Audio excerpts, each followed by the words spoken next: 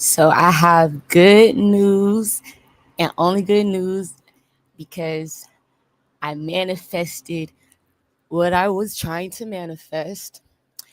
I've done it, you guys, through writing a book and through sharing information and knowledge with you that is unbelievable, that will blow your mind. I told you guys I started writing a book last year. I told you about it. And I told you it was hard for me to do this shit, the writing of the books and stuff, because the time, you gotta have a lot of time to do things like this, orchestrate your ideas, and also just learning the different writing patterns and the curves. Like there's definitely styles to writing when you're doing it in a book or when you're doing it through scripts of like scenes, acting. Like I'm still trying to learn how to write the scripts for movies and stuff. You like, yeah, that's something I will have to learn. It takes time, but I was using different resources to help me just like learn writing styles. You're like, yeah, so that when I show you guys the audio version, because a lot of this was just based off my own level of understanding that I experienced growing up with men in my life, right? You're like, yeah, it wasn't my story, right? But it's someone's that I was close to and who I've hadn't really had the best relationship with. You're like, no, because I'm in the story. It's just not my story.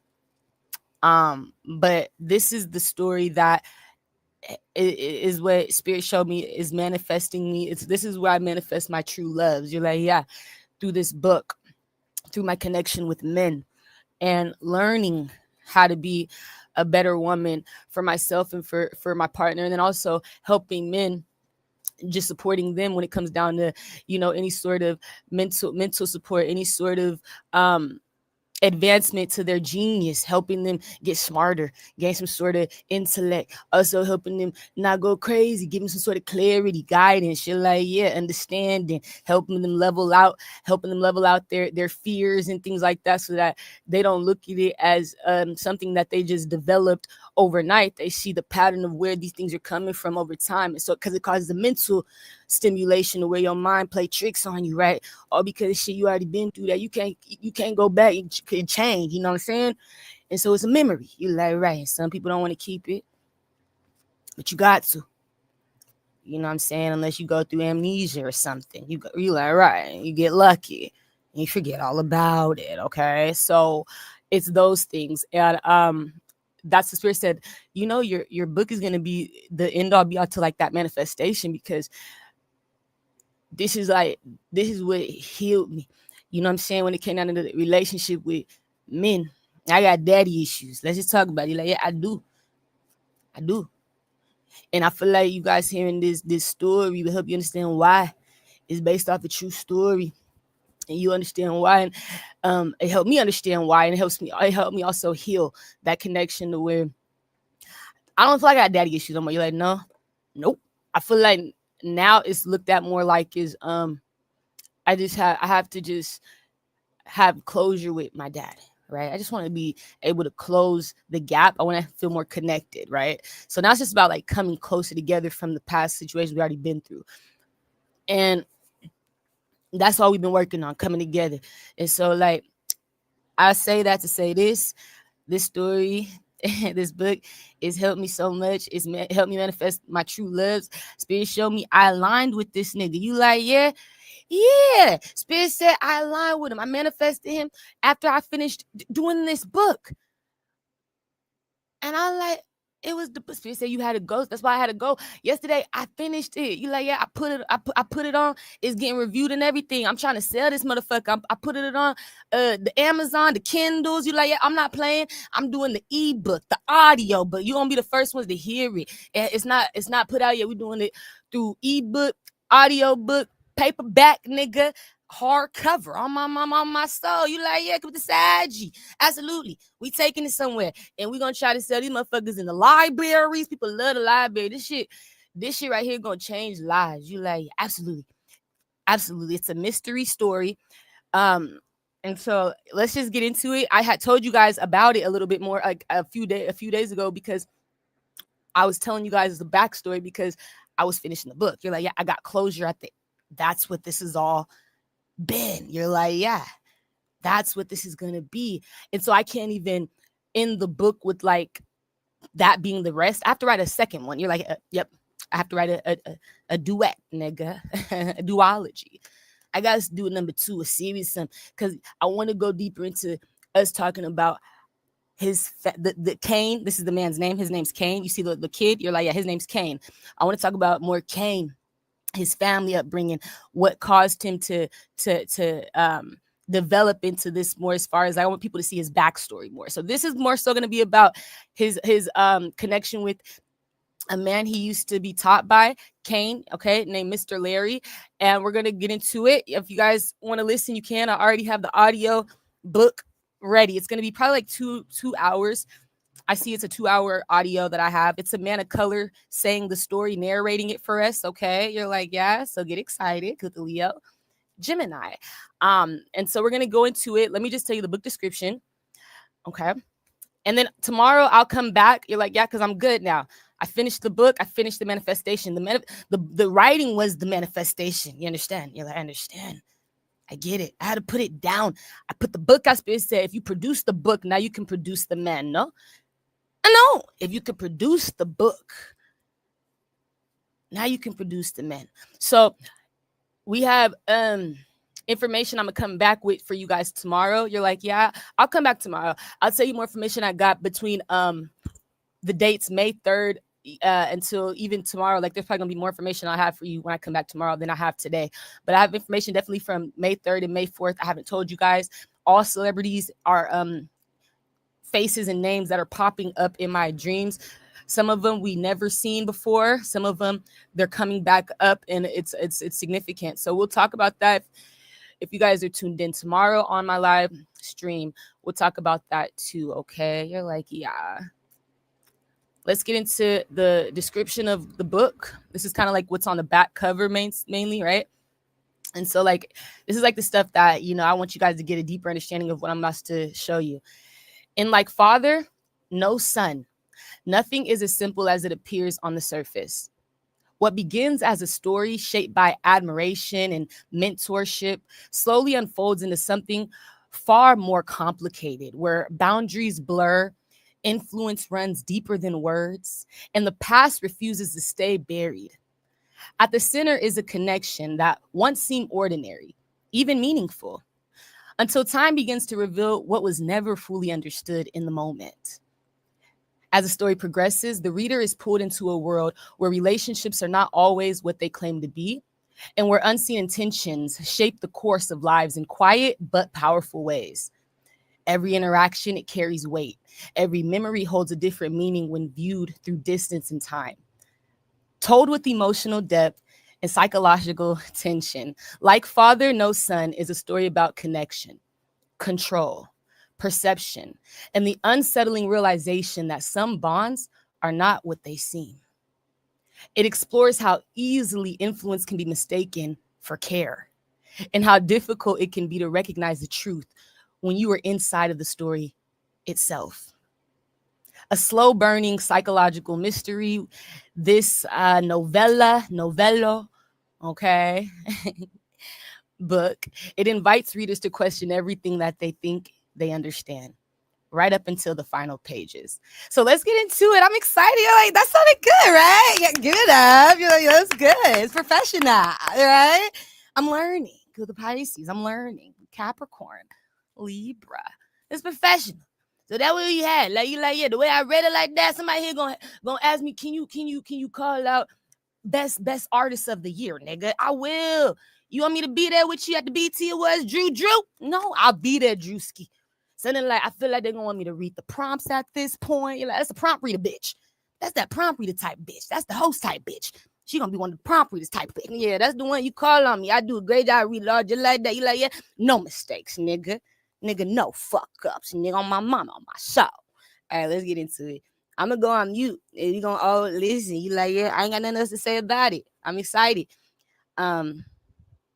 If you look in the description box below on my YouTube, you can see more about me as a person, my autobiography, kind of like a little bit about who I am, the author. You're like, yeah, when I wrote this, who I was connected to, like why it was significant for me to write this story. Let's get into it though, and that's only found on YouTube. Twitch doesn't access description boxes, nor does Kick. Okay, you're like, yeah. And when I put it out there, is when it's done being approved and things like that. I contact you guys back. I come tell you guys. This is where you can do your order, your pre-order. We're gonna have ebooks running starting at $7.99. That's the cheapest the book will be going for. That's ebooks. We're gonna do, like I said, audiobooks, paperback, and hardcover copies. Okay, and we're gonna be selling them all over. So just keep looking. All right, here I go. Shut the fuck up now.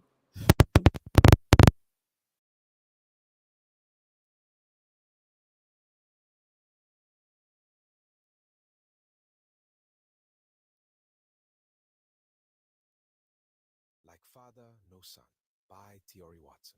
All rights reserved.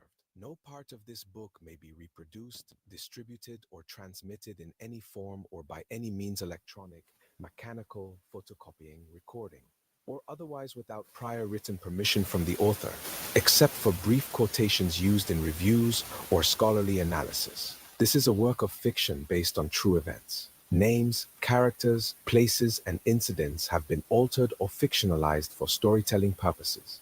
Any resemblance to actual persons, living or dead, or actual events is either coincidental or used with creative intent. Dedication. For those who grew up questioning the silence in their own stories. For the ones who learned too early that love and truth don't always live in the same place. And for anyone still searching for the courage to face what was hidden. This is for you. My name's Kane. What I'm getting ready to share with you might cause you to love yourself or lose yourself. It depends on how we as individuals shift. This was my story, chapter 1. Really quick, I'm sorry, I have to pause. You're like, no, don't, no. I have to because he's talking faster than some can calibrate. If you guys want, use your play speed. It's a tool for people who don't know. It's on, the play speed on a video. Any video you're watching, you can play the speed at um a certain speed level. You can go to make them talk like slower. You're like, yeah, yes. Or you can like speed it up if you want to hear it faster. Some people like to hear it fast. I'm like one of these type of people who kind of like to hear it at a regular pace where they, you're like, yeah, because that's how I talk. You hear, I don't talk slow. So I don't listen slow. You got to talk fast. You got to keep it. So what I'm trying to say is, if it's too fast for you, okay, you're like, I understand. Or it's not anything with explicit and explicit language. It's no cursing or nothing, so children of all ages can watch it. They can listen to it, okay, they can read it. You're like, good. It's for children. That's another thing. So there's not gonna be curse words. I had to make sure I had to make this book because I wanted to sell in schools too. You understand? You're like, I wanted to make it universal, so I couldn't curse or like use a lot of my original commentary, also because I'm speaking from another party, not from my own situation. I'm speaking from a person's life, right? So slow the playback, the speed, slow it down. If he's talking too fast, I just have to say it because I don't want you to get disappointed if you don't know how to slow down the playback speed. You can slow it down and it'll help you. Okay, let's get into it again. I'm sorry. All right.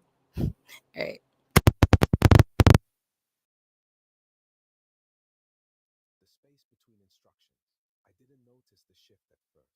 That's important to say clearly, because when I look back on it now, I can trace everything that followed to that exact point. But at the time, nothing felt like it was changing. Nothing felt like it was starting. It just felt like another day in room 214. Same desks. Same fluorescent hum in the ceiling that you only hear when the room is quiet enough to remind you it's there. Same students pretending like they weren't paying attention while actually paying attention to everything except what mattered. And me, I was doing what I always did, watching, not participating unless I had to. Larry came in the same way he always did. No announcement, no build-up, just the door clicking shut behind him like the room had agreed to behave before he even stepped inside. I noticed that before I noticed him.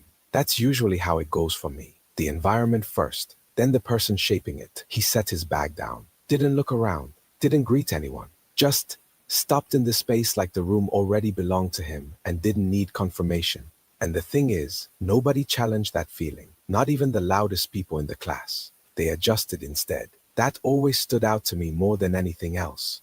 People don't resist authority when it's real. They negotiate with it, or they soften around it. Take out yesterday's assignment, he said. No warmth, no tone shift, just instruction. And I did it immediately. Not because I was scared, because it made sense to. That's the part I didn't question then. Everything about him made sense in a way the rest of the world didn't always manage to.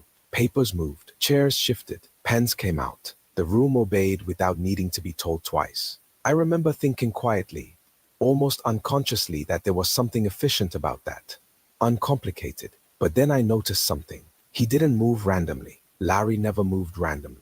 He walked through the room like he already knew where interruption would happen before it did, and I started tracking it without meaning to. A pause near the front row, a glance toward the side where two students were always half disconnected, another pause, and then me, but longer than the others. Not in a way that felt like attention, in a way that felt like evaluation. I kept my eyes on my paper. That was safer. That was normal. That was what I understood. But I felt it anyway, that sense of being noted without being addressed, like I had been placed somewhere in his thinking without being informed. And I didn't know if that was good or not. I still don't know if I do. Kane. My name cut through the room. No softness around it. I looked up. He wasn't looking at me fully. Not yet. He was looking at my area, like the question already existed before I was asked it. Yes, I said. My voice came out steadier than I felt, which usually means I was already trying to match something without realizing it. You didn't finish the last question. I did. Then I added, I don't know why I added that second part. That's the thing about moments like that, they expose how often I speak before I decide what I'm saying. He stepped closer. Not fast, not slow, just controlled. That word started showing up more in my thoughts around him than I like to admit. Measured. Content, you think, he repeated. Not mocking it, not rejecting it, just isolating it, like the word itself mattered. Then he said, that's not the same as knowing. And I remember thinking briefly that I didn't like how correct that sounded. He took my paper. No permission asked, just done. And I let him. That's another detail I didn't understand at the time but can't ignore now.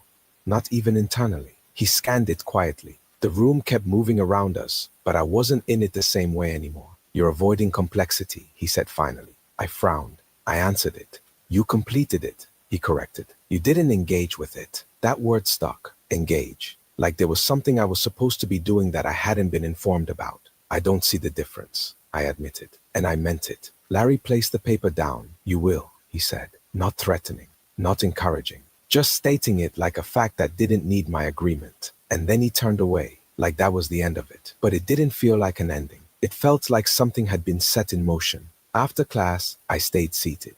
Not because I was told to, because leaving felt slightly off, incomplete in a way I couldn't explain. That's new for me when I look back on it. I don't usually stay anywhere longer than I need to, unless I understand why I'm there. But I stayed anyway. That should have told me something. The room emptied slowly, noise spilling into the hallway like pressure releasing from a sealed container. And I sat there watching it happen, realizing I wasn't part of that release. I was still inside the structure. Larry was at his desk organizing papers like the class had never happened. That stood out to me more than anything else. No residue, no emotional after effect, just reset, like nothing carried forward unless it needed to. I didn't know how to categorize that yet. You're still here, he said without looking up. Not a question. I nodded anyway. He kept writing. You don't leave quickly, he said. That one felt different. Not accusation, not observation alone. Something between the two. I don't have anywhere to go after, I said. It wasn't fully true, but it was close enough that I didn't feel like I was lying. He stopped writing.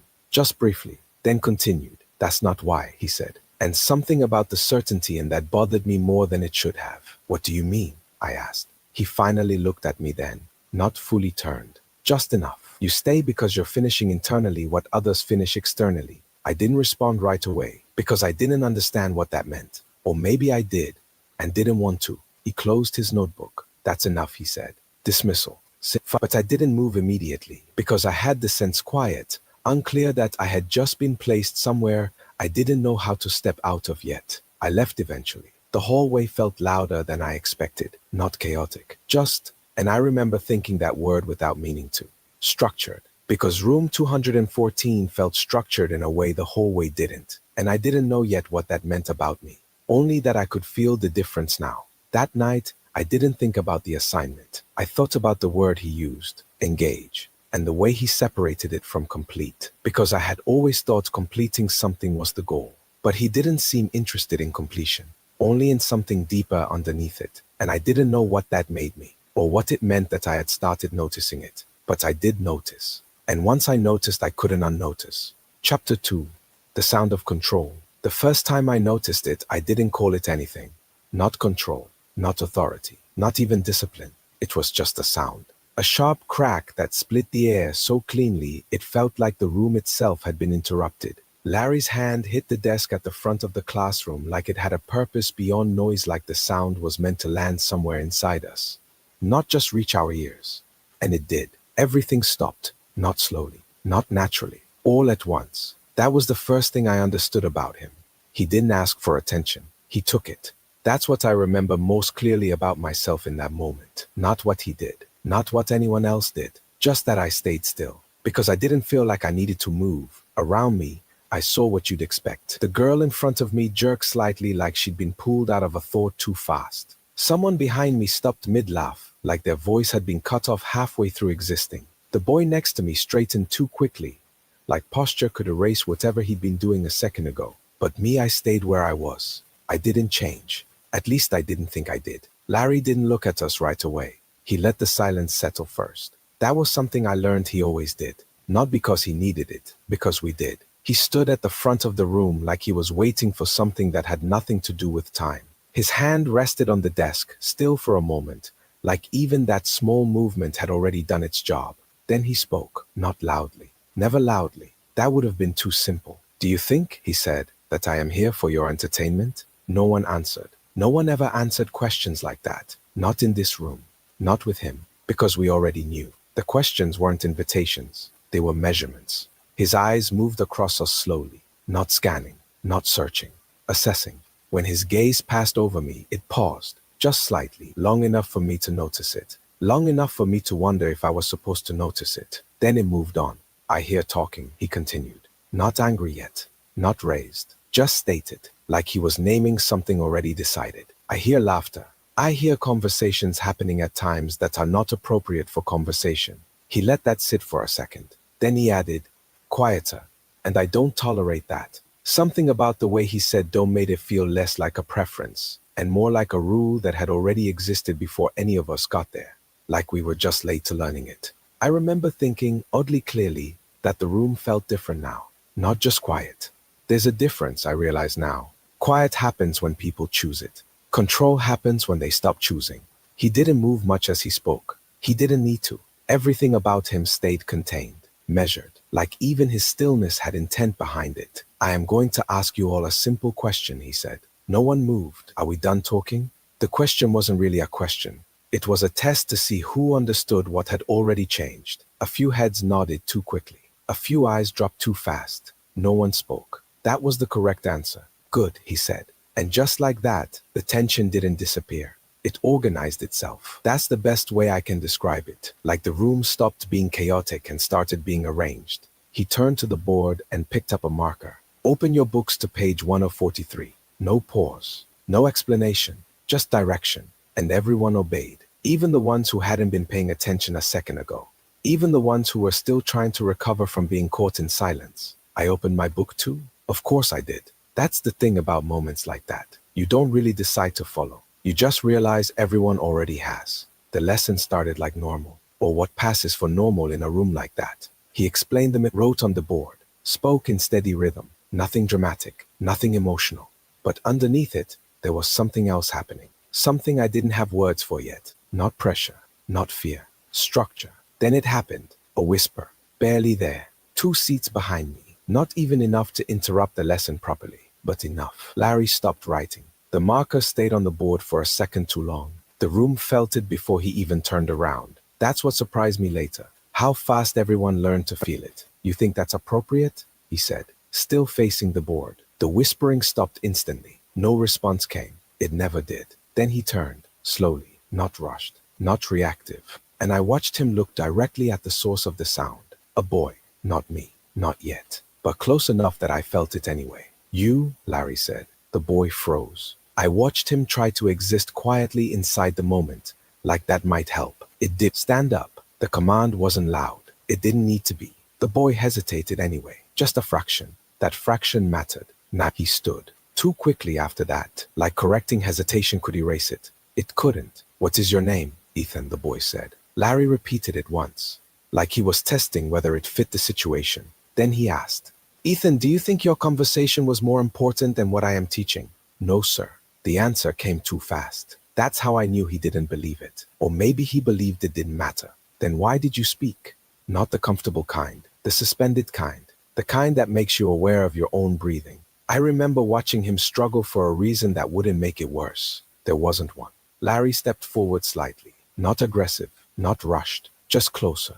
I asked you a question, he said. That was all it took. Not anger, not volume, just emphasis. The boy lowered his eyes. I wasn't thinking, he said. That was probably the truth. Larry nodded once, like that was expected, like that answer fit inside a system he already understood. Exactly, he said. And then he turned back to the board, as if the moment had already been filed away. That should have been the end of it, but it wasn't. Because something in me stayed there longer than the rest of the room. Not with Ethan, not with the punishment, with Larry, with how quickly everything returned to order, like disorder was never a threat in the first place. I realized I was watching him differently after that, not just listening, not just observing, tracking, responses, cause and effect. It didn't feel like learning. It felt like recognizing something I had missed until now. At some point, I became aware of myself smiling, not fully, just slightly, not because anything was funny, because something made sense. And I didn't know why that mattered, but it did.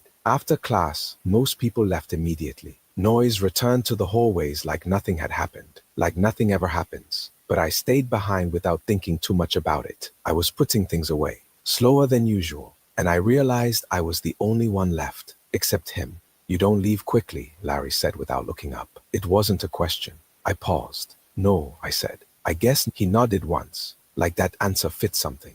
Not me. Something larger. Why? He asked. That one felt different, not like the others. Not performance. I didn't have a clean answer, so I gave him the only honest one I had. I don't know. He accepted that, which surprised me more than anything else that day. He closed a folder on his desk. You notice things, he said. It wasn't praise. It wasn't criticism. Just observation. I didn't respond, because I wasn't sure what I was supposed to do with that. Then he looked at me, fully this time, and said something I didn't understand then the way I understand it now. Be careful with that. No explanation, no context, just the sentence. And then, go home, Kane. So I did. But I didn't leave the room the same way I entered it. Not because anything changed physically, but because something inside me had started paying attention in a way it hadn't before.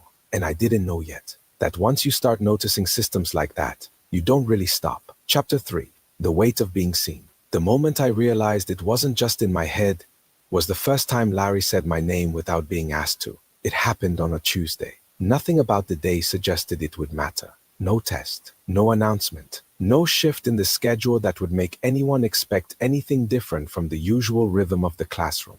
Students arrived the way they always did, half-awake conversations spilling through the door, chairs dragging across the floor, backpacks dropped a little too heavily, like nobody had fully decided to be present yet. And I was already in my seat, third row, slightly left. Not because I was told to sit there, because I always ended up there, close enough to see everything, far enough to avoid becoming part of it. That was my position in most things, not just the room. Larry walked in exactly on time, not early, not late. That was something I noticed about him early on, even before I understood why it mattered. Timing wasn't something he reacted to. It was something he controlled. The door closed behind him with a soft click that still somehow changed the room more than noise ever could. Conversations didn't stop immediately. They faded, like sound itself was deciding whether it belonged anymore. And eventually, it did. I didn't think about it in those terms at first. Structure. I just noticed patterns. That's what I always did. Larry didn't look at anyone as he set his things down at the front desk. Papers aligned, materials placed with precision that didn't feel unnecessary, even though it probably was. Everything he did had a kind of order to it, not chaotic order, intentional order. I didn't know how I knew that yet, but I did. Open your books, he said. Page o sutapatruzecitre. No hesitation, no build-up, just instruction. Pages moved almost immediately. Even the students who weren't paying attention followed along eventually, like their bodies reacted faster than their thoughts. I opened mine too. Of course I did. That part never required effort. And then came my name. Not loud, not sharp, just placed into the room like it already belonged there. I looked up immediately, not because I was startled, because I didn't expect it. Yes, sir? Larry was already looking at me. That was the part I remember most clearly. He wasn't searching for me. He was already there. Read the first paragraph. No explanation, no selection process, just assignment. I nodded once and looked down. The words on the page didn't blur. That's important. People assume moments like that come with panic or confusion. For me, it was the opposite. Everything became sharper, too clear. I started reading. Steady voice, controlled pace, no mistakes, no hesitation. I've always been good at that part, performing without drawing attention to the fact that I was performing. And yet, while I read, I could feel him, not just listening, observing, not the room, me. When I finished, there was a pause, longer than necessary. Then good, he said. Just that, one word. But it carried more weight than it should have, because I had heard him correct others before. I had seen what not good sounded like in that room. So this stood apart. And I noticed that too. The lesson continued, but something had already shifted, not visibly, not in a way anyone would point out, but I felt it. The difference between being in the room and being noticed in it. That difference stayed with me longer than the material did. After that day, it didn't stop. Not dramatically, not in a way anyone else would call unusual, just predictably. My name came up more often, not randomly, never randomly. There was always a reason, always context, always timing. Larry didn't pick me the way teachers usually pick students. It felt more like he was returning to me, and I started noticing something else. When other students answered incorrectly, he corrected them quickly, sometimes sharply, sometimes enough that the room shifted uncomfortably. But when I hesitated, he waited, not impatiently, not passively, just like he expected I would reach the answer eventually, like it wasn't a question of if, only when. And somehow, every time, that expectation started to sit inside me differently. At first, I didn't question it. Then I started preparing for it. And eventually, I started aiming for it, not consciously, not in a way I could explain. But I noticed myself thinking differently before he even asked anything, trying to arrive before the question did. Why do you think the author chose that word, my name again? This time, I didn't hesitate as long, but I still paused, because I could feel the room again, that pressure of being watched, not judged, measured. I think I said carefully, it shows control, like the character isn't reacting anymore. He's deciding what happens instead. Silence followed. Then that word again, not praise, not correction, confirmation. And something in me reacted to that more than I expected. At lunch, it became something else. Not a conversation I was part of, a conversation about me. You realize he only really calls on you now, right? Marcus said it like he was observing something obvious. I didn't answer immediately, because I didn't have an answer that didn't sound wrong. I don't think that's true, I said finally. But even as I said it, I knew it wasn't convincing, not even to me. It is, someone else added. He doesn't even react the same when you mess up. I don't mess up, I said automatically, then paused, because that wasn't entirely accurate. I just didn't stay in mistakes long enough for them to matter, and I wasn't sure why. The conversation moved on, but I didn't, because something about what they were saying didn't feel like accusation. It felt like observation, and I didn't know which part of that bothered me more. Later that week, Lena got called out. It wasn't subtle. Larry's voice cut through the room instantly. Stand up. No build-up. No warning. Just consequence. And the way the room responded told me everything I needed to know. Everyone already understood the system, even if they didn't like it. But something about that moment felt different. Not for her, for me. Because I noticed where my attention went. Not to the punishment, not to the reaction, to the structure behind it, the pattern of it. Who got corrected when? Why? And then came my name again. But this time, it didn't feel neutral. I looked up. Larry was watching me, not the class. Me. Do you find this amusing? The question landed differently than anything before it, because it wasn't about Lena. It was about me. And something about that made the room feel smaller. No, sir, I said immediately. Too quickly, almost automatically. But he didn't move. He just kept looking at me, like he was checking something, confirming something. And I realized suddenly that I had almost smiled, not consciously, not fully, just the beginning of it. And somehow, he saw it. Good, he said after a moment. And just like that, it was over. The room moved again. but I didn't. Not internally. Something stayed behind. Something I couldn't name yet. That night, I replayed it. Not the yelling, not Lena, not the noise, but the question, do you find this amusing? Because it wasn't really about amusement. It was about recognition and whether I understood what I was becoming part of. And lying there, staring at the ceiling, I realized something I didn't want to put into words yet. Not because it was unclear, but because it was starting to become too clear. I wasn't just being noticed anymore. I was being positioned. And for the first time, that didn't feel like an accident. Chapter 4. The line you don't see. There was no moment I could point to and say, this is when it changed. No announcement. No clear break in the pattern of my life. No obvious before and after. But I felt it anyway. Because I've always been the kind of person who notices things before they're explained. And this was one of those things. The difference between being noticed, it didn't arrive loudly. It didn't demand attention. It settled in quietly, like it had always belonged there. In the silence between words. In the pauses people usually ignore. In the way Larry stopped scanning the room like he was searching for someone because more often than not, his attention was already on me. At first, it showed up in the smallest ways. Things no one else would have thought twice about. Explain that again, not to the class. To me.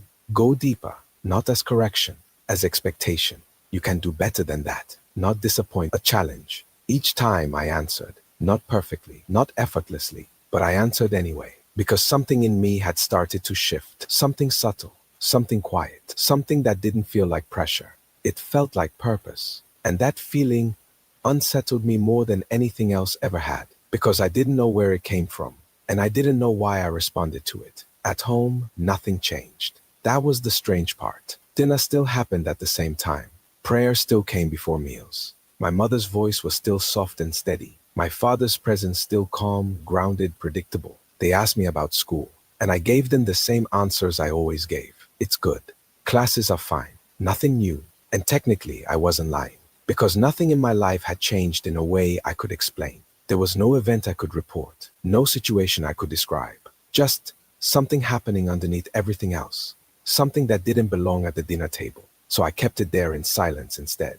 Where it didn't have to be explained. You've been quiet lately. My mother's voice pulled me out of my thoughts one night. I looked up from my plate. I'm always quiet. She smiled, like she already knew I'd say that. Yes, she said gently. But this is different. My father glanced at me briefly, not interrupting, just observing. That's how he always was. Not invasive, not distant either.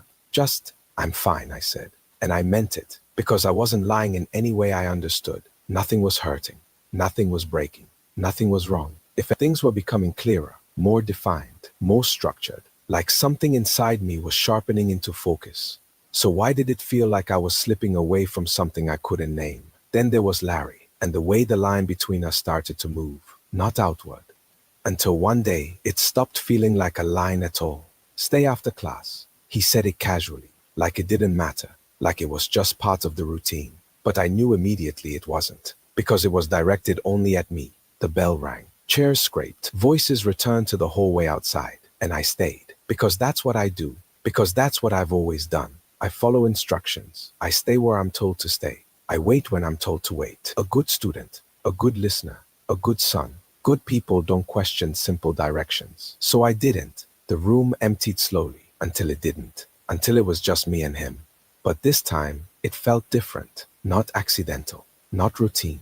Intentional. Larry didn't look at me right away. He organized papers on his desk. Adjusted books that didn't really need adjusting. Let the silence stretch longer than necessary. And I stood there waiting, not nervous. Not exactly, but aware. More aware than I usually allowed myself to be, he said finally. No warning, no build-up, just the statement itself. I blinked. I what? He looked up then, and I noticed something I couldn't explain. His expression wasn't angry. It wasn't approving either. It was focused, like I was something he was still trying to understand. You pay attention, he said. You don't react the way the others do. I swallowed. I just listen. That's not just, he said. And the way he said it made something inside me shift again. Like listening wasn't passive. Like it meant something more than I had ever considered. He stepped away from the desk slowly. Not rushing. Not forcing. Just closing space between us in a way that felt deliberate without being aggressive. Most people, he said, move through life reacting. They don't observe. They don't think. They don't understand what's actually happening around them. I didn't respond. I couldn't tell if I was supposed to. That word again. Certain, final, decided. And I felt it land somewhere deeper than thought. You notice things, he continued. Patterns. Behavior. Contrapunto. That word stayed with me longer than the others. It echoed in a way I didn't fully understand yet. You see it, he added. Then a pause, and you respond to it. Something tightened in my chest. I don't you do, he interrupted quietly. Not harsh, just certain. Even when you don't realize it, the room felt smaller, not physically, but in a way I couldn't ignore. Like everything outside this moment had stopped existing. You're not like them, he said, and for reasons I couldn't explain. That didn't feel like a compliment. What does that mean? I asked before I could stop myself, before I could soften it, before I could make it safer. He studied me for longer this time, like he was deciding how much of the answer I could handle. It means, he said finally, that you have a choice. A choice about what? A faint expression crossed his face. Not quite a smile. Something smaller. Something harder to read. How you use it. Use what? I almost asked. But I already knew the answer was sitting somewhere inside me. Unspoken, unformed, but present. Go home, he said. Just like that. The conversation ended. No explanation. No continuation. Just closure. I stood there for a moment longer than I needed to. Then I nodded, turned, and left. The whole way outside felt louder than it should have. Brighter. More chaotic than I remembered it being just minutes before. Like I had stepped out of one world and into another. And for the first time, the outside world felt less real than the room I had just left. That night, I didn't just think about what he said. I analyzed it, turned it over, examined it from every angle I could access. You're not like them. You have a choice. How you use it. What choice? What was I supposed to do with that? My life had always been simple in structure. Do the right thing. Follow instructions. Be good. There was comfort in that. Clarity, but this didn't fit into any of that. There was no instruction for it, no rule for it, no clear direction. Just something open, something unfinished, something waiting. And I didn't know what to do with that kind of space. The next day, I started noticing more. Not just watching, comparing, measuring, testing without realizing I was testing anything. I watched how other students reacted when voices were raised, how quickly they flinched, how easily they broke, how often they resisted and failed anyway. But none of them stayed steady. Not like I did, not like I seemed to. And I started to see something I hadn't seen before, not in them, in myself. Why didn't you react? The question came out of nowhere. In the middle of class, in the middle of a lesson, in front of everyone. I looked up, caught off guard. React to what? Larry tilted his head slightly. To her. A girl at the front of the room shifted uncomfortably under the attention that suddenly wasn't hers anymore. Now it was mine.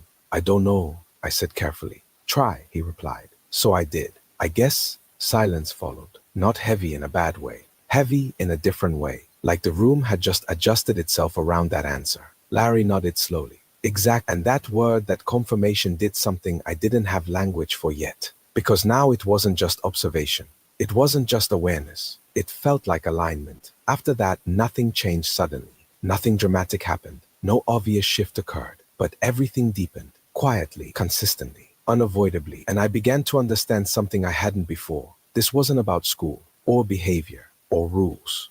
It was about something underneath all of it. The way people respond to pressure, to expectation, to authority. And more importantly, who doesn't? And I didn't. That realization should have scared me. It should have made me step back. It should have made me question everything I thought I understood. But it didn't. Because something else came with it. Something quieter. Something more dangerous. Something that felt like belonging. Not to the classroom. Not to the noise. But to that space in between. Where silence meant something. Where attention meant something. Where I meant something. And that's when the line disappeared. Not because it was crossed. But because I stopped seeing it at all.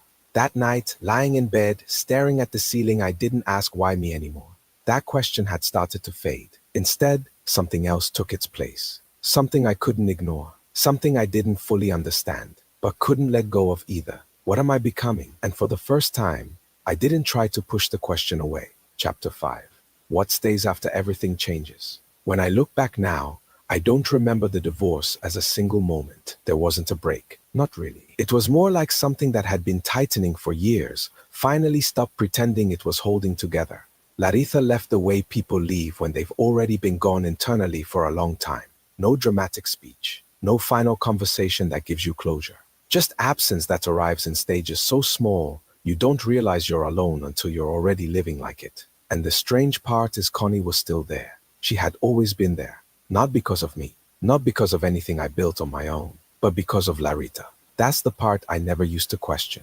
When I first got to school, really got it. When my mother put it in my hands, I didn't know what I was doing with power or responsibility or any of it. I was just trying not to ruin something that already existed. Larita was beside me then, already shaping how I saw stability, already defining what support was supposed to look like in my life. And Connie came through that, not randomly, not separately, through Larita. That was the door. That was always the door. Connie was Larita's connection first, her friend, her voice in the building, the person who just needed a job, who just needed a chance, who just needed somewhere stable. So I gave it, because I trusted the structure around Larita more than I trusted my own hesitation. I told myself it was simple. Secretary work, phone lines, scheduling. The kind of role that disappears into the background of a school if everything is running correctly. And Connie did disappear into it for years. That's the part people don't understand when they try to reduce situations like this into moments. Nothing about it was a moment. It was repetition. Familiarity built so slowly I stopped noticing it was building anything at all. She was just there. Through early mornings when I was still learning how to manage staff. Through meetings where I didn't fully understand my own authority yet. Through Larita's presence becoming more complicated over time in ways I didn't have language for. And Connie never changed her position in the building. Same polite efficiency. But presence is not just position. I didn't realize that until later. Years passed like that. The school grew. I grew into it. My name started meaning something in rooms I used to feel unqualified to enter. Larita and I shifted from figuring it out to something closer to routine partnership. And Connie stayed in the background of all of it like she had no edges. Until she did. I just didn't see the edges yet. Not then. The divorce didn't feel like an ending. It felt like removal. Like someone taking one piece out of a machine and expecting everything else to keep functioning the same way. But nothing does. Not really. Because when Larita left, she didn't just leave a marriage. She left a structure. A social structure. An emotional one. A psychological one I didn't realize I had built my stability inside of. And the school, my school, didn't change outwardly. That's the part that messes with your head. Everything still runs. The bell still rings. The staff still works. The phones still get answered. And Connie, still there. Same desk. Same role. Same voice when she says my name. But now I notice it. Now I notice everything. Because there's no longer anything else occupying that space. At first I told myself I needed stability. That's what I called it. That's what I told myself at night when the house felt too quiet. That's what I told myself when I stayed late at the school longer than I needed to. Connie started checking on me more directly after the divorce. Not dramatically, not obviously. Just consistently. Are you okay? Did you eat today? I can stay late if you need help catching up. The same kind of language that sounds harmless when it's spoken at distance. But distance changes, especially when there's no longer anyone standing between you and the person speaking. I didn't question it at first. Why would I? She had been there for years. She had seen everything already. That's what I kept thinking. She knows me. That sentence felt safe in my mind. But safety and familiarity are not the same thing. I just didn't know that yet. The first time I noticed something shifting, it wasn't because she did anything different. It was because I did. I started staying in the office longer. Not because I needed paperwork done. Not because anything was urgent, but because leaving felt like stepping into something I didn't want to think about yet. And Connie didn't rush me out. She adjusted. That's what she did. Adjustment is a quiet kind of influence. It doesn't announce itself. It just shapes the environment around it until you forget what it used to feel like before it was there. I would sit there, watching her type, watching her organize files that didn't need organizing that late in the evening. And I started noticing how calm she was. Not loud calm. Controlled calm, like nothing could really disrupt her pace unless she allowed it. And I began to mistake that for strength, or maybe I wanted to. Because after everything with Larita, strength felt like something I needed to borrow from somewhere else. There was a moment small, almost invisible, that stayed with me. I had stayed late again. The building was mostly empty, lights dimmed in sections, the kind of silence that makes you aware of every sound your body makes. Connie was still at her desk. Of course she was. I remember standing there longer than I should have, just watching her finish something on the computer. She didn't look up immediately. She didn't need to. I thought you left, I said. She shook her head slightly. I wanted to make sure everything was organized for tomorrow. That was it. No emphasis, no invitation, no pressure, just continuation. And I remember thinking, she doesn't leave things unfinished. I don't know why that felt significant at the time, but it did. Because everything in my life felt unfinished after Laritha. And Connie, that's when the thought started forming. Not fully shaped, not intentional. Just there. She had been here through everything. Through Laritha. Through the marriage. Through the building of this place. Through the collapse. Through the aftermath. Still steady. Still close enough to see everything without ever needing to step outside her role. And I started doing something I didn't recognize as dangerous yet. I started relying on her presence to stabilize my thinking. Not because she asked me to, but because she didn't stop me. And that's the part I didn't understand then. The most dangerous things don't always begin with persuasion. Sometimes they begin with permission. Silent permission. The kind you give yourself. The kind you don't notice you've given until you're already inside it. I don't know when exactly it shifted from she's just here to something else. I can't point to a moment. I wish I could. That would make it easier. But it didn't work like that. It worked like repetition, like familiarity deepening until it starts to feel like meaning. And meaning is where people start getting lost. What I do know is this. After Laritha, I was not thinking clearly about anything that stayed close to me for too long. And Connie had been close for a very long time, longer than I ever really acknowledged. And the question I didn't ask then but should have wasn't whether she was helping me move forward. It was whether she had ever needed me to. Because sometimes what stays after everything changes isn't comfort, it's continuation. And I didn't know yet which one she was. Chapter 6. The performance of love. I didn't fall in love with Connie all at once. If I had, I would have questioned it immediately. That's the strange part. I only understand in hindsight nothing about it was designed to feel sudden. Nothing about it was meant to feel suspicious. It was built the way most things that trap people are built. So quietly, in pieces small enough that I didn't notice they were pieces at all. And that's what made it work. The first moment I remember wasn't even meaningful at the time. We were in the library. One of those late afternoons where the world feels muted fluorescent lights too white, air too still. The sound of pages turning and keyboards clicking filling in the silence where conversation should have been. I was explaining something to her. I don't even remember what it was now. Something simple, something I didn't think required much attention. But Connie leaned in anyway, closer than necessary, and her hand brushed mine. It wasn't dramatic. It wasn't intentional in any way I could prove. But it didn't move away immediately either. That was the part my mind kept returning to later. The hesitation that didn't exist long enough to be called a decision but existed long enough to be felt. Then she pulled back, smiled softly, and said, but she didn't look sorry. She looked aware. And I didn't know what to do with that distinction at the time, so I ignored it, like I always did with things I couldn't categorize. After that, it became incremental, never overwhelming, never obvious. That was the pattern. A message late at night, a good morning text before I was fully awake, a joke that only we understood, a glance that lasted half a second longer than it should have across a room where nothing else was happening. Each moment by itself meant nothing. That was the point. Together, they started to mean everything. But I didn't see the structure yet. I only saw her. She told me one afternoon. We were sitting on the hood of my car. The engine had cooled. The air around us was still warm. Like the world hadn't decided whether it wanted to end the day yet. Different how? I asked. She shrugged, looking down like she wasn't entirely sure she should say it out loud. That's just, you listen, she said.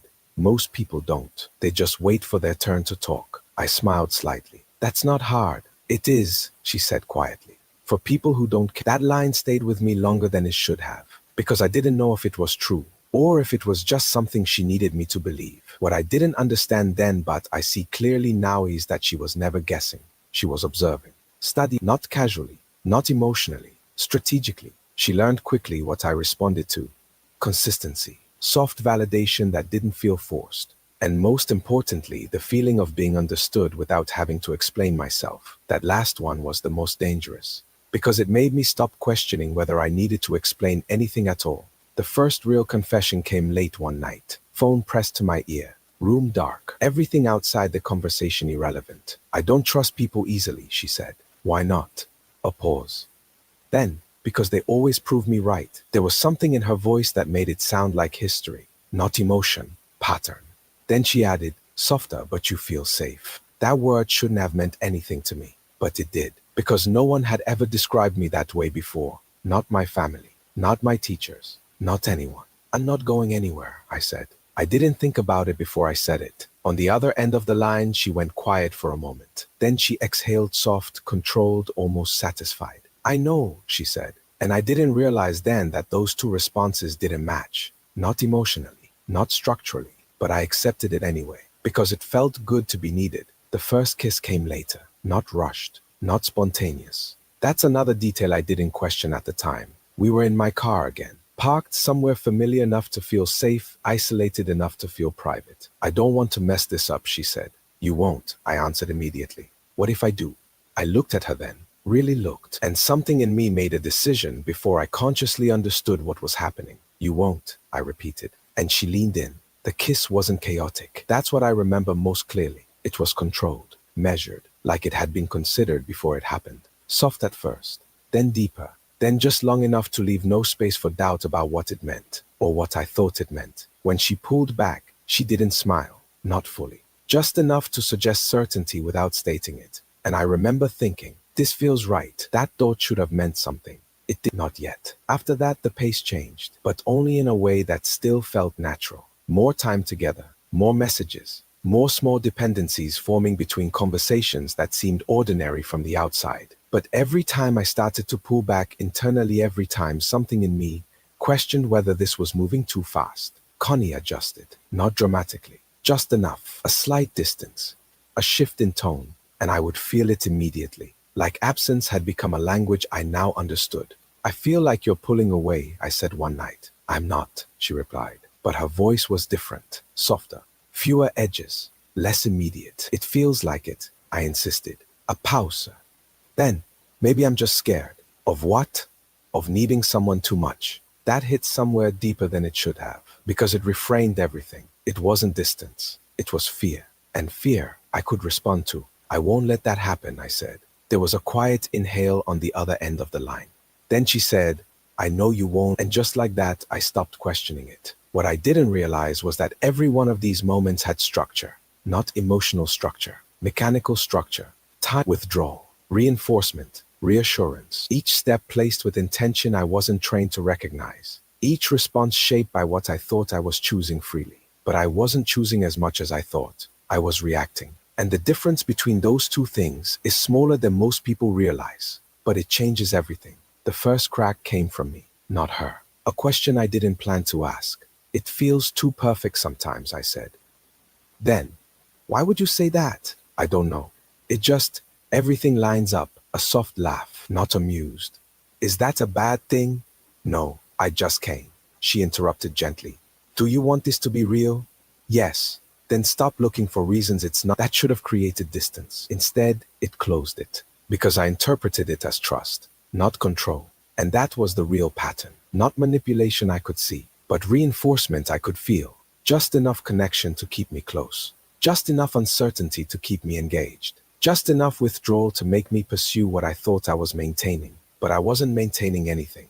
I was participating. By the time I understood that I was emotionally dependent on her, the dependency didn't feel like loss of control. It felt like attachment. And attachment, to me at that time, felt like stability, not danger, not manipulation, stability. What I didn't see, what I couldn't see was that none of this existed in isolation. There were patterns beneath the patterns. Timing I didn't question. Introductions I didn't trace back far enough. Connections that felt coincidental only because I didn't know where to look. And somewhere outside of my awareness, someone was still watching. Not reacting, not rushing, just waiting. Because this was never just about Connie, or me, or even what I thought was love. It was about positioning. And I had already been placed exactly where I needed to be. And I didn't even realize I had agreed to it. Chapter 7. Subtle fractures. By the time the cracks appeared, I was already too far in to leave. I didn't realize that at the time. I would have told you I still had control, that I could step back if I needed to, that nothing had gone far enough to trap me. But that's the thing about something that doesn't break all at once. You don't see the moment you lose your footing. You just realize, eventually, that you don't know how to stand anywhere else. Nothing between me and Connie ever exploded. There were no scenes, no arguments loud enough to echo, no moments you could point to and say, that's where it went wrong. If anything, it looked stable. From the outside, it probably looked But from where I was standing, things weren't breaking, they were shifting. Quietly, subtly, in ways that made me question myself before I ever thought to question her. It started with timing, something small, almost nothing. She didn't reply as fast, not enough to make me panic, not enough to feel like distance, just enough to make me notice. A message that used to take minutes would take hours. A call that would have been answered before would go to voicemail. And when she did respond, there was always a reason. I've just been busy family stuff. I fell asleep. They weren't bad explanations. They made sense. They sounded real. And I didn't challenge them. Why would I? There was nothing to prove. Nothing concrete to hold on to and say, this doesn't add up. They weren't lies. Not the kind you could catch. They were gaps. And gaps, because you don't argue with them. You fill them. And I did, without realizing I was doing it. At first, I told myself it was normal. People get busy. Life shifts. Things don't stay perfectly consistent forever. That wasn't the problem. The problem was what the inconsistency did to me. It changed what I paid attention to. I started noticing when she wasn't there more than when she was. Started measuring time differently. Started waiting in ways I hadn't before. It wasn't dramatic. It was quiet, but it was constant. And when she was there, more intense, more focused, like everything she gave me came in concentrated bursts. You know I care about you, right? Her voice was soft when she said it, like she was pulling me back toward something. Of course I do. I just don't want you to ever doubt that. But even as I said it, something in me shifted, because I did. Not fully, not clearly, but enough to feel it. And I couldn't explain why, not without sounding unreasonable. Not without turning something small into something bigger than it was supposed to be. So I didn't. That's when it changed. She created the doubt. Then she eased it, over and over again. Not aggressively, not in a way I could point to. Just consistently enough that I stopped noticing the pattern and started living inside it. You've been I said it one night without planning to. We were sitting together, and the silence between us felt heavier than it used to. Like it meant something now. Different how? She asked. She didn't look at me when she said it.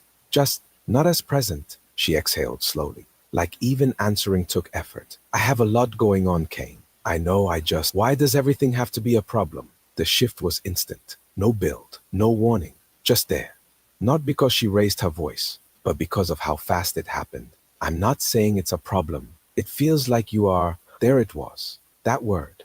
I paused, trying to find the right way to step back without making it worse. I'm just trying to understand. There was a silence, long enough that I thought maybe I had already pushed too far. I'm sorry, she said softly, reaching for my hand. I didn't mean to snap at you. I nodded. And just like that, it was over. At least on the surface. But something stayed. Something small. Something I couldn't name yet. After that, I changed. Not all at once. Not consciously. I adjusted. I paid more attention to what I said. How I said it. When I said it. I started learning what didn't work. Which questions made things tense. Which moments shifted too quickly. I didn't want to upset her. Didn't want to trigger that version of her again. Didn't want to lose the version that felt close. So I adapted. The way you adjust your steps on uneven ground. Carefully. Without ever saying out loud that the ground isn't steady. And she noticed. Of course she did. You're overthinking again. She said it like it was nothing. Like it was almost funny. I'm not overthinking. You are. You always do this. Do what? Make things bigger than they are? I frowned. I'm just trying to understand. There's nothing to understand. She said it simply. Like that was the end of it. And for her, for me, it wasn't. Because I didn't understand. And the more I tried to understand without being able to question anything, the more my thoughts started turning back on themselves. That's when I started noticing things. Small inconsistencies, nothing obvious, nothing strong enough to stand on, but enough to feel. She'd tell me she was at home, but I'd hear things that didn't match. Music that didn't fit the quiet she described. When I asked, she laughed. You're imagining things, not defensive, not angry. Just like the problem wasn't what I heard. It was how I interpreted it. She'd tell me she missed me, then cancel plans at the last minute. Something came up. It's just bad timing. Don't make it a big deal. And I got better at accepting it. Not because I believed it more, but because reacting never changed anything. She'd talk about the future, but never clearly. We'll figure it out. There's no rush. Why are you thinking so far ahead? And I started to notice something. The future was always there, but it was never defined, never structured, never real enough to hold on to. Each moment by itself didn't mean anything. They started to feel like something I couldn't step outside of, because stepping outside of it would mean admitting there was something to step out of. and I wasn't ready for that. But my body knew something. Before my mind did, I felt it in small ways. The way my chest tightened when my phone lit up. The hesitation before opening a message. The way silence didn't feel like peace anymore. It felt like waiting, like evaluation. Something was happening. I just didn't know how to say it. And every time I tried, it felt like I became the problem. You trust me, don't you? Her voice was different when she asked that, stripped of softness. Of course I do. Then why do you look at me like that sometimes? Like what? Like you're trying to figure me out. I hesitated. Just for a second. I'm not. She watched me. Longer than she needed to. Then she smiled. That should have felt reassuring. It did, because something in me understood. That question wasn't about trust. It was about whether I was looking too closely. And for the first time I realized something I didn't want to admit. I didn't actually know her. Not fully. Not in the way that mattered. I knew the version she showed me. The soft one. The open one. The one that made me feel chosen. But there were others. The distant one. The sharp one. The one that shut things down without explaining them. The one that made me feel like I had misunderstood something I was never fully given. And those versions didn't connect. They didn't form one clear person. Still I stayed. Because leaving would have meant facing something I wasn't ready to face. That maybe what I was holding on to wasn't solid. That maybe it only existed because I kept believing in it. So I adapted again. I stopped asking certain questions. Stopped saying certain things out loud. Stopped trusting the first instinct that said, something doesn't line up. And slowly, that instinct got quieter. And she reinforced it. You've been really good lately. She said it lightly, almost like she was proud. Good? Not overthinking. Not stressing. Just being you. I smiled. Small. Is that a good thing? It's a perfect thing. Perfect. That word didn't feel like praise. It felt like a boundary. A shape I was being asked to fit into. By then I should have seen it. Should have understood what was happening. But I didn't. Because I wasn't trying to see clearly anymore. I was trying to hold on to something that felt real. And she made sure there was always something to hold on to. Just enough warmth. Just enough distance. Just enough uncertainty. The fractures didn't break me. Not yet. But they spread. Quietly. Underneath everything. Like something was weakening from the inside. While everything on the surface still looked intact. And I stayed there. Inside it. Not realizing I wasn't standing on something stable anymore. I was standing on something that was slowly giving way. Chapter 8. The Quiet Control. By the time I started noticing the patterns, I had already adjusted to them. That was the part I didn't understand at first. Or maybe I did understand it, I just didn't want to name it. Because nothing Connie did ever felt sharp enough to react to. Nothing crossed a visible line. There was no moment I could point at and say this is wrong. No argument that escalated too far. No betrayal that snapped everything in half. Instead, everything lived just under that threshold. Soft enough to excuse. Subtle enough to rationalize. Consistent enough to reshape me without asking permission. And slowly, without ever making a conscious decision, I adapted to her version of normal. It started with small corrections. Not criticism. Not conflict. Just observations that sounded like care when she said them. Like she was helping me see myself in ways I couldn't on my own. I remember her saying it one afternoon, almost casually, like it didn't matter that much. You talk over people sometimes.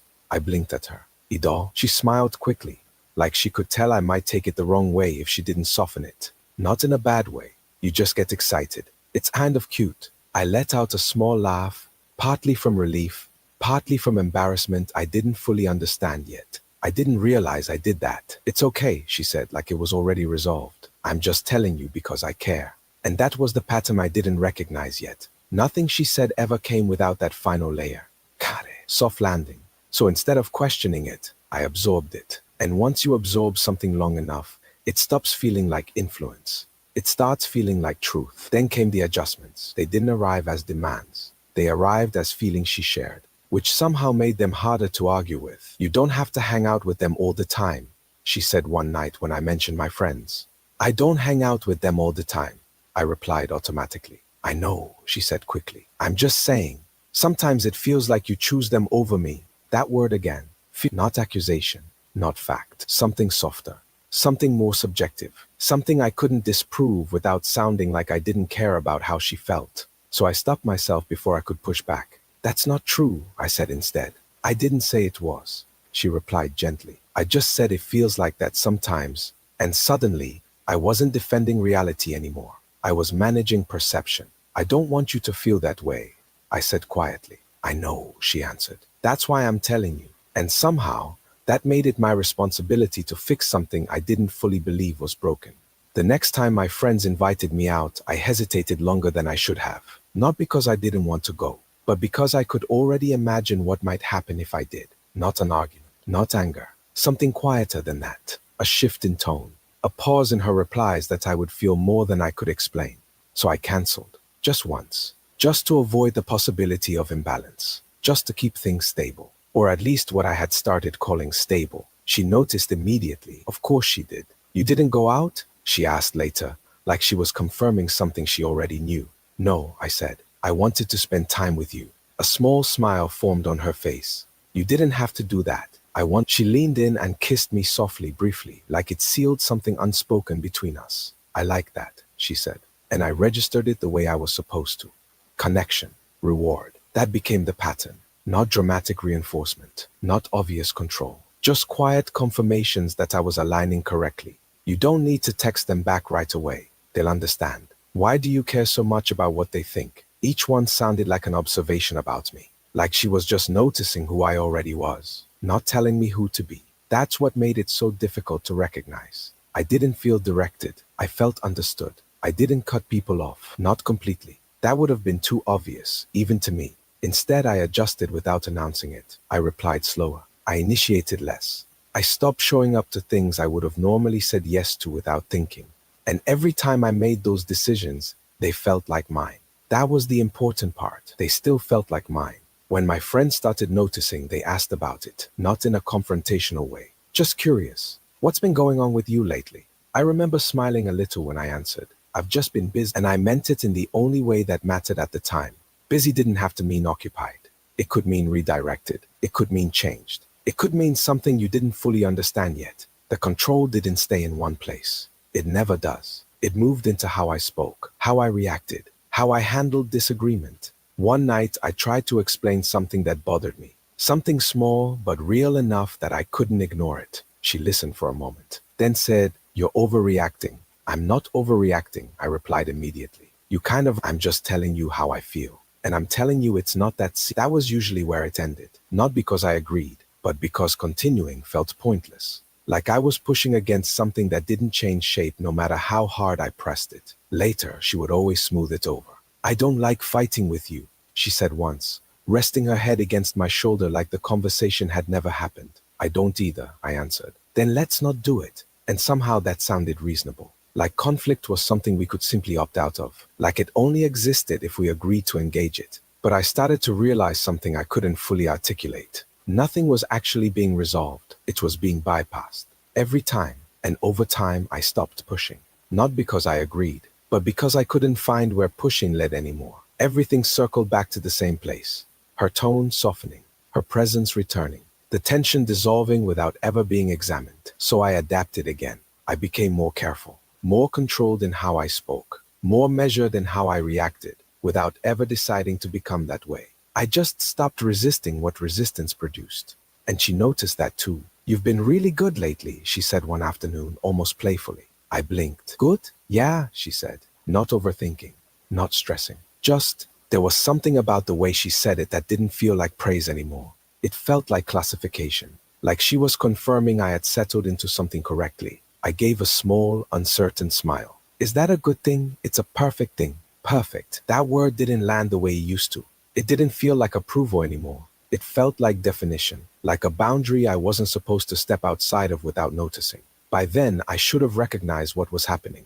I should have seen the structure forming around me, the rhythm of closeness and distance, the way discomfort was always followed by reassurance, the way doubt was always answered but never explored. But I didn't see it as structure. I saw it as stability, and I trusted stability more than I trusted my own uncertainty. What I didn't realize was how much had already been removed without anything being taken. Friends weren't gone, they were just less present. Family wasn't absent, just less involved. Even my own reactions started arriving slower, like they were waiting for permission to fully form. One of my friends looked at me one day longer than usual. "You've changed," I shrugged. "Have I?" "Yeah," they said. "You're different now." I gave a small smile, almost automatic. People change. Not like this. I didn't respond. Not because I didn't hear it, but because part of me did hear. I tanned, couldn't decide what to do with it. So I did what I'd been doing more and more often. I let it pass. Because despite everything, the inconsistencies, the quiet doubts, the moments that didn't fully align, I still felt something with her that outweighed the confusion. Not clarity, not certainty. Something more dangerous than both. Like I had been placed somewhere in someone's life that mattered. Even if I couldn't explain the rules of that placement, what I didn't understand yet was that I wasn't being pushed. I was being tuned. Slowly. Precisely. Adjusted until resistance stopped feeling like resistance at all. Just noise that didn't change anything. And somewhere outside of me, outside of what I could see or name, that adjustment was being observed. Not corrected, not questioned, just recorded, as if everything unfolding was exactly as intended. Because by the time I thought I was adapting to her, I was already adapting to something much larger than her. And I hadn't even noticed where I stopped being the one steering it. Chapter 9. The things I didn't say. I used to think silence meant peace. Not the kind people talked about in books. Not the kind that felt earned or meaningful. Just the absence of noise. The absence of conflict. The absence of anything that could be pointed to and called wrong. If things were quiet, I assumed everything was fine. If nobody was yelling, nobody was leaving, nobody was breaking something, then there was nothing to fix. That's what I told myself. That's what I learned. My house wasn't loud. Not in the way other people described theirs. There were no slammed doors. No voices raised just to be heard over each other. No nights where you stayed still in your room, listening, trying to decide if it was safe to come out. There was no chaos, no unpredictability, no fear. My parents loved each other. They still do. Over 50 years together, and I never once saw them come close to falling apart. No threats, no ultimatums, no long silences filled with resentment, no leaving and coming back like something fragile had cracked but not quite broken. They were steady, consistent, pressed. They prayed together every night like it mattered. They sat across from each other at dinner like it meant something. They showed up for each other, for me, every single time. And I believed that was what normal looked like. That was what right looked like. So I don't know when it started, that feeling. That quiet, constant sense that something inside me wasn't aligned the same way. Not broken, not damaged. Just like I was built correctly, but something essential had been left out. Or maybe misplaced. Like everyone else had a piece of themselves that fit naturally. And I was just compensating for the absence of it. I didn't notice it at first. Or maybe I did, and I just didn't have the words for it yet. But it was always there. Subtle, persistent, and it got louder in silence, especially at night, when everything slowed down, when there was nothing left to distract me from it. That's when I noticed her. Not the first time we talked, not the first time I saw her name, just the first time it meant something. It wasn't dramatic, no shift in the air, no feeling like the world had paused to make room for something important. Just a message. Simple. Precise. You always seem like you have everything together. Do you actually feel like that? I remember staring at it, longer than I should have. Not because I didn't understand it, because I did. Too well. People didn't ask me things like that. They didn't look past what was easy to see. To them, I was straightforward, predictable, good student, respectful, quiet, but not in a way that made anyone uncomfortable. I did what I was supposed to do. I stayed in line. I didn't cause problems. And apparently, I did it well enough that no one ever thought to question it. But she did. And not in a way that felt invasive. In a way that felt intentional. I don't remember exactly what I said back. Something safe. Something controlled. Something that gave just enough to keep the conversation going, but not enough to expose anything real. That's what I was used to doing. Maintaining balance. Keeping things measured. But she didn't let it stay there. Connie had a way of moving conversations forward without forcing them. She didn't overwhelm you with questions. She didn't push too hard. She just adjusted the direction, slightly, carefully, until you found yourself answering things you hadn't planned to answer. She asked the kind of questions that didn't leave when the conversation ended, the kind that stayed in your head, the kind that made you pause before responding, not because you didn't want to answer, but because you didn't actually know how. And I kept responding. At first, it was nothing, just conversation, just passing time, just something to fill the quiet. But it didn't stay that way. It became routine, then expectation, then something I started noticing when it wasn't there. The first time I caught myself waiting for her message, I ignored it, told myself it didn't mean anything. People text, people talk, that's normal. But it kept happening. I checked my phone without thinking, not because I had a reason to, just because something in me expected there to be something waiting. And when there was, I felt it. A small shift, subtle, but real. That should have been enough to make me stop, to question it, to recognize that something was changing. But I didn't, because it didn't feel like something was being taken from me. It felt like something was being added. She noticed things, not compliments, not attention, not validation in the obvious way.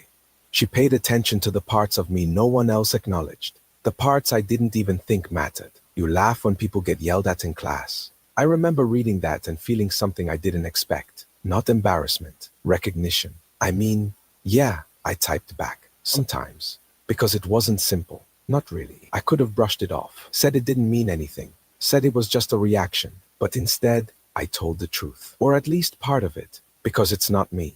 There was a pause after that, longer than usual. Long enough for me to wonder if I had said something wrong. That's honest. That was it. No judgment, no correction, no shift in tone. Just, and that did something.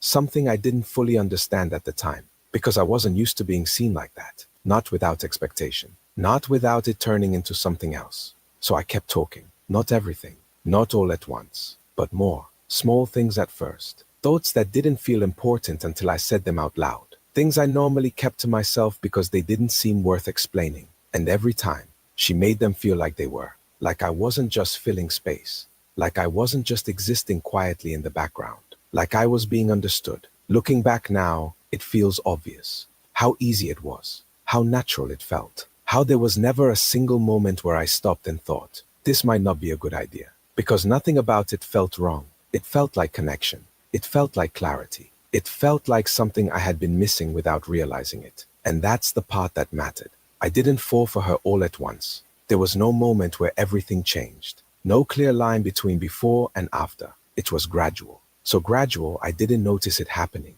She didn't enter my life like something new. She just became part of it. And by the time I realized how much space she was taking up, it didn't feel like space anymore. It felt like something that had always been there. That's what made it dangerous. Because when something feels right, you don't question it. You don't analyze it. You don't stop to look for what's missing. You accept it. You build on it. You let it grow into something real. And I did. I let it become real. I let her become real to me, without ever asking myself who she actually was. There are things I should have said, questions I should have asked, moments where something felt off, and I chose not to look too closely at it. But that's the problem with something that fills a space you didn't even know was empty. You don't want to lose it, so you don't push. You don't risk it. You don't challenge it. You protect it, even if that means ignoring things that don't quite make sense. And I did that over and over again. I kept responding. I kept showing up. I kept choosing something I didn't fully understand, because for the first time in a long time, that feeling was gone. That quiet sense that something was missing. It wasn't there anymore. And I didn't question why. I didn't ask what replaced it. I just held on to the fact that it was gone, until I realized too late that it hadn't disappeared. It had just been covered. And whatever was underneath it was still there, waiting. I just didn't know yet what it was going to cost me to uncover it. Chapter 10. The quiet between messages. I started noticing the quiet more after Connie became part of my life. Not the normal kind of quiet. Not the kind that comes when a room empties out or when the house settles at night and everything finally stops trying to be something. This was different. This quiet felt active, like something was happening just outside my reach, and I kept missing it by a fraction of a second. Like I was always arriving slightly late to my own life and pretending I wasn't.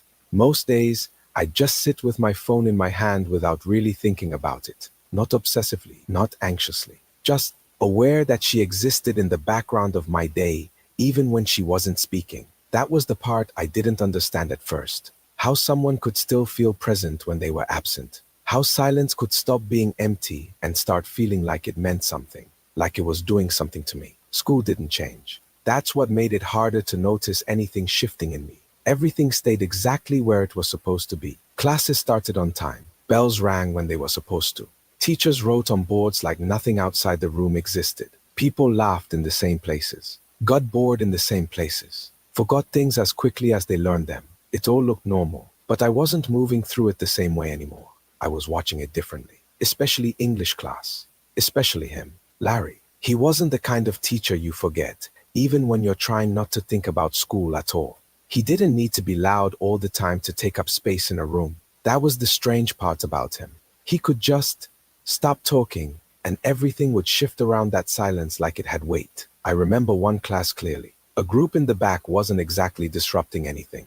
Just talking under their breath, half laughing, not really paying attention. It wasn't enough to escalate, not on its own. But he stopped mid-sentence anyway, just paused, and looked at them. The whole room felt it immediately. That pause did more than yelling ever could. Because now it wasn't just about noise. It was about being seen. After a few seconds, he spoke. Not angry yet, just controlled. I can't do this for you, he said. You either participate or you waste your own time. Not mine. One of the students laughed, just a short, dismissive sound, like none of it reached him. That's when something in Larry changed. Not louder, not chaotic, just sharper. You think this is funny? The room tightened instantly. Even people not involved stopped moving the way they were before. The students stopped laughing, just like that. And I remember something about me in that moment that I didn't like thinking about later. I laughed too, not because it was funny, because it wasn't happening to me, because I was safe enough to turn it into distance. That was the part I didn't want to admit. I wasn't reacting to what was happening. I was reacting to where I stood in it. After class, people talked about it like it was nothing serious. A moment, a story, something to pass around before the next thing replaced it. That part didn't surprise me. What surprised me was how quickly it disappeared for them, like it never had weight to begin with. But it didn't leave me the same way. Something about it stayed stuck in my mind longer than it should have. Not fear, not admiration, just awareness. The way he controlled the room without needing to force it. The way tone alone could change everything. The way people adjusted themselves without being told to. I didn't know why I was noticing it. I just knew I was. Connie noticed too. She always noticed. That was one of the things that made it feel like she was paying attention in a way other people didn't. Later that night, she texted me. You're thinking about something, not a question, a statement. I stared at it for a while before responding. I'm fine, I typed. It wasn't even a full answer. Just avoidance dressed as one. That was all she said next. No pressure, no follow-up, just certainty. And that bothered me more than if she had pushed harder. Because she was right. I was thinking about it. I just didn't want to say what about. Not because it was complicated, because it didn't feel like something I was supposed to be thinking about at all. Teachers weren't supposed to stay in your head like that, not in a way that mattered. At least that's what I told myself. After that, the days started blending in a way I didn't notice until I looked back on them. Not in big changes. Small moments stacking without warning. Conversations with Connie that felt simple at the time. Observations she made that didn't seem important on their own.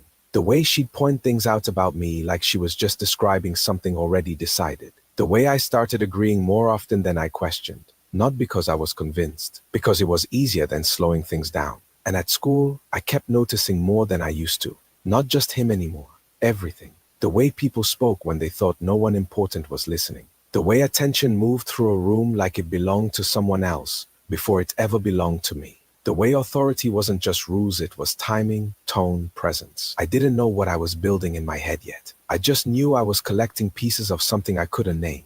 And the more I collected, the harder it became to ignore that I was collecting at all. The strange part is how none of it felt like a shift in the moment. There wasn't a single point where I felt myself change direction. No warning, no clear break, just small adjustments that never felt worth stopping for. That's what made it work. That's what made it invisible. Connie never rushed anything. She didn't push me toward conclusions. She didn't force decisions. She just stayed consistent in the way she was present in my life. And I didn't realize how powerful consistency becomes when you stop questioning it. Because eventually you stop noticing that you're adjusting to it. You just call it normal. Looking back now, I can see how many things I walked past without realizing I should have stopped. How many moments I interpreted as nothing just because nothing obvious was wrong. How many patterns I was already inside of before I even knew patterns were forming. And I keep thinking about that version of me sitting there, watching everything, not knowing what I was actually looking at. Not understanding that noticing something isn't the same as understanding it. Sometimes it's just the beginning of getting pulled into it. Because that was the chapter where everything started overlapping. Connie, my thoughts, they stopped existing as separate things. And once that happens, once everything starts folding into everything else, there isn't really a clear line anymore between what you're observing and what's already shaping you. And I didn't know it yet, but I was already past that line. Chapter 11, the way things started to tilt. I didn't notice the shift at first. That's the part I keep coming back to when I try to make sense of it. Not because it's complicated, but because it's humiliating in a way I don't like admitting even to myself. How something can change the direction of your entire life and still feel like nothing is happening while it's happening. That's what it was. Nothing dramatic, nothing loud, nothing you could point at and say that's where it started going wrong. Just another day I would have forgotten if it hadn't started stacking itself into something I couldn't ignore later. Same hallways, same fluorescent lights that made everything look slightly unreal, like the world had been overcleaned and left a little too bright in places it shouldn't be. Same students crowding lockers, laughing too loud like volume could replace meaning. And him, Larry, my English teacher. At the time, I didn't think of him as anything special. Teachers weren't supposed to be anything special. They were just adults assigned to a room with instructions and expectations, and the authority to correct you when you got something wrong. That was the role. That was the limit. But Larry didn't stay inside that limit cleanly. Not in a way I noticed immediately. It was more like he pressed against it, constantly, like the room had edges, and he was always aware of where they were. He wasn't kind in the way some teachers were kind. He wasn't cruel either. He was sharp. Like every sentence he said had already been stripped of anything unnecessary before it left his mouth. And that made him harder to ignore than anyone else. I remember the way he'd stop mid-lesson when the class got too loud, not immediately angry, just still, like he was waiting for the noise to decide whether it deserved to stay. "I'm talking," he'd say, flat voice, no rise in volume, just a statement. And somehow that was worse than yelling, because the room didn't resist it. It obeyed it. People would quiet down not because they were afraid, but because the atmosphere itself changed. Like something in the air got heavier and reminded everyone where they were supposed to be looking. And then there were the moments after, when someone would laugh. Usually one or two students in the back who treated everything like it was entertainment. Larry would look at them, not immediately reacting, just looking. And the silence that followed wasn't empty. It was loaded. Like everyone understood something was being measured, even if no one knew the rules. Then he'd speak again, not louder, just more precise. "You think this is funny?" And the room would tighten, not physically, but in that collective way groups do when they suddenly become aware they're being observed. I used to laugh sometimes in those moments, not because it was funny. I told myself it was just how I reacted to tension. A réflexion, something automatic. But that's not the full truth. The truth is, I laughed because I wasn't the one standing under it. Because distance makes things easier to digest. Because it was safer to turn intensity into something lighter than to sit in what it actually felt like. I remember realizing that once while it was happening, mid-laugh, sitting there thinking very quietly, why do I do that? Not as an accusation, just curiosity, like I was watching someone else for a second. Then the moment passed, like it always does in school, because school doesn't let you stay inside yourself for long. A chair scrapes. A page turns. Someone whispers. The world pulls you forward whether you're ready or not, and you move with it. Connie didn't talk about school much. She talked about me. That was the difference I didn't fully understand at first. Not in an intense way. Not like she was dissecting me or pulling me apart. It was quieter than that. More precise. Like she noticed small inconsistencies and left them sitting there for me to find later. You don't really like people laughing at other people, do you? I remember reading that and stopping. Not because it was wrong, because it wasn't simple, because the answer should have been obvious. But when I tried to reach for it, I couldn't hold it cleanly. I did laugh. I had laughed, but it didn't feel like laughing at someone. In my head, it was something else entirely. Something I didn't have a name for yet. I don't know, I typed back. That was my usual answer when I didn't want to define something too closely. She didn't push it. She rarely pushed anything directly. That was her pattern. She placed something in front of me, then stepped back just far enough that I had to decide what it meant on my own. And I always did, more than I realized. There were moments I started waiting for her messages without meaning to. Not in the dramatic way people imagine. No obsession, no panic, no constant checking. Just a quiet adjustment in how I moved through the day. Like part of my attention had started reserving space for something I didn't fully control. If she texted, I noticed immediately. If she didn't, I noticed the absence more than I wanted to admit. And slowly, my day started forming around that rhythm without me choosing it. In English class, Larry gave us an assignment about interpretation, reading between lines, finding meaning in what isn't directly said. He stood at the front of the room, tapping a marker against the board like punctuation had weight. "You people miss everything," he said, not angry. "So that's the problem. You think reading words is the same as understanding what's being said. Someone in the back whispered something and got shut down instantly. Stop talking, no escalation, no build-up, just finality. And the room adjusted again. It always adjusted. That was the part I started noticing more than anything else. Not what he did, but how quickly everything else moved around it. After class one day, I stayed behind without meaning to. Just slow packing. No urgency to leave. The room was mostly empty when he spoke. You're Kane, right? Not a question, a confirmation. Yeah, I said. He nodded once, like that was enough for now. You do the work. Just don't disappear on me. I didn't respond right away, because the sentence didn't land like instruction or praise. It landed like expectation, like I had already been assigned a place I wasn't aware of yet. Okay, I said finally, and that was it, nothing else. But I remember walking out of that classroom with that sentence still sitting in my chest in a way I couldn't explain. Don't disappear on me, like I had been doing something worth noticing without realizing it. Connie asked me about school that night. I told her about Larry. Not everything, just fragments. The way people reacted to him. I didn't know why I was telling her so much at the time. It just felt easier than keeping it inside my head. She read my messages slowly, then replied. He sounds intense, simple, almost too clean. I almost corrected her. Almost tried to explain that intense didn't fully cover it. But I didn't. Instead I said, then she asked, do you like him? I stared at that question longer than I expected to, because it wasn't really asking what it looked like it was asking. It was asking something underneath it. Something I didn't know how to answer without overthinking it. I don't know, I said. And for once, that answer felt like the closest thing to truth I had. There was a moment I still think about, even though nothing technically happened in it. Just class, just Larry speaking, just students shifting in their seats. Someone laughed at something he said, and he stopped, looked across the room. Not at anyone in particular, and the entire room changed without him saying another word. That's when I noticed it. Not fear, not respect. Something closer to structure, like the room didn't belong to the people in it as much as it belonged to his awareness of it. And I remember thinking very clearly before the thought disappeared. He controls this place, not through force, through expectation, through something no one was actively resisting because no one had fully named it yet. Then someone whispered behind me, and I laughed again without thinking, and for a split second I felt it. That shift, not from him exactly, just attention moving, like something in the room had briefly registered me, and then it was gone.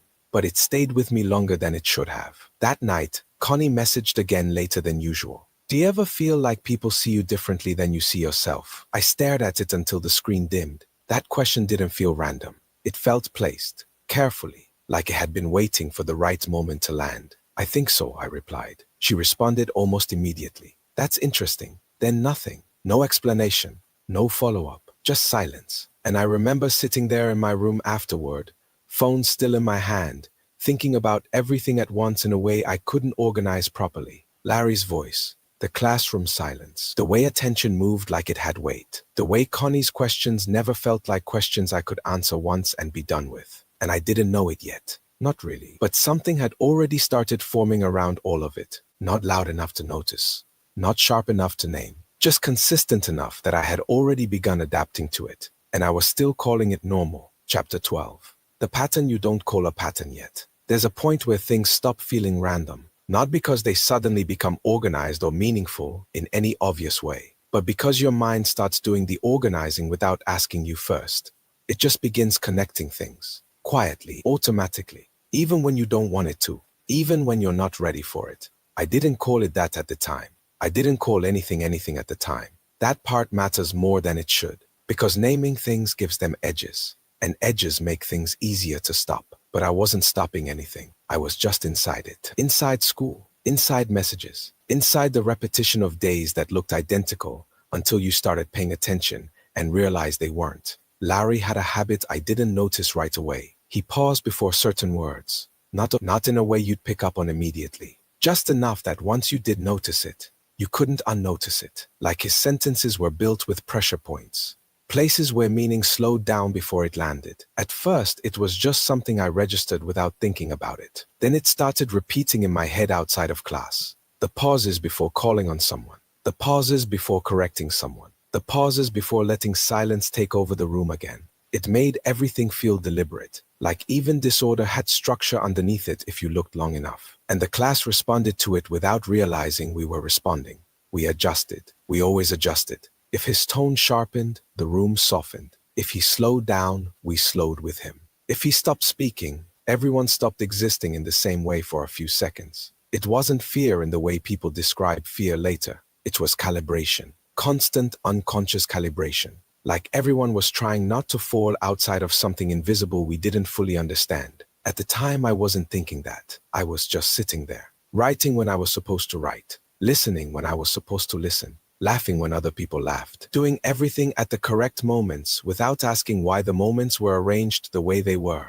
But something in me was starting to record it anyway, quietly, without commentary, just storage. Connie started asking questions that didn't feel new at first. They just felt slightly sharper, like the angle had changed even if the subject hadn't. Do you ever feel like you're acting like yourself instead of actually being yourself? I read that and didn't move for a while. Not because I didn't understand the words, because I understood them too easily. That's what made it uncomfortable, like she had managed to describe something I hadn't admitted existed yet. I put my phone down on my desk and just stared at the wall for a bit. There's a kind of discomfort that doesn't feel like pain. It feels like exposure, like something inside you got named without your permission. When I finally replied, I didn't try to sound clever or thoughtful. I don't know what that means exactly. She responded almost immediately. That's probably an answer too. And she left it there. No explanation, no correction, just silence after the statement, like she expected it to continue inside me on its own. And it did. That was the problem. It always did. After that, I started noticing myself more, not in a dramatic way, not like I was suddenly analyzing every movement. It was more subtle, like I had stepped slightly outside of myself and didn't fully know how to step back in. The way I nodded in conversations, the timing of my responses, the way I laughed sometimes a fraction too late, like I was catching up to what the moment required instead of actually feeling it. At first, I ignored it. Then I started noticing it more often. Then I stopped being able to fully ignore it at all. That's what she did. Or maybe that's what I did. I still don't know which part belongs where. There was a day in class when Larry got irritated. Not loud, not explosive, just controlled frustration. The kind that doesn't need volume because it already has authority behind it. Someone in the back was talking. Not enough to be a scene. Just enough to break the rhythm. Larry stopped speaking. Didn't react immediately. Just looked. And the room tightened in that familiar way, like everyone was bracing without agreeing to brace. Then he said calmly, "Do you want to teach the class?" No anger in the voice, just certainty. The students shook their head. Larry nodded once, then stopped interrupting it, and he moved on. No lecture, no escalation, no performance, just a correction that ended the moment it began, and the class obeyed like it was the only logical outcome.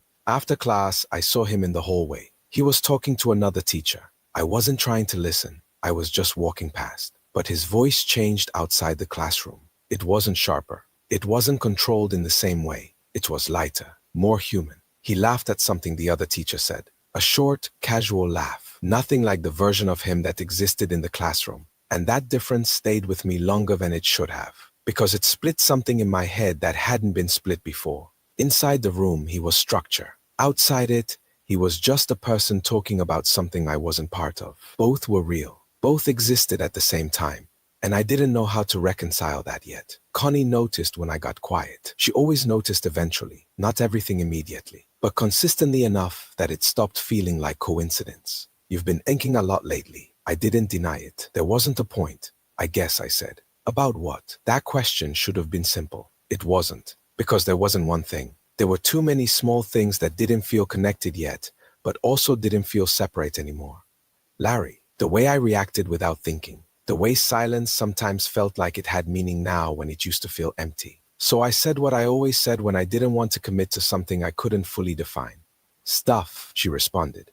"That's vague." And I almost smiled at that, but I also didn't know how to make it less vague without stepping into something I wasn't sure I wanted to see clearly. So I left it there. The next day, Larry handed back assignments. He moved through the room without much commentary. Just names, pages, occasional silence where no name was needed. When he reached mine, he paused slightly longer than usual, looked at the paper, then at me. I didn't look away, not immediately. There wasn't judgment in his expression, just assessment, like he was confirming something he already understood. "Good," he said, then moved on. One word, that was it. but it stayed with me longer than most feedback ever did, because it didn't feel like praise. It felt like placement, like I had been noted and filed somewhere without being told what category I belonged to. That night, Connie didn't text me right away. I noticed. I told myself I didn't care. Then I checked my phone anyway. Then again later. Then again without meaning to. When she finally did message, it was simple. Do you trust your own thoughts? I stared at it, long enough that the screen dimmed and my reflection replaced the words for a second. Because the question wasn't really about trust. It was about reliability. About whether I had ever been thinking clearly in the first place. I didn't answer immediately. I typed something, stopped, deleted it, sat there with it for a while, then finally wrote, I think so, paused again, then changed it, I don't, and sent it. After that, I just sat in my room without doing anything else. No distractions, no background noise, no immediate need to respond to anything. Just the quiet space where my thoughts usually filled themselves in automatically. But this time, they didn't rush in, they hesitated, like even they were waiting for something to respond first. And I didn't have language for it yet, but I could feel it. That small delay, that pause before certainty arrives. That space where something used to feel simple and didn't anymore. And I didn't know it then, not fully, but that hesitation was already the beginning of something I wouldn't be able to unsee later. Chapter 13. The shape of something wrong. I didn't realize how much silence could start to feel like pressure until it began following me everywhere I went. Not loud pressure. Not something that demanded attention or forced itself into the room. Something quieter than that. Something that sat behind my ribs and waited there. Like it had all the time in the world and knew I didn't. That week, nothing at school looked different from the outside. And that was what made it harder to explain later. Everything still moved in the same rhythm it always had. Bells rang when they were supposed to. Hallways filled and emptied on schedule. People shuffled between classes like they were trying not to think too hard about anything beyond the next 10 minutes of their lives. But I started noticing how often I was noticing things. That was the part I didn't know what to do with. Like Larry's classroom door being slightly more open than usual one morning.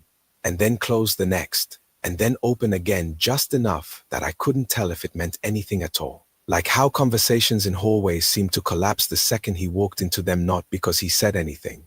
Not because he demanded silence, but because people just adjusted, automatically, like their volume had been checked by something they didn't fully see. And I was still there through all of it, still sitting in class, still answering when called on, still laughing sometimes when other students got corrected, like I was watching something that didn't apply to me personally. That was the problem. I never felt like I was in danger of anything, and that made it almost impossible to question. Because nothing forces you to wake up faster than feeling unsafe. But I didn't feel unsafe. I just felt inside something I couldn't fully step out of. Connie started pulling away around the same time, though it didn't happen in a way I could point to immediately. It wasn't sudden. It was careful. Like distance that had been considered before it arrived. Her replies slowed first. Not enough to be alarming on their own. Just enough that I noticed I was waiting longer than I used to. Then the tone changed. Not cold. Not just like she was writing from somewhere slightly farther away each time. There was one afternoon I remember more clearly than the others.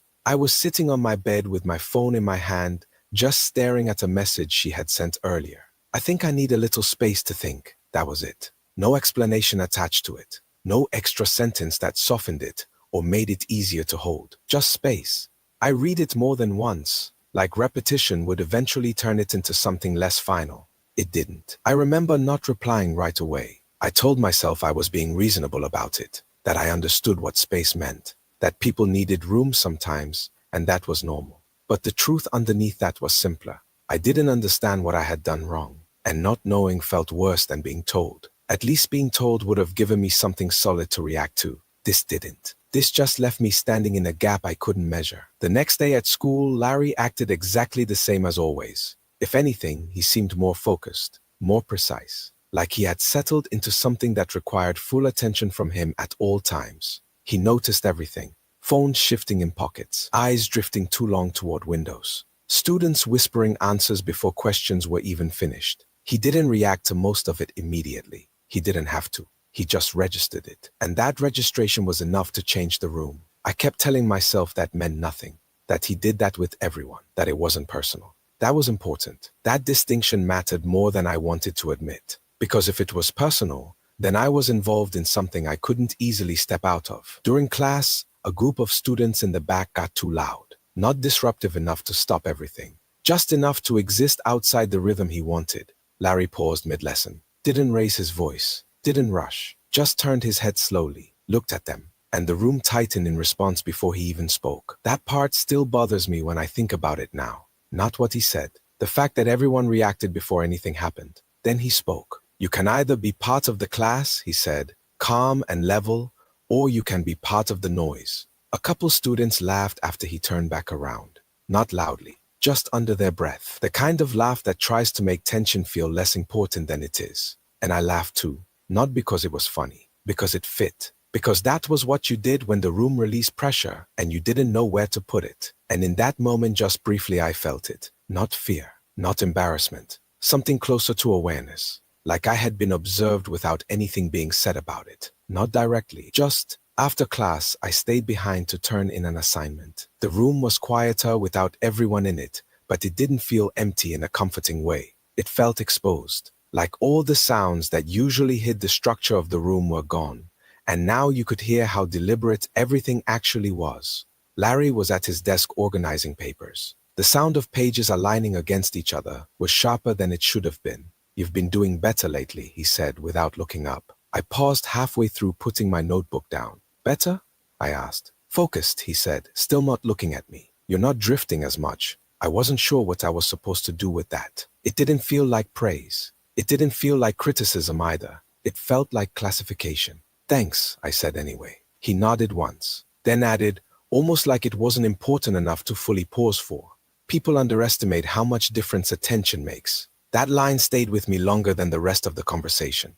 It started showing up everywhere after that, not literally, just in how I started interpreting things, in hallways, in classrooms, in the way silence felt different depending on who was in the room, in how Connie's absence didn't feel like simple distance anymore. It felt like something had been removed from a space I hadn't realized was shaped by it. A few days later, I saw her in person. It wasn't planned. She was outside near the edge of the parking lot after school, standing slightly apart from everything else, like she had stopped moving before deciding where she was supposed to go next. When she saw me, her expression shifted, not surprised, not happy, just like she had already prepared for this moment in advance. Hey, I said. Hey, she replied. There was a pause between us that didn't feel like silence. It felt like something that interrupted momentum. I got your message, I said. She nodded. Another pause. I waited for her to continue. She didn't. Instead, she looked slightly past me for a second, like she was checking whether something else in the environment mattered more than this conversation. Then she said, I think we're just not in the same place right now. That sentence didn't land gently. It landed like something already decided somewhere I wasn't included in. What does that mean? I asked.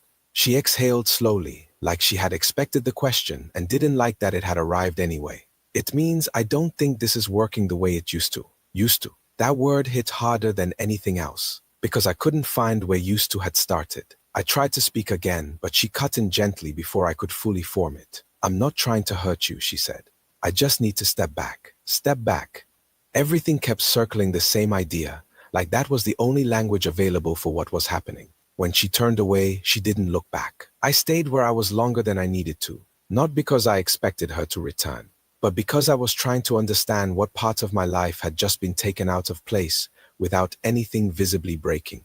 That night, I couldn't stop thinking about Larry's classroom, about attention, about how control didn't always look like force, about how silence could be shaped without anyone realizing it was being shaped, and about how Connie's words had felt rehearsed in a way I couldn't explain.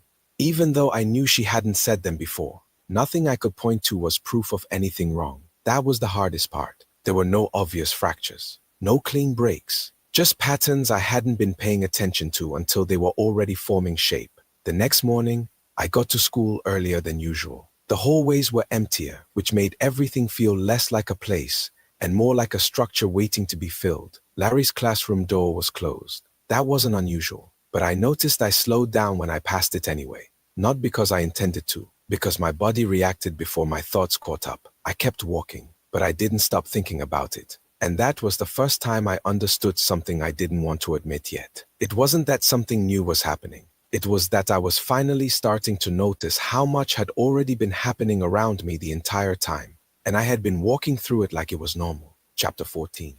The pattern I didn't want to name. It started the way most things start when you don't realize you're already inside them. Quietly, like it was never a start at all. Just after Connie, I tried to act like nothing had shifted. That was the first thing I did wrong, even if I didn't know it yet, because I didn't treat it like an ending. I treated it like something I could step around. Like if I didn't look directly at it, it wouldn't change the shape of my life, but it already had. And I could feel it in places I couldn't explain. Not in obvious ways. Not in the kind of ways you can say out loud and have someone understand immediately. It was smaller than that. Like how silence started showing up in conversations that used to feel normal. Like how Connie's words replayed in my head at random times, uninvited.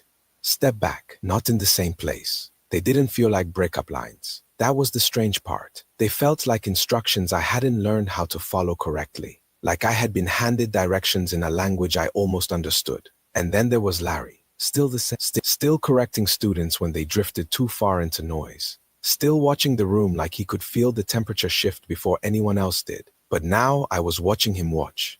That was the thing I couldn't undo once I noticed it. I started catching timing where I hadn't before. Not big moments, small ones. The way he paused before calling on certain students, but not others. The way silence always seemed to settle after he decided it should, not before. The way laughter in the room didn't get shut down immediately but got measured first, like he was deciding whether it mattered enough to address. And me, I was still there. Still laughing sometimes when other students got called out. Still sitting in the middle of it like I wasn't part of anything unusual. That was the problem. Nothing about it felt like danger. That made it harder to question. Because if something is wrong, you're supposed to feel it. I just felt. One afternoon, I stayed after class again. I told myself it was for an assignment. It wasn't. Larry was at the board erasing notes slowly.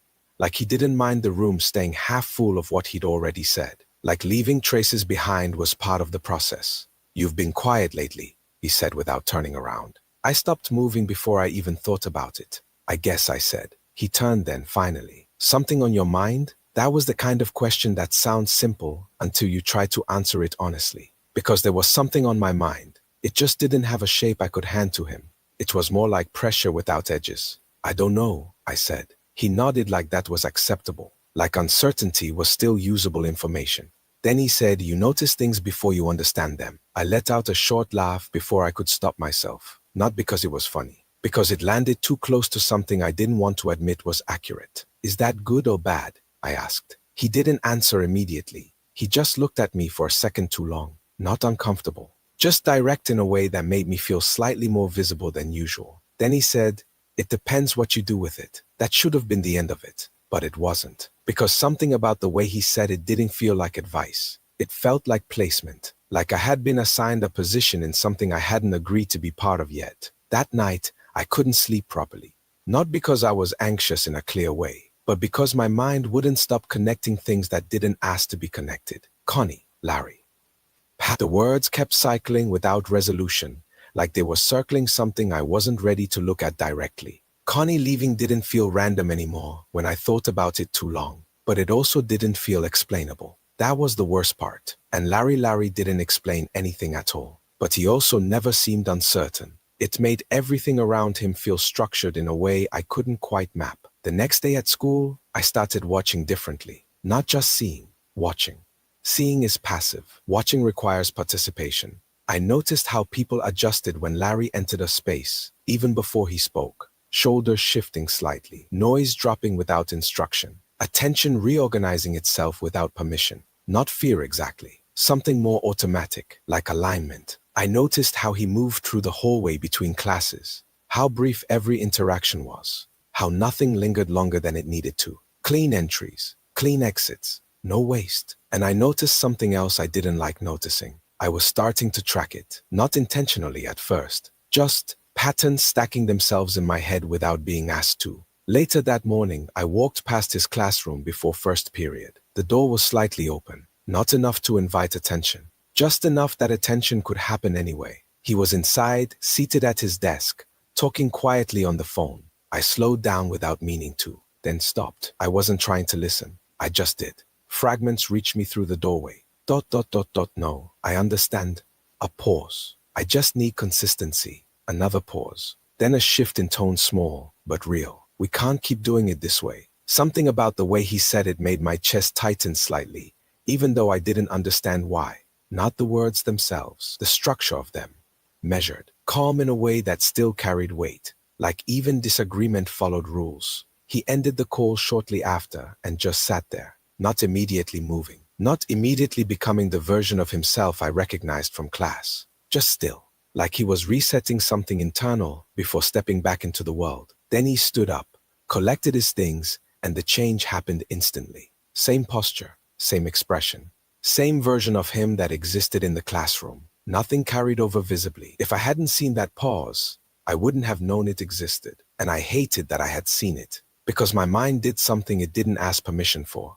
It connected things, not loudly, not dramatically, quiet, like it was assembling something in the background without telling me what the final shape would be. Connie's distance, Larry's structure, the way attention moved in his classroom, the way silence behaved differently depending on who controlled the room. And the thought that followed wasn't dramatic. That's what made it worse. It was simple, almost careful. This is consistent, not wrong, not right, just consistent.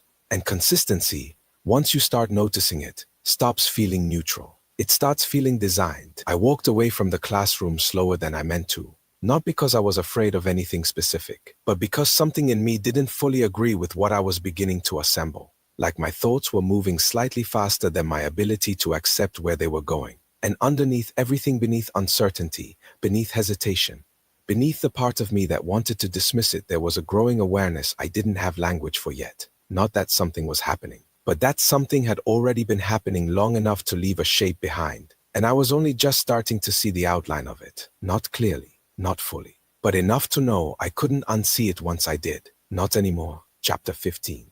What I started not saying out loud. There's a point where silence stops being empty. It starts becoming full. That's what I didn't understand at first. I thought silence meant nothing was happening, but it doesn't. It just means everything is happening underneath where you're looking. I started keeping track of things without meaning to. Not like notes. More like patterns I couldn't stop noticing once I saw them.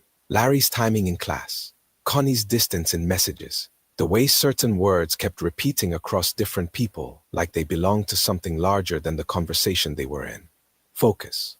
I stopped hearing them as normal words. They started feeling like signals. Like something was being reinforced without anyone needing to explain it. And the worst part was I couldn't tell if I was uncovering something real or building it myself. That uncertainty started sitting with me everywhere I went, even in simple moments. Like walking through the school hallway and noticing how conversations changed volume when certain doors opened. Like how students adjusted their posture when Larry passed by without even thinking about it. Not fear, not excitement. Something more automatic than either. Conditioned. That word came into my head one afternoon and didn't leave. I didn't even know why I used it. It just fit too easily. Connie didn't come back. Not in any way that made sense of what had already happened. There were no clean endings. No final conversation that stitched the gap shut. Just fading. Messages that slowed until they stopped. And I kept thinking about the last thing she said, like it had weight it didn't lose over time. Not in the same place. That line didn't feel like heartbreak. It felt like placement. Like I had been set somewhere without realizing there were other places to be set.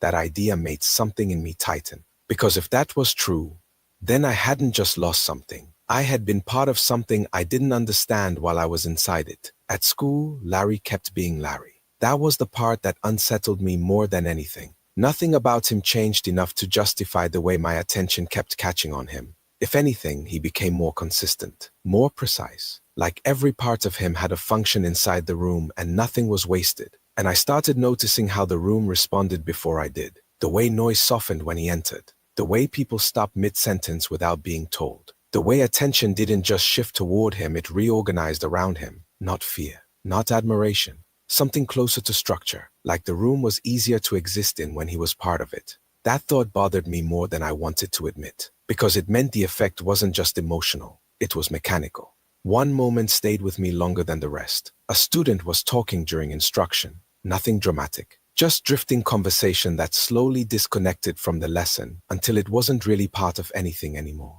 Larry stopped mid-sentence, no raised voice, no warning. Just silence. Then he looked at the student. and the entire room changed. Not because something happened, because everyone knew something could. "You're drifting," he said. Even like it was an observation, not a correction. The student laughed once, nervous, automatic, testing whether it was serious. Larry didn't respond to the laugh. He just held eye contact for a second longer than felt normal. Not aggressive, just certain. Then he turned back to the lesson like nothing had happened, and the student didn't speak again. Not for the rest of class. Afterward, people treated it like entertainment, a moment to retell, a minor story that existed only long enough to be shared. But I didn't laugh the same way, because I started noticing the gap between what people said was happening and what actually changed in the room. And I couldn't tell if I was seeing something real or just refusing to stop looking too closely at something that was always like this. At home, I got quieter without deciding to. My parents didn't comment on it. They weren't the type to confront things that didn't demand confrontation. In our house, things got observed before they got addressed, and I wasn't obvious. Not yet. I was internal. And internal things don't announce themselves until they've already been living there too long to ignore. I started replaying conversations after they happened, not out loud, just in my head, checking them like I could verify whether I had responded correctly to reality. And each time I did it, I trusted my first version of events a little less. One afternoon, I stayed in the parking lot after school longer than I meant to, not waiting for anyone, not avoiding anything either. Just sitting in my car with the engine off, watching the world leave without hesitation. Groups forming and dissolving without ceremony. Laughter appearing and disappearing like it didn't need to stay attached to anything. That's when I saw Larry, walking across the lot toward his car, folder under his arm, completely ordinary. No authority in the air around him, no classroom shaping him into something larger than himself. Just a man moving through space like everyone else. And that difference hit me harder than anything he'd ever done inside the building. Inside school, he felt like structure. Outside, he didn't. He felt not less important, just unamplified. And that mismatch stayed with me, because it suggested something I hadn't fully allowed myself to think yet. Maybe what I was reacting to wasn't just him. Maybe it was the environment that made him feel like more than one person at a time. That thought should have grounded me. It made things worse. Because environments don't exist in isolation. They shape behavior. They shape attention. They shape what feels normal without ever needing permission. That night, I tried not to think about any of it. I really did, but my mind kept circling back anyway. Connie's absence, Larry's consistency, the way attention moved in patterns I hadn't noticed until I started noticing them everywhere. And I realized something I didn't want to put into words yet. I wasn't just remembering events. I was connecting them. And connections don't stay neutral once they form. They start insisting on meaning, whether you're ready for it or not. And I still didn't know if I was discovering something real or building something I wouldn't be able to unsee once it finished taking shape. But either way, I was already inside it. And it didn't feel like it was slowing down for me to catch up. Chapter 16. The part where nothing says it out loud. By the time I started calling it a pattern, I already knew I was late. That's the thing about patterns. They don't announce themselves when they start. They only become visible after they've been repeating long enough to leave something behind you can't unsee. A residue, a shape, something your mind starts stepping around without realizing it's already learned where the edges are. I just didn't know what kind of pattern I was looking at yet. Or maybe I did, and I just didn't want to give it a name that made it real. School didn't change. That was the first problem. Everything stayed exactly where it was supposed to be. Hallways, bells, chairs scraping at predictable times like nothing in the building could afford to deviate from its schedule. But I wasn't inside it the same way anymore. That was the part I couldn't ignore. It felt like I was slightly offset from everything, still walking through it, still participating, but not fully inside the version of it everyone else seemed to be experiencing. Larry was still Larry. That was the second problem. Still composed, still precise, still moving through a classroom like he didn't just occupy it, but organized it. And the students still responded the same way, or at least they acted like they did. I started noticing something small that I couldn't stop noticing once I saw it. When he entered a room, conversations didn't just stop. They rearranged. Not silence as an interruption. Silence as structure. People didn't just go quiet, they shifted their posture, their attention, even their breathing without realizing they were doing it. A pencil would pause midair. A whisper would die before it finished forming. Someone laughing would taper off halfway through like they'd suddenly remembered the room had rules they didn't need to be told about. It wasn't fear. Not exactly. Fear has edges. This didn't. It was something closer to alignment, like a group of people unconsciously sinking to something none of them could see, but all of them were already responding to. And I was part of it. That was the part I couldn't step outside of. I still laughed at the same moments, still reacted when students got called out, still sat in the same seat like nothing about me had changed. But now I was aware I was doing it. That awareness created a delay. A slight lag between action and understanding, like I was watching myself half a second after I'd already decided. And once I noticed that delay, I couldn't stop feeling it. Connie started showing up in my thoughts differently after that, not as a person anymore, more like a reference point, like my mind had filed her under measurement instead of memory. Not in the same place. Step back. The phrases stopped hurting the way they used to. They started organizing things instead. That was the problem. Organization always feels like understanding when you're inside it, even when it isn't. One afternoon after class, I stayed seated longer than I needed to, not because I had anything left to do, because leaving felt like interrupting something unfinished, even though I couldn't explain what that something was. Larry was at the front of the room stacking papers. Like every movement had already been decided before his hand reached for it. "You're thinking too much again," he said without looking up. I stopped moving. That sentence landed differently than it should have. Not because it was surprising, because it sounded too certain, like he wasn't guessing, like he already knew the shape of what was happening in my head. "I'm not thinking," I said automatically. He made a quiet sound, almost amusement, almost acknowledgement, but didn't challenge it. That absence of pushback felt new, like the conversation had boundaries I hadn't been told about. He finally looked at me, not sharp, not warm, just steady. "You've been observing more than participating," he said. I didn't answer immediately, because the word participating implied I had agreed to something I wasn't sure I remembered signing up for. "I'm just noticing things," I said. He nodded once, like that made sense, like noticing was a valid state, not a temporary one. Then he said something I didn't fully process in the moment, but couldn't forget afterward. "Noticing isn't passive," he said. "It changes how you move through things." I didn't respond, because I didn't know if I disagreed, or if I just didn't like what it implied if I agreed. That night, I tried to break the loop my mind kept forming. Music, scrolling, anything that would flatten thought into noise again. But everything circled back anyway. Larry's tone, Connie's distance, the repetition of certain words across completely different contexts, like they belonged to something larger than the conversations they appeared in. Focus. Even when I wasn't trying to think about them, they were there like background processes running without permission.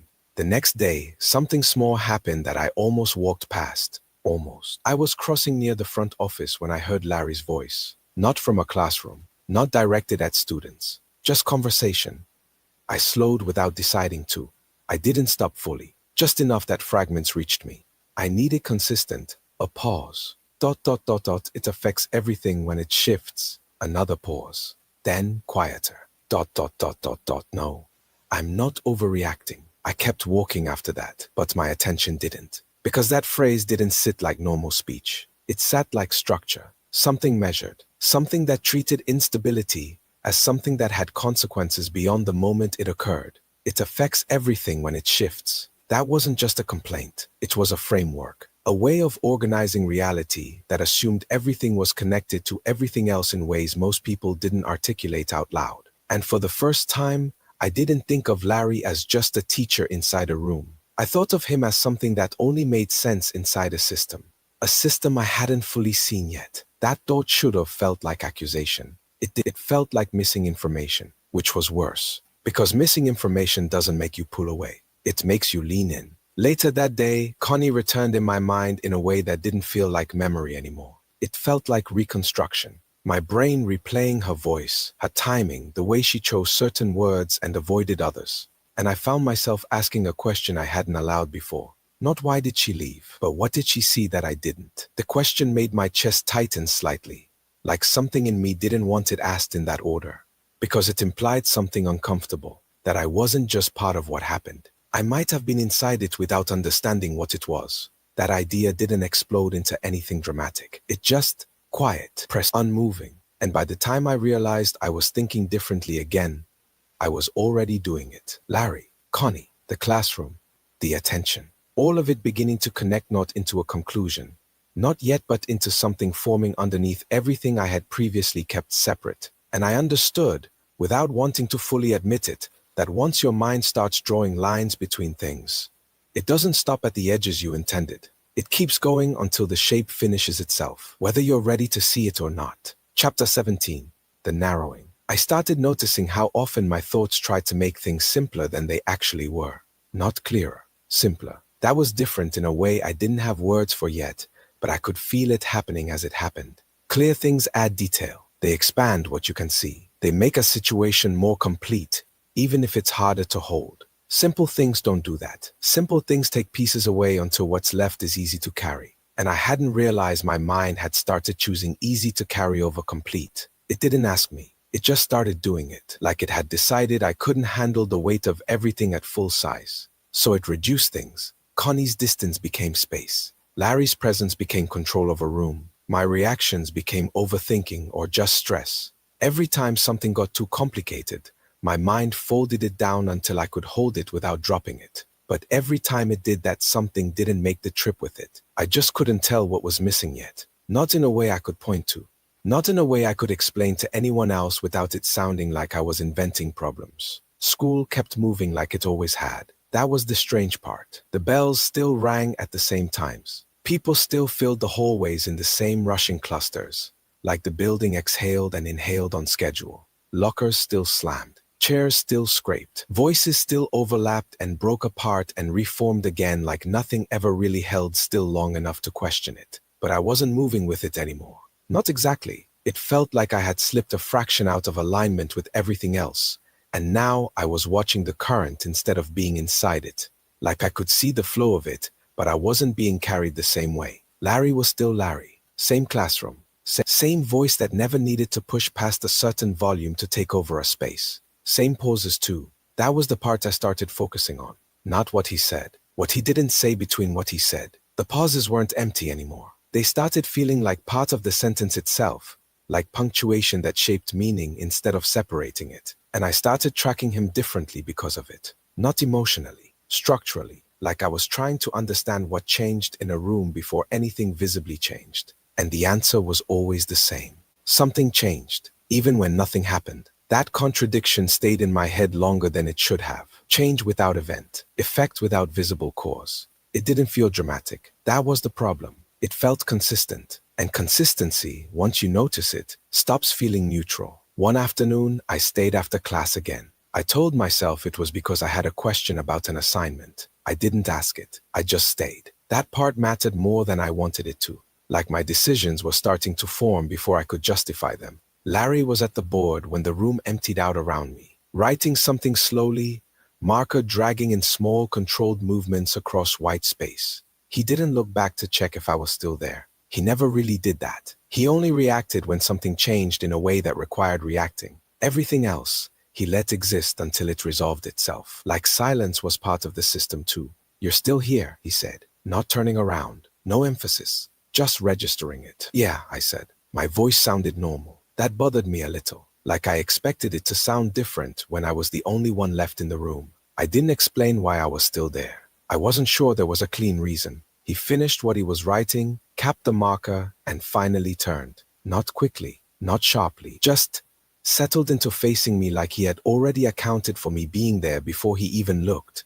"You've been distant," he said. That word again, distant. It didn't feel like criticism when he said it. It felt like measurement, like he was noting a variable, not judging a behavior. "I don't feel distant," I said. It came out faster than I intended. He nodded slightly, like that answer didn't contradict anything he needed to know. "That's usually how it starts," he said. That line didn't land as a warning. It landed as if it belonged in a longer explanation I wasn't being given.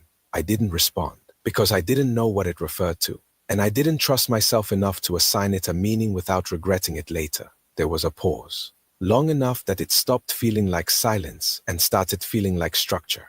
Like the room had settled into a shape we were both occupying without moving. Then he added, almost casually, "People don't notice when they start organizing their thoughts differently." That sentence hit in a way I couldn't immediately explain. Not because it was loud or dramatic or emotionally charged. It wasn't any of that. It was precise. Like he had described something I hadn't told anyone about, but had still been happening inside me anyway. I left a few minutes after that, not abruptly, just or as finished as I could pretend something was. But I didn't go home right away. I moved through the hallway slower than usual, noticing things I normally pass through without registering. Lockers half open, a poster curling at one corner, a conversation that stopped when I walked past and restarted once I was gone. Everything functioning normally, everything behaving like it always had. And yet it all felt slightly more visible than it used to, like I had stepped half a degree outside of it and could now see the seams.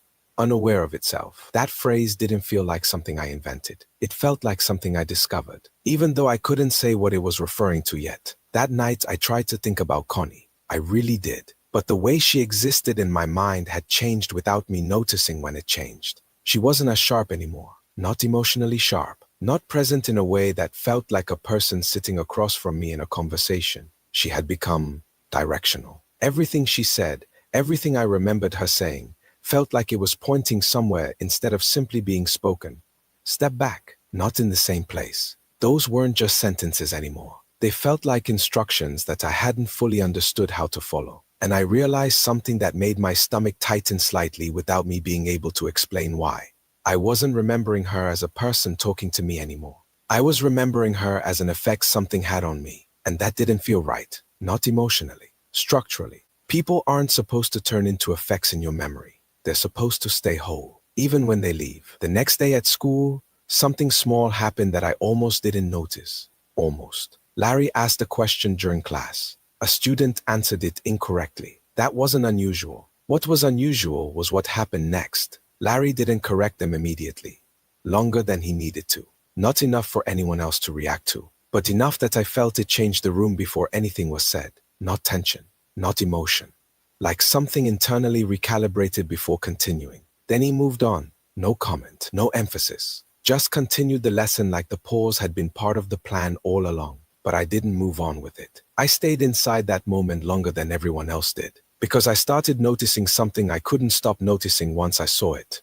He wasn't reacting to mistakes. He was responding to deviations, and those weren't the same thing. One is emotional, the other is structural. And structural things imply something underneath the surface holding everything in place. That thought didn't come fully formed. It built itself slowly, and I could feel my mind doing something new while it built it. Reducing alternatives, eliminating interpretations that didn't fit as cleanly, not because I chose it, but because the thought itself seemed to reject anything that complicated it too much, until I was left with fewer ways to explain what I was seeing. And the remaining ones, the ones that were left, didn't feel impossible. They felt disturbingly coherent. That was what kept me up that night, not fear.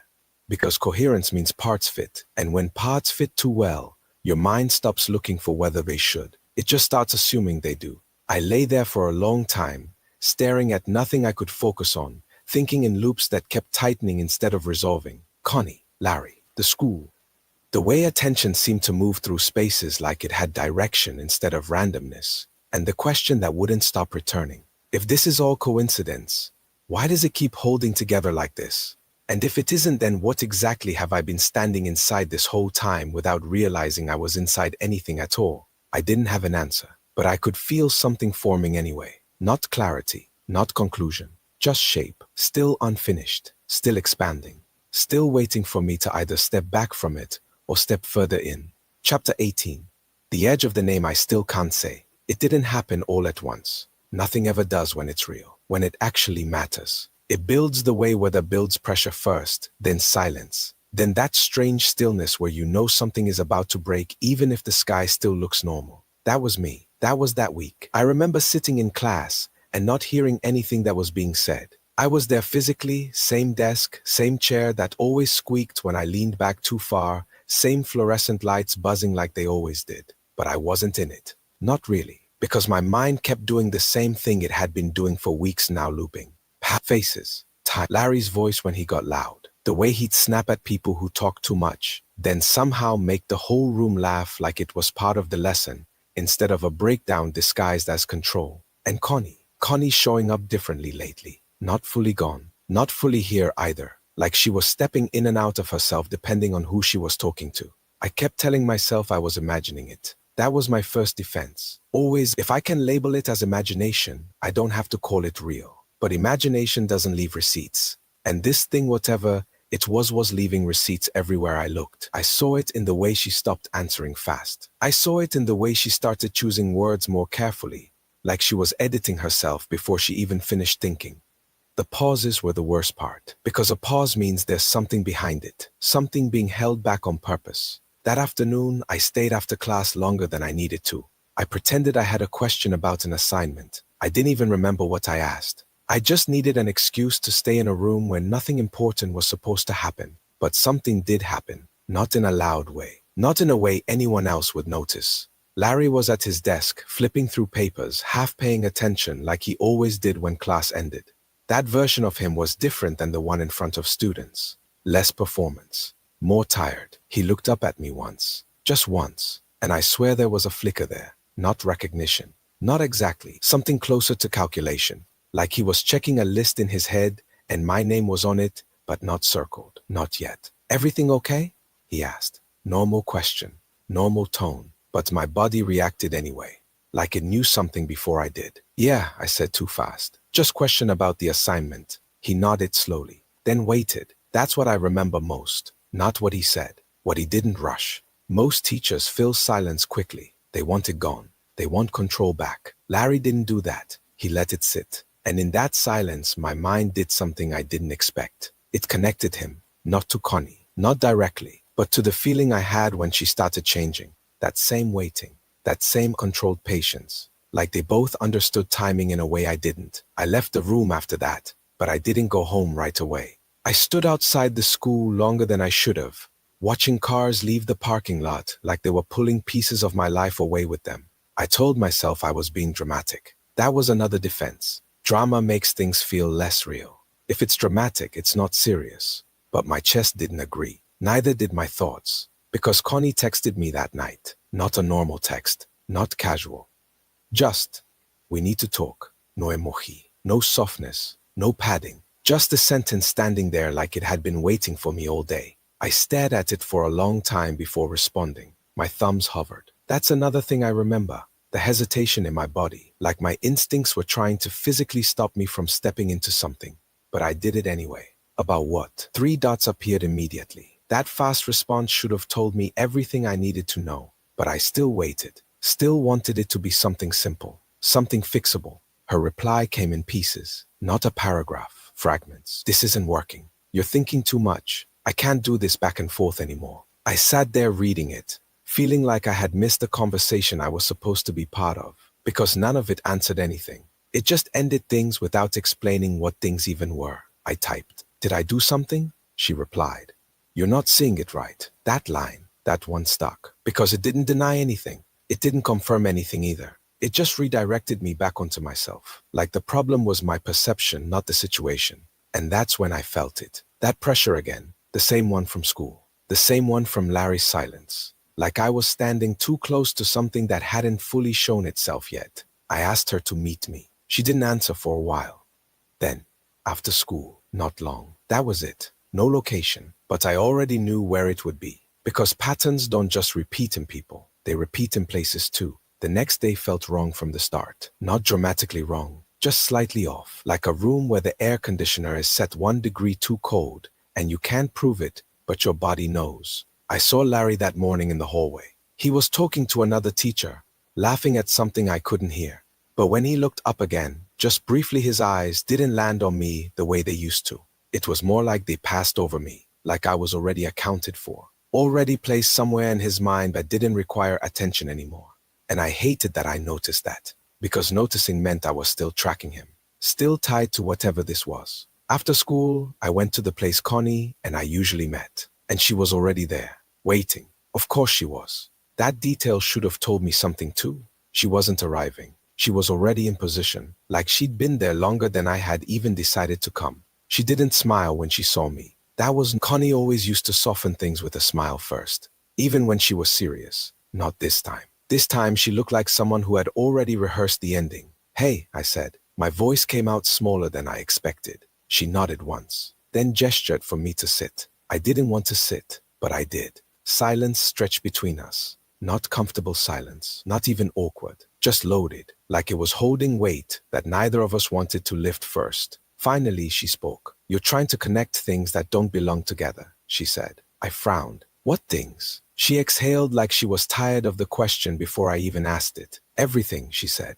That wasn't an answer. It was avoidance dressed as clarity. And I felt something inside me tighten. Because I realized she wasn't confused. She wasn't lost. She was positioned. Like she had chosen a side of something I hadn't been told existed yet. I don't understand what you're saying, I told her. She looked at me then. Really looked. And for a second, something almost broke in her expression. Almost. But she held it. You don't need to understand it right now, she said quietly. That's when my stomach dropped. Because that sentence doesn't come from confusion. It comes from instruction. From someone repeating something they've already accepted. And I asked the question before I could stop myself. Is this about him? Her reaction was immediate. Too immediate. A flicker in her eyes. A tightening in her jaw. Not denial. Not surprise. You need to stop, she said. Not no. Not what are you talking about. Just stop.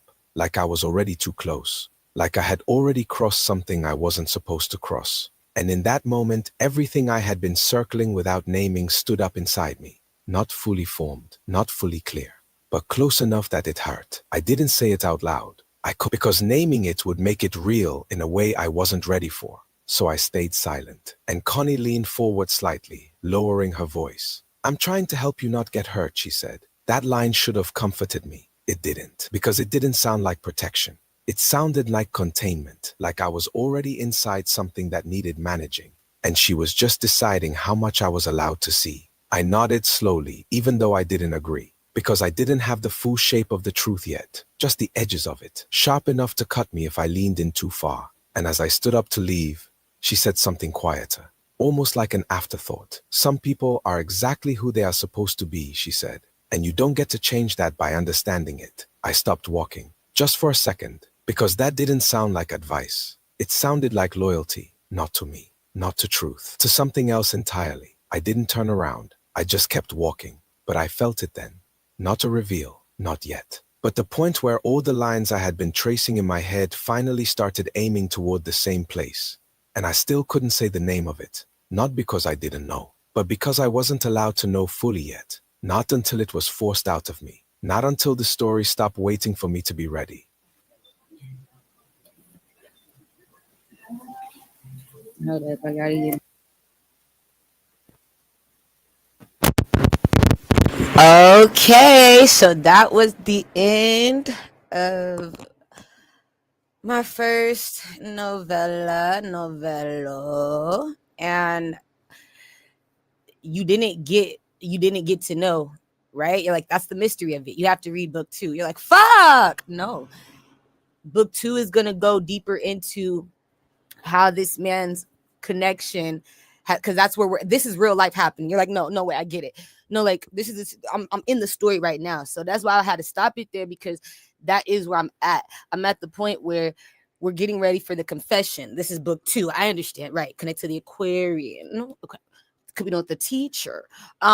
So book 2, I know, Aqua, okay, is going to be based on his childhood, more so with his parents, how that was an interference, okay, because we don't know why you were seeking love from this type of, right, situation, until we find out more about his backstory with the parents. You're like, his parents were married for over 50 years. They were happy. They were in love. They prayed. They still together today. You're like, they're still together. What's the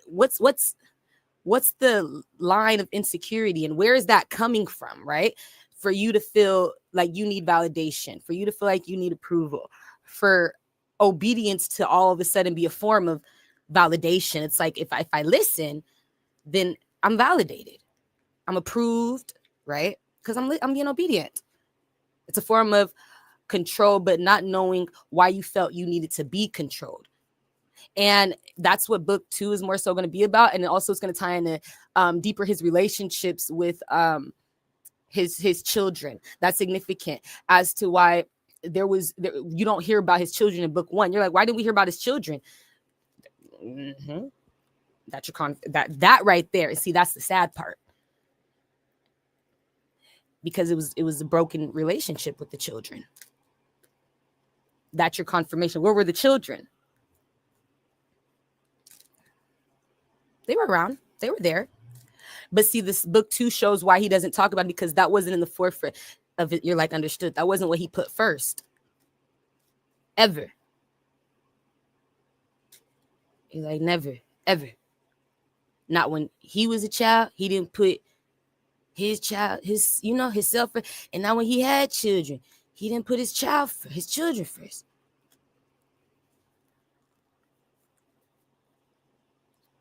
Because your children don't need your validation when that's mommy or daddy. Children don't need, I'm telling you, your validation. Like, your children gonna love you because that's my daddy, that's my mama, right? You like, that's it. I'm gonna love you because you could be the most fucked up mama or daddy in the world.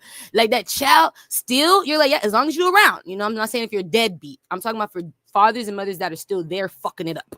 Yeah, I beat your ass, but at least I'm here, making you dinner, getting you food, right? Taking care of you, applying you with shelter, all type of shit. So it's like, children look at those things and be like automatic, like loyalty. You know what I'm saying? You're like, in a way, that's my mama, that's my daddy. If that's your biological mama, daddy, it is spiritually, it's an automatic connection. No matter how fucked up that bitch or nigga may be, somebody gonna love they fucked up mama, fucked up daddy from the jump. That day mama, that's their daddy, because it's their blood. You're like, yeah, more like me than anyone else. So that's why it's something to think about, and that's why I wanted it to be a mystery type of novella. You're like, yeah, for these purposes, because I wanted it to lean into, wait, so he had kids? Wait, so there was somebody before Laretha? There was somebody before Connie? Right. That's why Laretha and Connie came along, because before them, there was Jessica. Okay, understood. There was with the Gemini. And Jessica's his baby's mama, and he don't want to talk about it. Why are we avoiding Jessica? See, that's where things change. So book 2's about, you're like, yeah, book 2's more about those things. You're like, so we're going to have to do the duo, because the duology, you like it, because it has to go into, that's where like I'm at with the situation, is where we're about to get the truth to fully come out in real time. You're like, yeah, it's coming out. I've been seeing it coming out. I've been getting the dreams, the messages, it's in the cards. And Spirit said, now you just got to prepare for when it comes out, like when it gets out, right? You got to prepare to explain to them why it was significant that these women were there. And you have to explain to them, like, how his not even from just adulthood, how his childhood was already intricate and set up in a way and structured, right? You're like, yeah, in a way to where he was supposed to be put in almost like this cage, like a guinea pig. You're like, yeah, to be experimented on, unbeknownst to him. But it was because, don't feel bad. Don't feel bad, Mr. Larry. Kudos the Gemini, Taurus. Ha ha, you still Mr. Larry. Okay, now I feel a little guilty. It's okay, Aquarius. Don't feel bad. It's you. This is who you are. But what inspired that, because he watching me, like, yeah, the man who, I'm talking about, the teacher watched me. Right? It's based on a true story. And he trying to be like, I got to tell this nigga the truth in real time. Right, I got to tell him. And he feel bad. Because when you realize the dynamic of it, I only titled it like Father No Son, because the teacher, maybe you is like a father, not like my father, but you like a father figure, okay, with the Aries, you're like a father, but nigga, no son, I'm not your son, nigga, you don't got no son, nigga. And so you find out that's what the Aquarius you was missing. You needed a son for yourself. You wish you had a child. No, that makes sense. A son. Like Cain. You did. And it was a way to where these people don't realize, because of what they're missing in their life, they choose to, affect other people's lives because they want to be a part of someone else's so fucking bad. And it's not like you have bad intentions, but it's like, no father, nigga, you're not my father, nigga, I'm not your son. You're like, yeah, it's like you still got to learn how to love yourself, Aquarius. You let a teacher.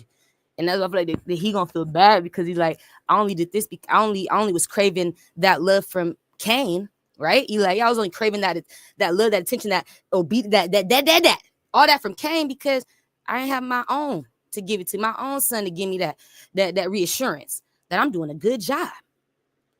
that I'm really making a difference in a child's life. So he had to follow up with the child, right? You like, absolutely. As they grow older, got their own business now. Now they're doing similar work like you. They're teaching at a school. They manage and own their own school. They were given a school by their mom.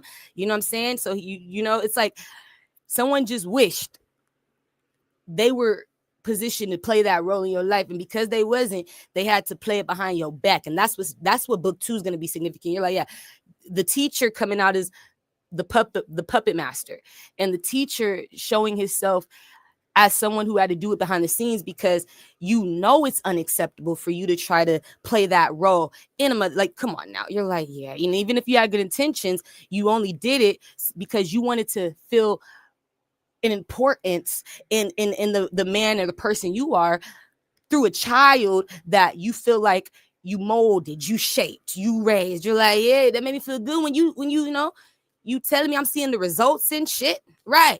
And you ain't got that chat. So I said that's why I got to lean into that, because that's really where we're at. He's starting to feel bad because it's like you only did this because, like father no son, you didn't have a son.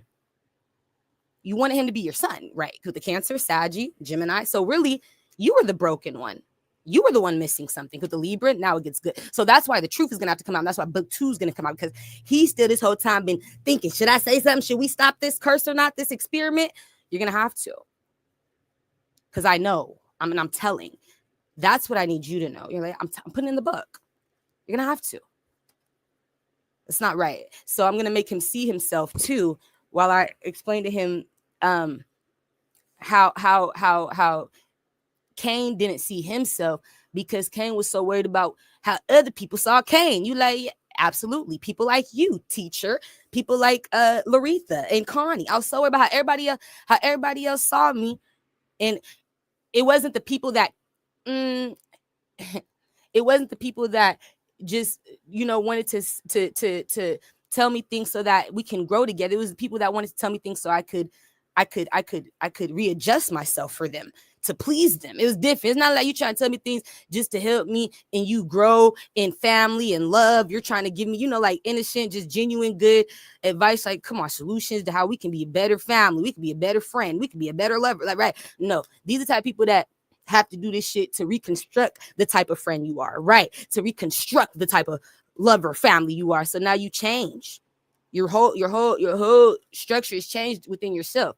And so it's a dynamic that is hidden. It's a structure that's hidden. It's invisible, but you're in it without knowing you're in it. It's like the guinea pig effect, right? You're not knowing you're being tested on, because it's like there's no obvious signs of entrapment. Okay, you're like, absolutely, it's not obvious, but the trap is just someone trying to play a role in your life behind your back without you giving them that position. Somebody trying to play girlfriend, but you never said we're together, right? Play boyfriend. It's like they lay as quit playing with me. Quit playing with me. So that's why the Aquarius, you're gonna feel bad because quit playing with me. You're like, no, I mean, I have to say it like that, Aqua. The teacher, Mr. Larry. I'm gonna make you feel bad for that. Because you have a lot of things you've been missing in your life and you still haven't found it. You finding it though today. When you see this, you're gonna find it. No, I found it now. No, I found it now. I found it now. Spirit, show me. You're gonna feel guilty. Because we're waiting on you to speak. That's why I can't finish the book. Oh, no, because I can't even talk about his children or anything, because the connection is still fractured right now. We can't even mention none of that. You're like, no, nope. So it's going to be amazing when they see, wow, there was a wife before. Tell us about this bitch. When he went to college, he got married after in college. It's like, that's the story, right? It was right after he graduated, he got married to his first wife, not Laretha. It's the one we don't talk about, Jessica. You're like, right, that's the one, that's his only baby mama is Jessica, right? So we don't talk about her. But Jessica, she's the one who made him want to keep desiring love, okay? Because yeah, he felt like that was his first, and that should have been his last. My baby mama first, everything. But he made that breakup, divorce, whatever, it made him feel like he still had to desire love. Because I didn't just build all this to be alone. I didn't make all these kids with you just to raise them by myself. So they gotta be somebody here with me. So he looked for, you're like Laretha, right? He went to Laretha. He went to Laretha. And we're gonna explain how that came about as far as like when the Aquarius tells the truth. Now we can get into why you did it, Aqua. Okay, well, well. Now Connie can explain why you did it, Mr. Larry. It was you whole time. I always was around. I was watching from afar, like God. I was watching from the sky, like God type shit. Just puppeteer, telling them how to play with you, how to do this. I was always inside without being inside. So I'm excited. You're like, yeah, that's what's next. That's the first one, and that's how I'm trying to make it into like just different. I don't know. Maybe if the duology isn't enough, I'll do it. Or a duology. Excuse me, duology. I'll do a trilogy. That's right. They call it trilogy, duology, shit like that. I'll do a trilogy if if I want to say more. If it's still more in the duology, okay. Okay, I gotta tell you guys something. I'm not gonna come back in tomorrow and tell you. I'm gonna tell you today. Yeah, let's get out the way. All right, I'm gonna take down my book. I hope you guys liked it. And I'm glad you guys listened and didn't say anything. You're like, yeah. Yeah, like I'm glad you guys didn't comment. That let me know people listening. When I don't comment on shit and I'm watching a video on YouTube, anything like where you can comment, Twitch, TikTok, or Kick, shit like that. Like, yeah, lives. Let me put this up. When I'm watching shit on like those type of platforms, like, yeah, I don't be commenting. If I'm really like interested in listening, like if I'm really like if I'm really in a listening mode, no, I'm not finna talk to you guys. And that's how I know I'm, paying attention. So yeah, this whole time I was just laying down, just listening to this shit. And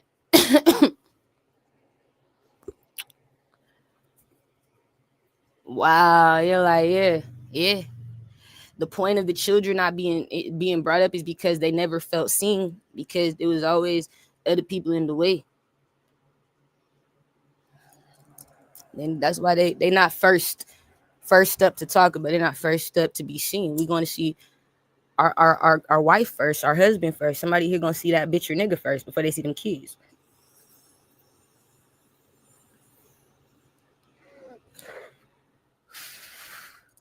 So I want to tell you guys, I have been Kenny.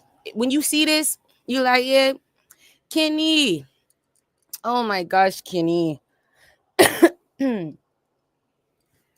gotta tell you something. Last night, I kept seeing people's faces, Kenny. You like, yeah, Kenny, I don't know none of these bitches and niggas. They not celebrities, but like they look familiar. You know what I'm saying? You like, yeah, but they wasn't celebrities. I know they ain't got no credibility that I'm aware of. Some of these people got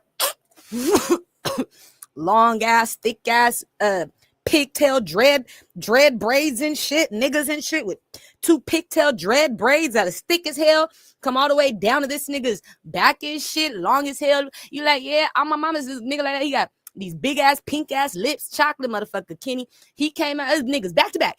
White people coming out, all type of people, Kenny. Light skinned, you like, Spirit, stop sending me these visions. Who are these people? I got mad, right? Because I can't describe all that. Like if I'm seeing faces that fast, you're like, yeah, and they don't have a name.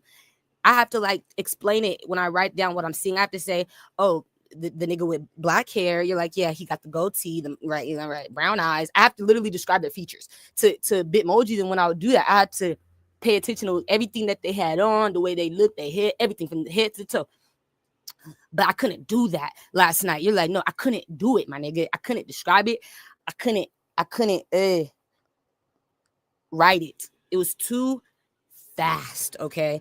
And I got mad at the ancestors for sending me all these visions. So I started to pull out my cards. I said, Spirit. I said, who the fuck are these people? I said, don't be sending me all these motherfuckers like this back to back. Can't even take time to write down their features. I was mad because I couldn't see them. Like I like to catch you, nigga, and right. So I couldn't catch them. And Spirit said, nah, it's because that's not the point. The point is, you need to know who it's connected to. It's connected to Kenny, right? Kendrick. And I said, no, no, no, KL. I know you is not connected to all these people. And Spirit said, it's not him, it's Whitney.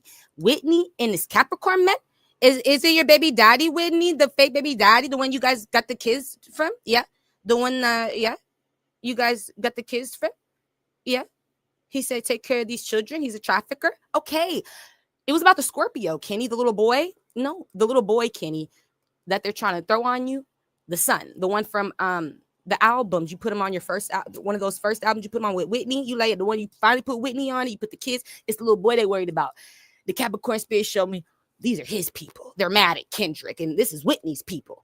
They're mad because Kendrick, he ain't interested in being a fake father. Okay, I don't want to see these children that are not mine. I'm not doing this with you. You know how I feel about Whitney, about you, about this whole job, whatever this is, the setup. You know how I feel. Come on. You know what I'm going through.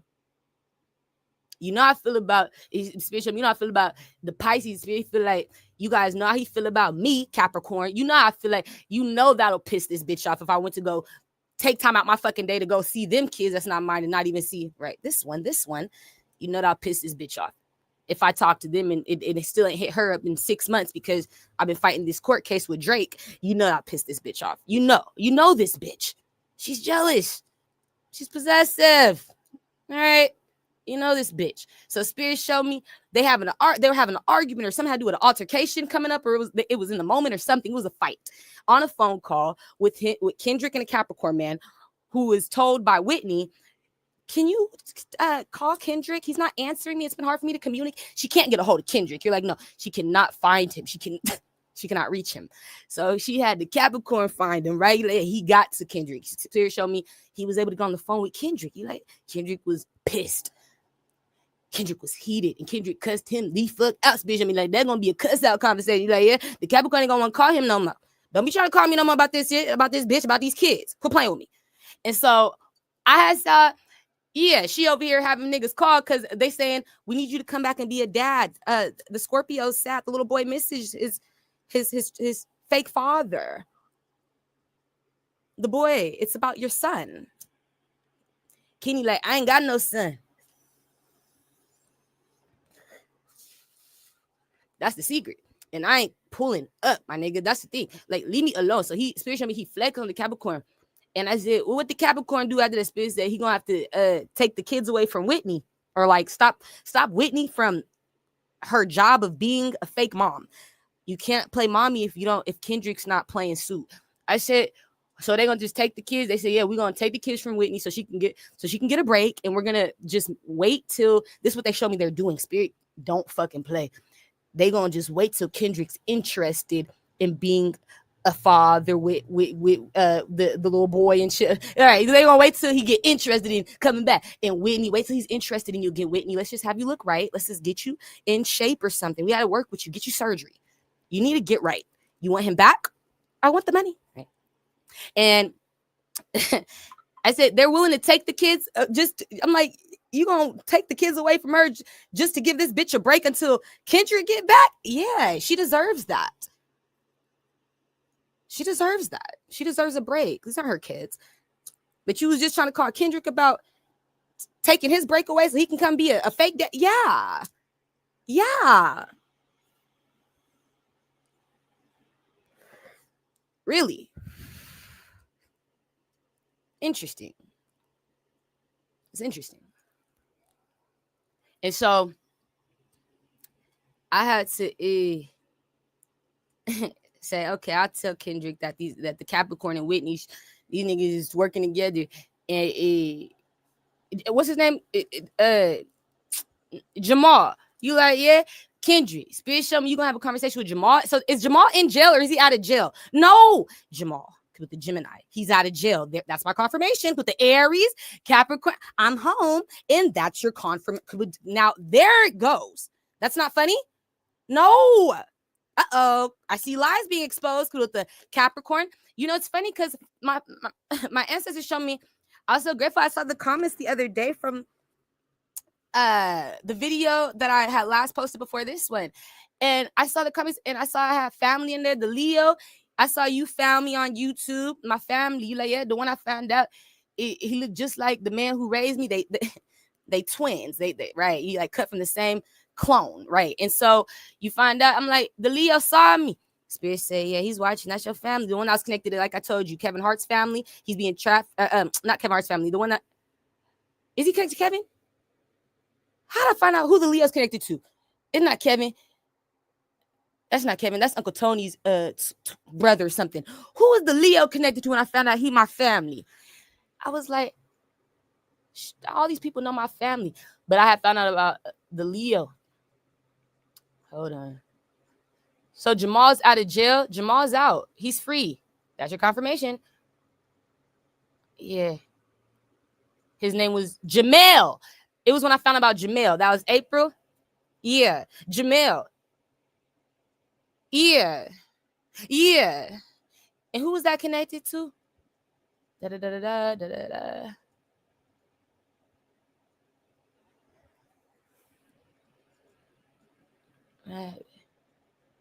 Pastor Marcus. Okay.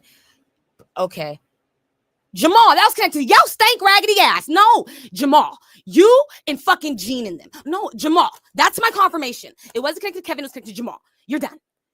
That was the conversation. It was connected to Gene, Jamal. I said that. Pastor Marcus, Pastor Leo. That's right. No. The pastors. Right? Okay, I remember you said that. No, the secret's out. Right. And so I found out that's why you guys are fucking with me again. You're planning another great demise. Here we go, because he's out of jail. We need more proof. We're going to get it. Thank you, Jamal. No, thanks for calling Kendrick and trying to get him to be a dad again or whatever the fuck this is. No, thank you, Jamal. It helped me find out you're out of jail. Also, right, I'm back home. Right. And it also helped me realize my family found me. It was Jamel. No, Jamal. Jamel commented on my last video. Don't get scared. No, the Leo. Spirit said, he told me I was going to find love. No, he told me I was going to find love. Nigga, that's what he told me. You going to find love. You my family. You one of us. You one of me. I see you, bitch. That my family. The one that y'all sex change. He's supposed to be my auntie on Kendrick's side. That's right. Clarity, Ace of Swords. He's supposed to be my auntie on Kendrick's side. It's Jamel. We find out he is now my missing trafficked uncle, right? No. Okay. So somebody gets it. No, this isn't funny. This is not funny. The trafficking is not funny. It's somebody tell it. I will wait for somebody to point that out. It's not funny. So that's why it get good when we find out Scorpio, you're back, and we found out there's another Capricorn, the cameraman working with, like I said, James. No, it's all connected to human fucking trafficking. See, what I find out is the human trafficking is why we're scared. It's the children trafficking. It's you not getting justice for you being. It's all it's Jamal going to jail for good, and whoever else was working with him. It's that. Ace of Swords. Don't get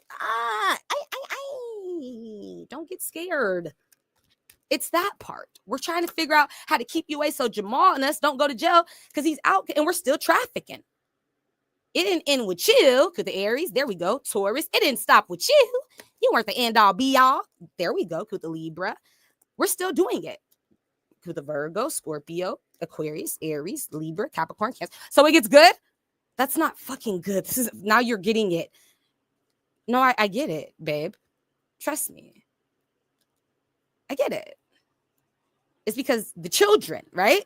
I said, what about why are we so scared with it's the children? Because if we find out that this is trafficking, the film industry's traffickers. If you find out the music industry's traffickers, human, not drug, of people, this they mine. We cannot afford to see ourselves go down. Right, Stevie? We on all they ass, right, Stevie? So what I find out is, you like, nah, it get good. No, this isn't good. That's why it's getting to the nitty gritty. The wire, they all doing all this. They was trying to shoot Chris. You like all type of shit. Like, this is how you know somebody's done. You're like, no, that's when you know. you're done. You're done. You're fucking done.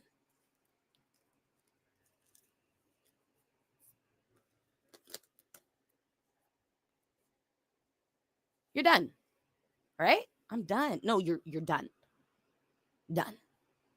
For the Scorpio. And I saw that. I saw the Scorpio was done. You like, yeah, spirit tell me he lose his future. They don't trust you no more. That spirit showed me like this man, these people, it's not just him though, it's just these people. And I just need to be known that they're still fighting for hiding trafficking. This is all to cover up trafficking. Do you know how much money I'm gonna get? They've been trying to stop me from making this money for being trafficked. Do you know how much money I'm gonna get? And anybody else who's being trafficked that's connected to me is, you know how much? And then when they find out it's connected to people's jobs, wait, the film industry robbing kids, we did it because your dad worked for us. The music industry, we robbed your dad, your mom, you as a kid because your mom and dad works for us, and we find out who they working for. The Saggy, no, music industry, the sports industry with the Libra, Scorpio, no, oh my gosh. The hospital industry, the doctors industry, the education system, the school industry, no, the government industry, the government industry, the secret societies, no. Okay, good. The Gemini, Aquarius. So that's what's gonna come out. Because y'all doing all this to fight and hide it. Y'all trying to really go this hard to fight the truth and lie about the truth and hide the truth. Whatever this is, you can't just pay a bitch or a nigga the millions, because they're going to give for some millions, for others billions. I'm going to be in the billions. You're like, don't you worry. Saying he'll be $1 million more a fucking year. Government, that's what you're afraid of. Because see, that's how much trafficking costs. A fucking millions of dollars a fucking year from you, government. And then that make you go broke. And then the industry find us a part of it. Now that's really scary for our money. Now we're not going to be able to have our award shows no more. You can't see the Grammys no more. You can't see the Oscars. The Aquarius, because they're traffickers too. Cancer, that organization's a part of it too. It gets sick. It's like you would never think they were a part of it. Them too, babe. Them too. Hey. So I found out why they was over here trying to hack me yesterday, the other day. Yeah. I found out it didn't work. So they here like you already cut. So now it's just a matter of trying to get you to do what they know you don't want to do. You're like, yeah. They're gonna try to stop Kendrick from making money. He needs to know that. Kuta Leo, Virgo, Taurus, Libra, Scorpio. That's what he need to know, because he ain't gonna take care of them kids. And those kids are trafficked, though. That's what. Do you get what I'm saying, my nigga? You're like, yeah, the kids you're calling me, asking me to go take care of, my nigga, are kids that you stole and sold, or you bought and sold. It's children that is trafficked, just like the child that y'all robbed from me. And then you trying to have me go to another child? You trying to be a nigga, a stepdaddy to another child? When y'all ain't even tell me that y'all robbing kids and cloning motherfuckers, making lookalikes and shit. Nah. Killing niggas and they coming back as clone, not knowing they died, or sex changing niggas, they coming back as man, not knowing they was woman. It's like that. It's like that. So they're scared of that, right? I'm so fucking scared. Okay, it's Jamal. He's out. Ace of Swords. Okay. Well, Jamil found me. That should scare you. Just knowing Jamil found me. No. Also, the Cancer found me. Because you know Uncle Tony. It's all connected to you, fucking Jamal. Uncle Tony, his brother found me too.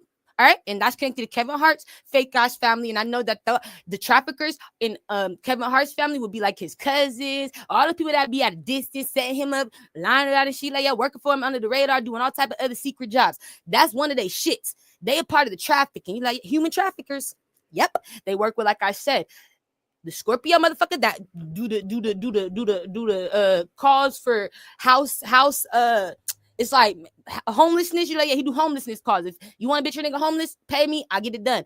All right, don't worry, no problem, no matter, no fear. He do things like that. It's a lot of other crime, but that's what it is. Also, the Capricorn hitman. You're like, yeah, that went to jail the other day for trying to shoot up Chris's neighborhood. Whatever his name is, Kofi, Kafui, you know, like African type name, something like that. With the Scorpio, it's Ace of Swords. It's them. It's the family. And then I said, okay, so I just want you to know, Jamal, that 2 of the ancestors found me. No, 2 of them, they got confirmation. You should be scared. They got confirmation. My father is clone, right? Both of them, not just the dad that raised me, but the dad you're robbed from it too. Both for clones made by y'all's hands. Oh my gosh. Both of them, right? Not just the one that raised me, the one that you robbed from me too.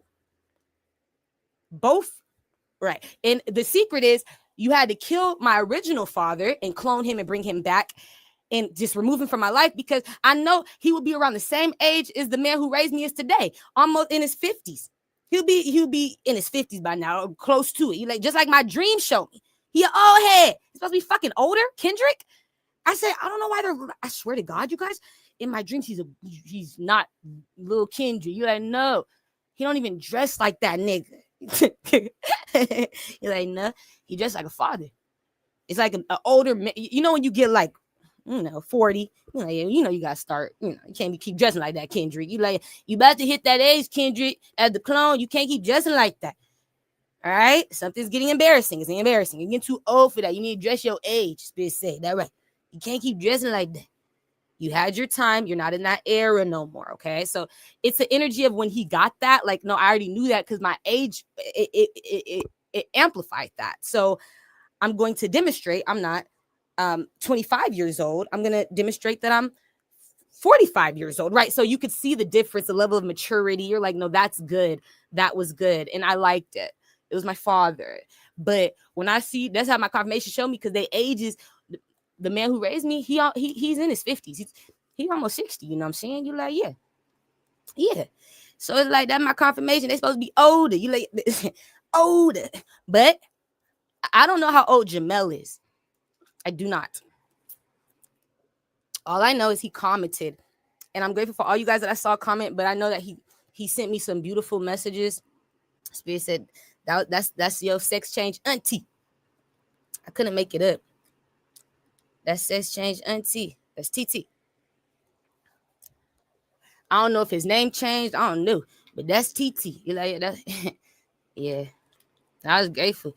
So you're done, Jamal. That's your confirmation. Somebody's coming for all you guys. So now that you're out, you're like, yeah, I'm done. Yeah, Jamal. Thank you for telling me he's out, Spirit. Because I was trying to figure it out. Like, why do you keep bringing in the children? And how am I significant? How am I connected if Jamal's out of jail? Now I see why I'm significant. No, that is, I'd be scared too. You like, yeah, I'd be trying to compete to stop this shit from happening. You like, yeah, I would. Since Jamal out of jail, like, okay, it's different now. But if Jamal was still in jail, I wouldn't have been worried. Yeah, Jamal being out of jail let me know that people is trying to keep Jamal from staying out of jail. And this bitch, she know too much about Jamal. I don't know too much about these other people that, work for these industries, but this bitch know Jamal. This bitch know Gene. This bitch know too much about the people who, right, can get us all out of here. Because they get out of here. When they go down, we go down. So that is very significant, as Jamal being out of jail. Now I understand, Papa. I'm like, yeah, because I'm supposed to get money, nigga. I've been waiting to get my billions, baby. That never was a lie. I don't know why you think the prophecy changed, Capricorn, Jamal. No, I don't understand. I don't know why you think that. It's still gonna happen. You're like, no, it's still, Spirit, show me. We just been waiting. It's timing, babe. It's all about timing, okay? That's how prophecies work.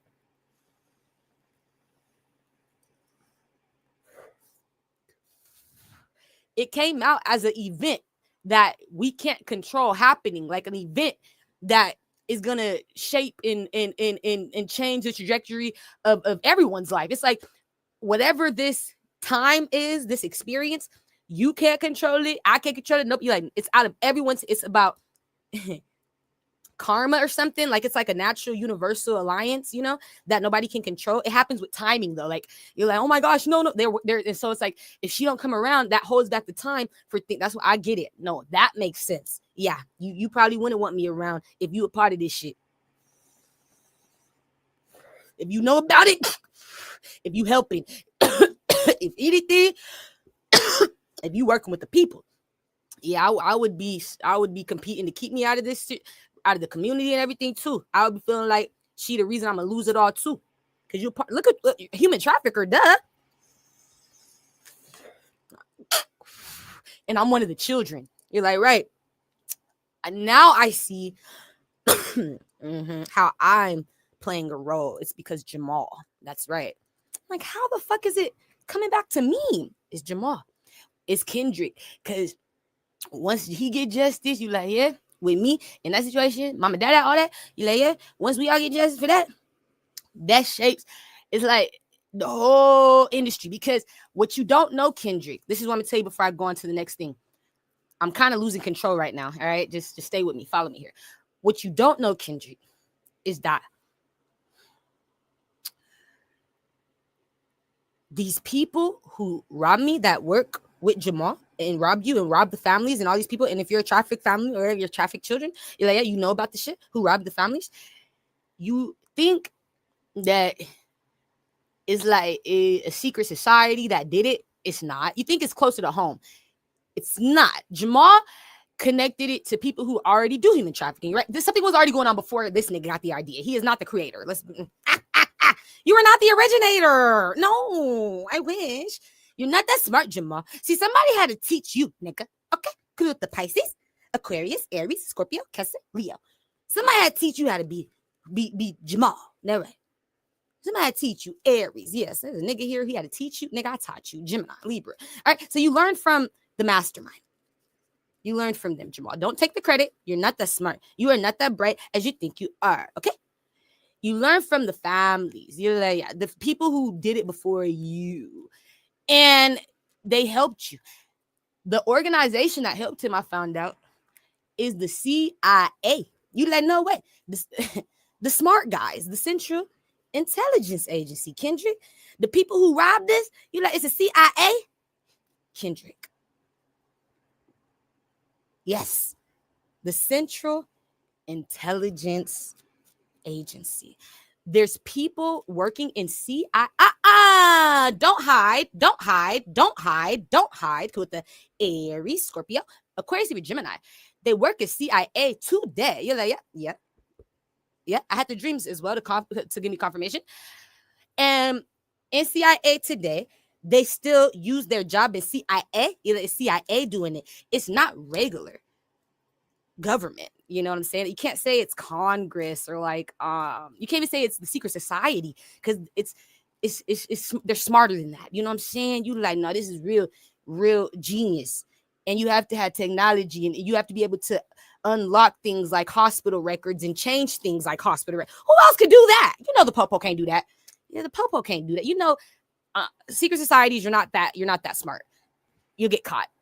It's the people who are the ones who investigate that shit are the ones that can change it. I get it. The Central Intelligence. It's the CIA. The human trafficking that my family's origins are tied to, I just know the people who changed the hospital information, the ones who went in and did the change to where something seems like I'm fucking crazy. You're fucking crazy. They do the change on paper, on record, on computer. It's like a digital change. Okay, it's digitally and formatedly changed on paper and on record and on. So something looks delusional. You're fucking crazy, Tiory. You're on fucking drugs. Because you have the CIA doing it, not nobody that's dumber than them. So it's gonna make me sound crazy because the Central Intelligence, right? They're the ones operating the systems. Duh, I sound fucking delusional. They're the smartest of the smart. They're the ones changing shit on paper. They're changing receipts. They're changing proof. I said, that makes sense, Spirit. Spirit said, who else can access those type of records? Spirit said, the only people that can access that type of shit, where you're all of a sudden being looked at as someone who just appeared in Tacoma, Washington, as a girl who was born on this day, and all of a sudden your name's on the hospital wall and shit, that's really being born here on this shit. I said, that's CIA, babe. That is CIA. Only CIA could do that. You need to know that. That's CIA. That is so genius to the spirit. It's smart to them. You're like, yeah, they think it's smart. It's evil, genius. You're evil, but you're genius. And it's been able to go on for over 30 years. That's how you know they're evil geniuses. Spirit, like, that's why we gotta get you out of here, because you smart as hell, motherfuckers. You too smart for me. That's why I gotta tell this bitch all the secrets. I gotta get this bitch cheat code. Now, right, they ain't standing spirit, giving this bitch dreams and all type of cheat codes to get you out of here. Fuck, you niggas is smart as shit. This bitch, all right? Spirit feel like I don't gotta be that smart, but as long as this bitch got the intuition, we can get somewhere with that. We can work with that little bitch. You're right. You can learn. All right. This bitch feel like I ain't have to be the student that graduated college. You like, I ain't even have to really be the one that graduated high school. And they would have still told on your ass. I would have still gave her everything. Still told her the truth. And somebody mad about that because you're like, yeah, Spirit don't allow me to be dumb. I'm mad. They don't allow you to be blind. No. They want Spirit to make me blind, make me dumb, make me over. Spirit say, I ain't making this bitch dumber than she already is. Damn, fuck. I ain't making this bitch blinder than she already. This bitch already got a hard time without us. She's having a hard time, Capricorn Jamal, okay? So we find Spirit laugh. So we find that out because they look at it like, yeah, you tripping, my nigga. You guys are tripping. That's why you're gonna go down. This is why it's backfiring, okay? That's your confirmation. Scorpio, no, you're done.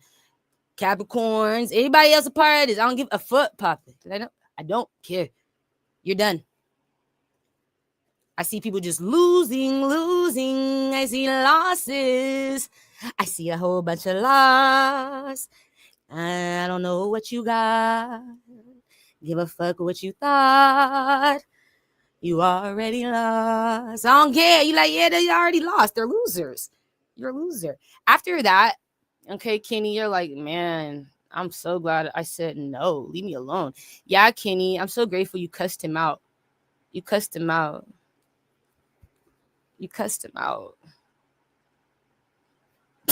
Jamal. All right. Something had to do with Mike Epps, the comedian. Here we go. Make sure you're on the right side of karma, people. All right. This is why Jamal's sitting here. Everybody else. Okay, this is why I get it. Because I'm going to get something out of my abuse. You ain't finna play with me, nigga. Like I said, somebody here know I got too much information on the trafficking. That's A. So you're stuck. That's A. You're stuck with that. Because we no, I lose my house. Kudos the Scorpio. Okay, so I just see loss. Is this you, Mike Epps? You're going to lose your house? I see you losing a home or a living situation. Kudos the Scorpio. You a Scorpio, right? That's me. I'm the Scorpio Gemini. So you lose your house, Mike Epps. No. You gonna the home you moved in. I don't know if you moved in within the last year or two. You lose that one. No, Mike Epps. I see a house lost. You can't stay in that community no more. Why? Papa, why can't I almost called you Malcolm X? Why can't Mike Epps stay in this community? Why he gotta get kicked out and moved out and lose his house? Is it finances? Is it rules? Is it because you've been competing, nigga? Mike Epps? No, Mike Epps. You're being exposed. It looks like with the Leo, heavy ho Capricorn. That with the Pisces. Because somebody's in confirmation. You've been competing with people, with people's future. You don't like me, Mike Epps. You like, I didn't tell you guys this though, because I asked Spirit, what type of like dislike does he have towards me or disdain? Is it like something where he'll try to like fuck up my life for real? You know what I'm saying? Or is it something like where he just like, nah, like I'll probably talk about you behind your back. Like I don't fuck with you. Like I want to work with you. I'll probably talk shit about you. It's like that type, right? So I didn't say anything to y'all because it was that type of don't like you. Like, bitch, I be talking shit about you. Don't like you, bitch. I don't get feel like it's not like I'm gonna set you up right now. Like I ain't setting you up. He wasn't setting me up. Like, nah, I ain't setting you up, but I be talking shit with my homies about you, bitch. We're talking shit. We don't fuck with you. Don't feel embarrassed with the Gemini, Aquarius, Libra, Cancer. So you lose your house because it's not just me. You start talking about everybody. You guys start competing in all type of shit with an Aquarius, and that's what comes out. Leo, Gemini, Scorpio. And it was connected when I had found out about Mike Epps the first time I had dreamed of him. It was connected to Kevin Hart and Nick Cannon. I know that. You're like, yeah, just those two guys. It was connected to something had to do with Kevin Hart. Yep. And Nick Cannon. What date was that when I first had re-encountered his energy? On January 30th. I had encountered Nick Cannon, his energy, January 29th. It was a dream. I had a dream with Kai Cenat about his streamer university. I had a dream with Nick Cannon, connected to Nick Cannon. And it had to do, and then it had to do with Mike Epps. I said January 30th, I saw Mike Epps. He gets kicked out of a community for conspiring against me and talking about me and others behind our backs. People who tried to help him. That's all I said. You're like, yeah.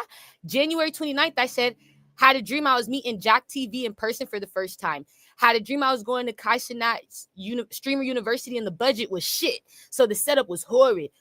Saw Nick Cannon in a dream. Nick knows the moving thieves connected to Robert and those people I was telling you about. You're like, yeah, that be still in.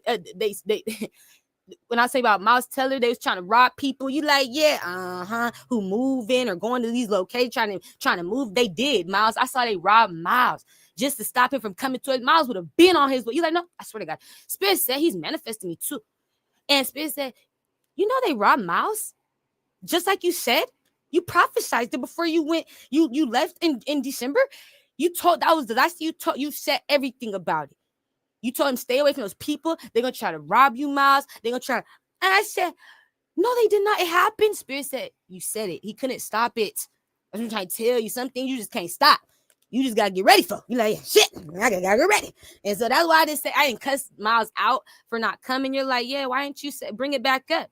Because I knew too much.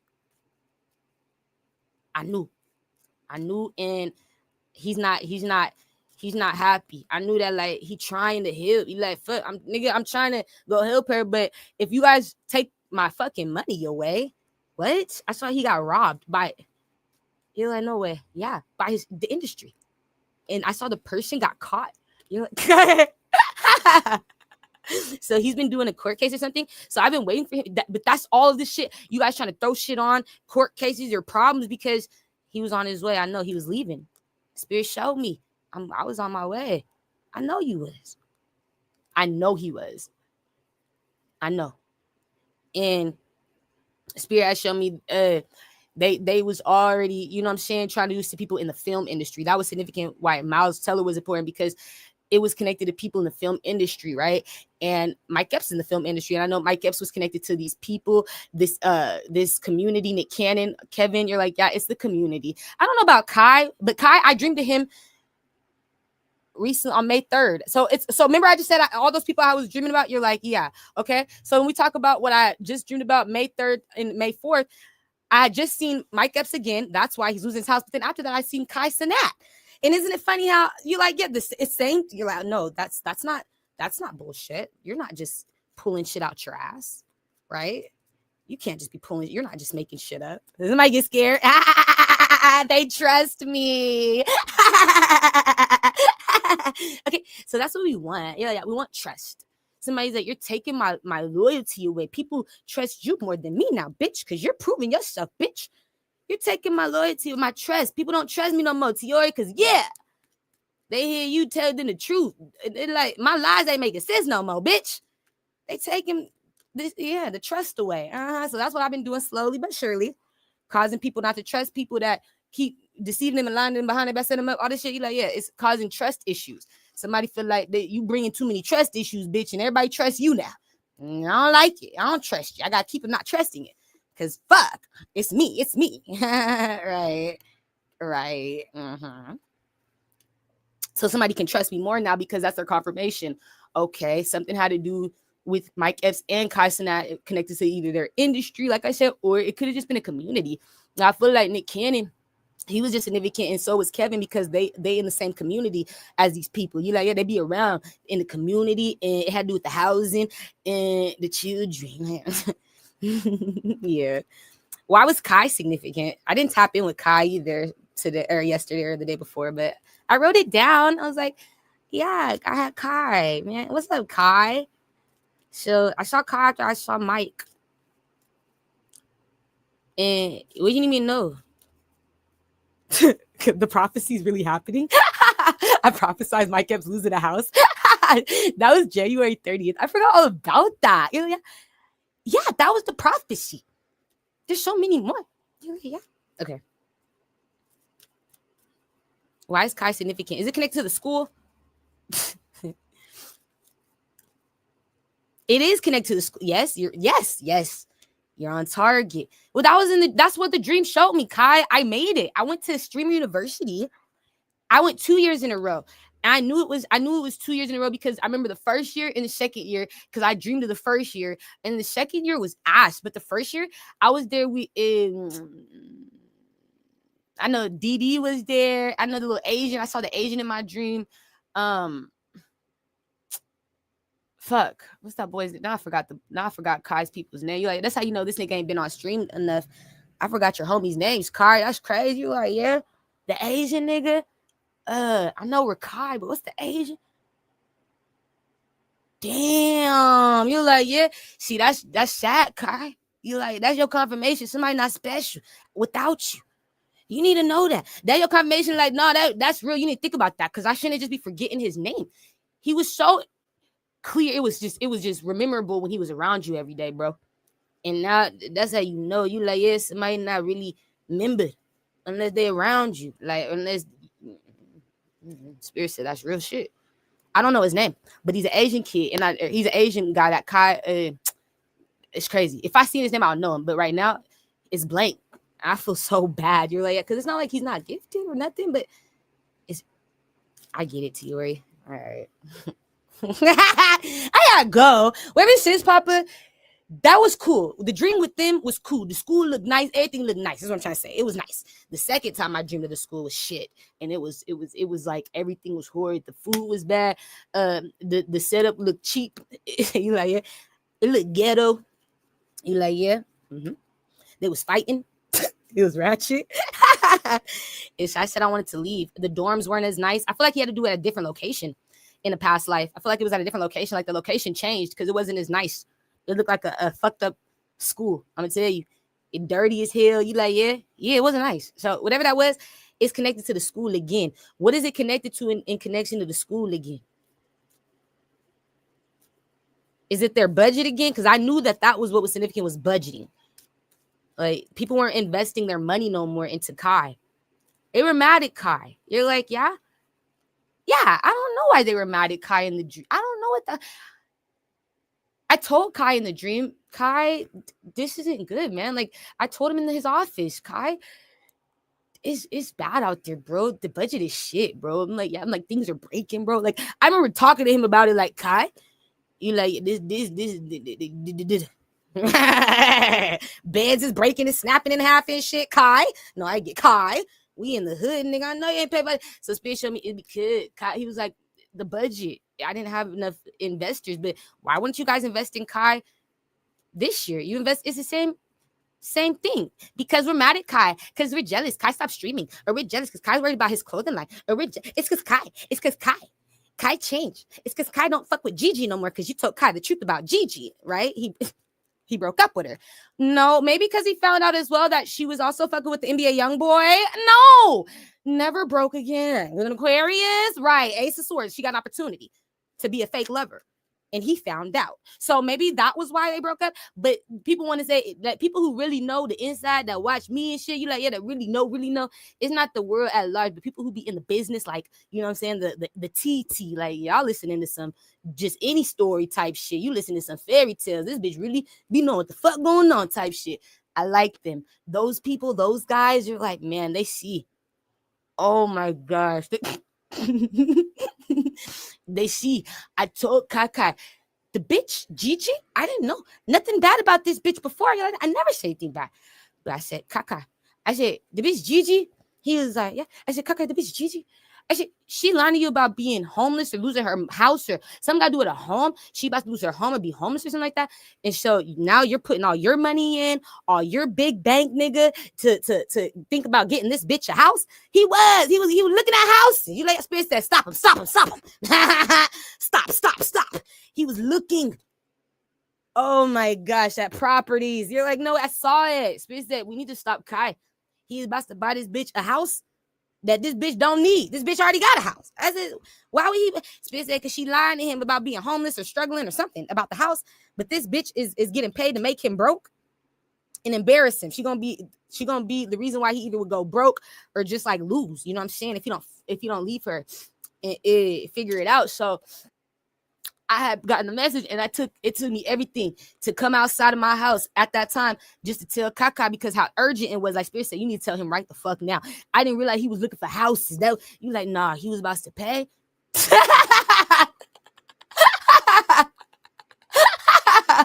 It had to have been like 11 at night. You guys remember? It had to be like 11:30 at night. I came on live outside my grocery store. I took my whole laptop, my nigga. I ran to the grocery store, my nigga, just to tell Kakai, no, Kakai, no.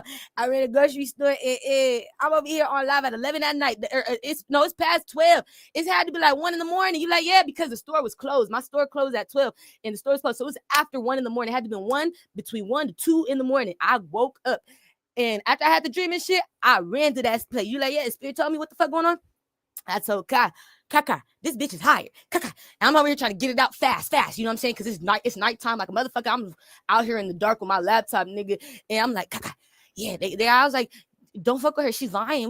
Right? And Spirit showed me he trusts me. He know, like, you're not a liar. You're not gonna just try to say something to fuck shit up. You know? You're like, yeah. And he listened to me. So Spirit said, tell him the truth. He'll know. He'll get confirmation. And I did. While I'm telling Kai the truth, it was a car that pulled up on me. No, it was a car. We remember, loud as fuck, and it was stalking me, and that's when the hitman came and had to. It was Lon. Lon came and had to see this nigga. Like, they was all out here though, but I said, y'all been doing this shit to me. Connected to Kai. That was connected to Kai, and it was because his girlfriend got hired by this Aries nigga. He's a white man who works with schools and shit. Basketball. He's supposed to be a comedian as well. You like, he a comedian. He worked with school. He like a white looking Hispanic man. I don't know. Got this big ass long beard. You like to wear the baseball caps, whatever they like, that snapback. So whatever it was, I found out who the man was connected to that hired this bitch, Gigi. Now he also hired a team of people though out here in my community, and that was what was significant, was people were living out here being paid from this Aries man, his job that he worked with the kids and shit. All these people he worked with, comedy and all this shit. He got a lot of jobs, and he also was connected to government because his mama and his daddy, they have government jobs, so they was all working with the government to send people out here to set me up because they was mad that I was making people laugh. You're like, yeah.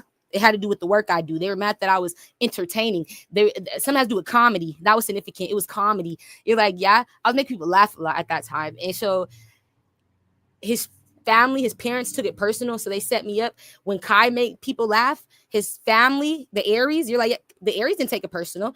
It's his family that made him like this, whatever, his mom and dad. But his mom and dad took it personal, and they wanted to set up Kai. They're the real reason why Kai got set up. It was the Aries mom and dad. You like, yeah, all because they work in government. It was all because they didn't like how entertaining Kai was. They don't like to see black people entertain all kind of people through laughter. And because if you have somebody laughing, that means that there's a sense of love. You're like, yeah, I love what you do. You're making me smile. You make me laugh. I love what you're doing. That's a sense of love. So it's nice when people can make you laugh because it fills your heart space. And that's why people who make themselves laugh, they love themselves a lot. You know, they got that bitch and they got a lot of self-love. They make themselves laugh because you like, yeah, they feel their heart space when they do that. People who like to sing, do music, it fills the heart. So somebody don't like that though, when people are entertained or influenced by motherfuckers that are naturally, you know, just funny or like entertaining. It's like, I can't help it. I can't control it. So that's why they set up Kai. They didn't like Kai being like that in the industry, in the world. You like, yeah, no. As a black man, especially because these people are racist, keep that in mind. They just didn't like seeing Kai like that. And they want me to know, Spirit, like, they still setting up Kai because he not getting back with Gigi. You like, no, he really broke up with her. You can get the confirmation, and I did. I saw she was also getting caught up for NBA. I was like, damn, perfect timing, bitch. There was already some shit coming out about you anyway. So it was perfect timing because I saw she was already on some other shit. But I'm like, oh, I knew about the house. I didn't know about the niggas. You like, I wasn't worried about that. I was worried about Kai's money, him being broke, losing money over this bitch. All right, Kai, you like, yeah, they're not gonna help you. That's what you need to know. with the school. You're like, that's why. That's your confirmation. Couldn't with the Leo. They're gonna cut. They're gonna hold their money back or something. You're not listening. Why would we invest in you? You're not fucking controlled. You're not fucking listening no more. Now you making them mad. You're like, that makes sense. You making us mad, my nigga. You don't listen, Kai. You over here doing closing shit. You supposed to be doing that shit too. I'm so proud of him. He's supposed to be modeling. You like, he's supposed to be a model. I see every time I look at his face now, I see a model. Oh my gosh, one of them. You're like, yeah, fancy. I see the fear of God models. You're like, I see a model. This fear of God model, nigga. You fear of God model, nigga. I see this nigga wearing the fear of God shit. You like, I can see Kai walking in fear of God, doing the runway. You like, I see Kai. So that's why they mad at Kai. You like, cause he not worrying about what they want him to do. He's not being controlled. He's being protected, and they mad about it. You like, yeah. They so angry about this, Kakai. So that's why they're not gonna invest. You gotta find a way to figure that out on your own. And it kind of sucks because the university is about to get started. I don't know. Maybe I'm not gonna get in this year because I did apply though. You like, yeah, I did. I'm probably not gonna get in this year, but because they don't fuck with me. You know what I'm saying? Then if you letting people in that they don't fuck with, then that's another reason why I ain't supporting you. You like, yeah. I'm trying to tell you, that's another reason. They just can't control you, bro. This is getting out of hand. So they're not gonna invest no more.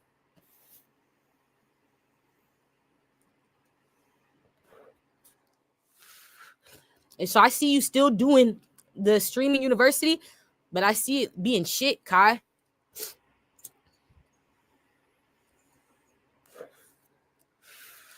If you don't have your budget right, you're like, it's my budget. It's the budget, baby. You need to know about the budgeting, okay? That is very that does something different to the environment. And see, somebody here know that. I wouldn't have known that if I didn't have the dream, but it did do something to me. It make you feel disgusted, uncomfortable. You like, budget does a lot to environments. Yes, it do.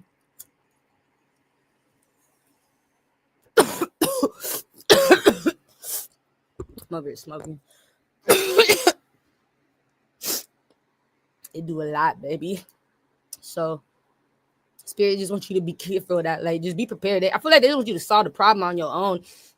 If you can't get the money for it, wait. You don't have to rush anything. That's what I feel like they're wanting you to do is like be patient with yourself. Don't rush anything, because I feel like Kakai be watching me sometimes still. And so don't rush anything, Kakai. You're not gonna like it. It's not gonna be something you're gonna be proud of, okay?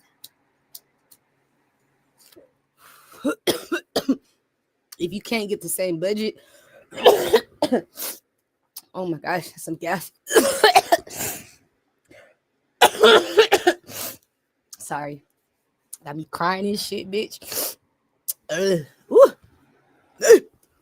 Bitch. All right, yeah, wipe a tear. Hold on.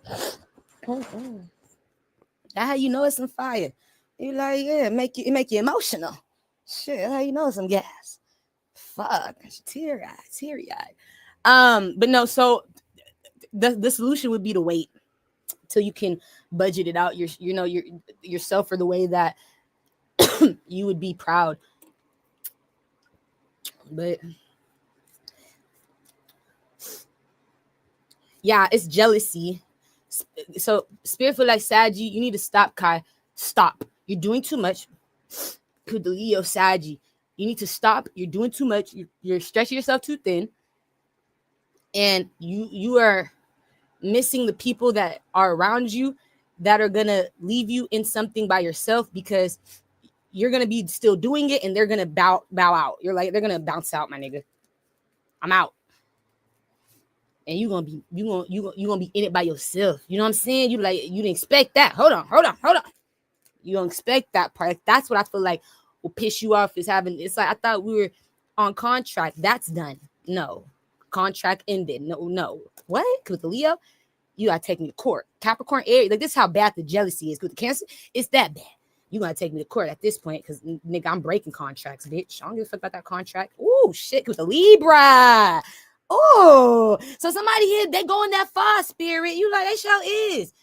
They don't give a fuck. Somebody here's at their last days. And that's this is somebody could tell. I see it. I see they're at their last days too. The children see it. The little children. You see little mama. I see mama. You see daddy, nigga. I see somebody on their last day, last leg. So a bitch or nigga definitely on their last days, because they feeling like the pressure kicking in. Somebody gonna catch me up, find me out, get me out. You like, yeah, I gotta do everything I can. They're fighting. It's fight or flight. So they're gonna fight Kai. Kai, you just need to know you're not gonna win if you keep going. Spirit wants you to be warned. You can't do it by yourself. You can't do all this. You're doing too much. You're not gonna be supported like you would hope when your greatness, right, expands outside of other obligations you were already holding true to, my nigga. Like those obligations, you thought we all still abiding by the program, but they left you in that obligation by yourself because you got other obligations that you want to add. Is you doing too much? And they like, nah, you do what we doing with you. You don't do shit at all. Okay, because the Gemini, you either do what the fuck we doing with you. You gonna get the confirmation. I've been getting confirmation. It sounds familiar. Okay. Because the Saggy, I've been getting it. It sounds familiar. Okay, so it's that. It's like Spirit's like, just don't do that right now. Not the school, not this year. I would say next year. You're like, yeah. Mm-hmm. If you do it this year, you're gonna be disappointed. There's gonna be problems. I see a lot. That's their warning. But you do what you want to do. I wasn't wrong about Gigi, right? Like you wasn't wrong about the bitch Gigi. That's your confirmation. You can trust this bitch. So I'm just trying to help prepare you so you don't lose. Okay. Next up. Oh, okay. I had to clarify. So is that the celebrity? Is that a regular person that I knew? There's a girl who I saw, but she looked like a celebrity that I know is famous, but then she also looked like a girl that I know I grew up with as a little ass girl when I was in elementary school, you know, Boys and Girls Club type shit, because her brother was my age, and her brother, we all lived next to each other. We lived like a block, 2 blocks away. She lived 2 blocks away from me, from my mama's house. And her brother was my age. My brothers were her, like one of my brothers were her age. And so she was the big sister, you know what I'm saying? You're like, yeah, her brother. And he played sports. Her brother was always good at sports. But I was like, is it her though? They from Tacoma. I didn't know if it was her, the celebrity. Is it the celebrity or is it the... No, they're just a regular person. The girl I grew up with. Show me, whose energy is that?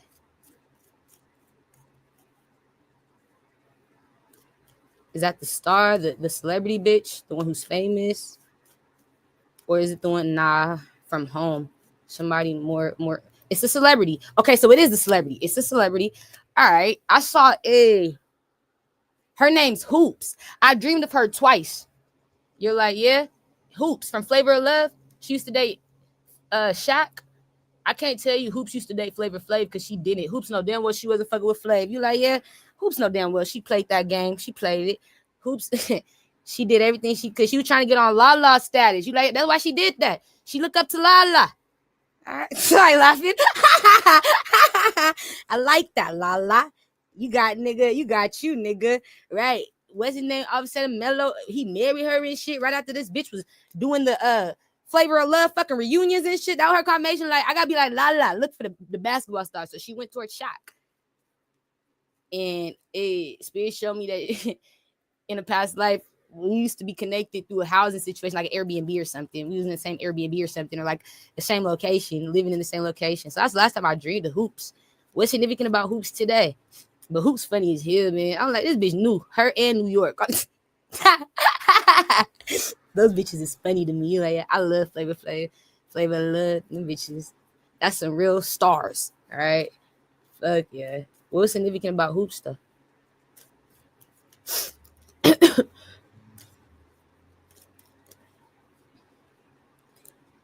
It looked like she being robbed or something. Or who is she the thief, or somebody's robbing men? It looks like somebody's robbing the King of Pentacles. Is she the thief, or who's the thief? Yeah, I'm the thief. Oh, she's a thief. She's robbing a man. You're like, yeah, I knew you were not solid to Flav. Spirit showed me you didn't love Flav. You only got on the show because you wanted to do what Lala was doing. You saw her dating Carmelo, and then she married Carmelo not too long after the show. You're like, Lala did. Yeah. Lala was the example. Like, it's Lala. You like, because the tourist. Lala showed them, you know what I'm saying? You can go from here and nigga get to there, right? Like, so it was Lala. All she had to do was get around people who are around the basketball industry. That was significant. I feel like though,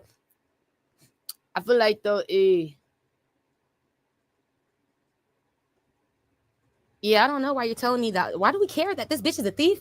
I feel like it don't matter. You're like, no, fuck that. A lot of bitches are thieves, right? So I don't know who this man is. So who do I know, the man, or are you trying to help me speak more to hoops? You're like, yeah, are you trying to have me reach hoops or reach the nigga? That's what I'm saying. I don't know why you telling me all this. It's not my business. You see how much I don't be giving a fuck. You like, yeah, that's so sad. I don't know you. You just robbing anybody. Fuck, another stranger to me, bitch. That should happen every day. Somebody get robbed every day. You ain't special. Okay. So to the Virgo. You're funny. Yeah. So why do we care? Is it, are you want me to speak more to her, to hoops? Or you want me to really like touch on the man or something? I don't know the man or something. Do I know him? Speak to hoops. Oh my gosh, hoops. Oh my gosh, girl, it's me. They want you to talk to me. Hoops, Spirit love you. They feel like you don't need to be doing this, Hoops. No. Hoops. Oh my gosh. The first time I dreamed about you, Hoops, it was June last year. I dreamed about you. You're like, yeah, yeah. And that was June 16th. You were in my dreams on June 16th. And now you're coming back, Hoops. It's almost been a year. Spirit showed me she watched you. Well, I need to talk to you then, Hoops. Okay? They want to protect you. You're robbing men who can kill you. I don't know why you're robbing these type of men coming with the Libra. You are tripping. That's the first. Hey, let me tell you what. You robbing niggas that will have no problem paying to get you out of here. Because the Libra, Cancer, Pisces, Capricorn, Virgo, Taurus. You robbing the King of Pentacles? Mm-hmm. Mm-mm. Mm-mm. Mm-mm, bitch. When I see people rob the King of Pentacles, you gotta be careful. I get it be my confirmation, right? Like, yeah, if the King of Pentacles find out you a thief, you gotta be careful. He's not gonna. A lot of times, he's not gonna want to do the jail. You're like, yeah, that's his. That's like not the King of Pentacles. If he was more like the Emperor would. Okay, that's my first thought is let's get you in jail. You're a thief. No, the King of Pentacles. That nigga look at money like nigga like nigga that's his everything, my nigga. Nigga, if it wasn't for money, nigga, I wouldn't have pulled you, bitch. Like how the King of Pentacles look at money. It's not like how the Emperor look at money. It's not like how the King of Wands, King Cuddy. Like, no, that energy is different. The King of Pentacles look at money like that's his first love. Like that's my love language, bitch.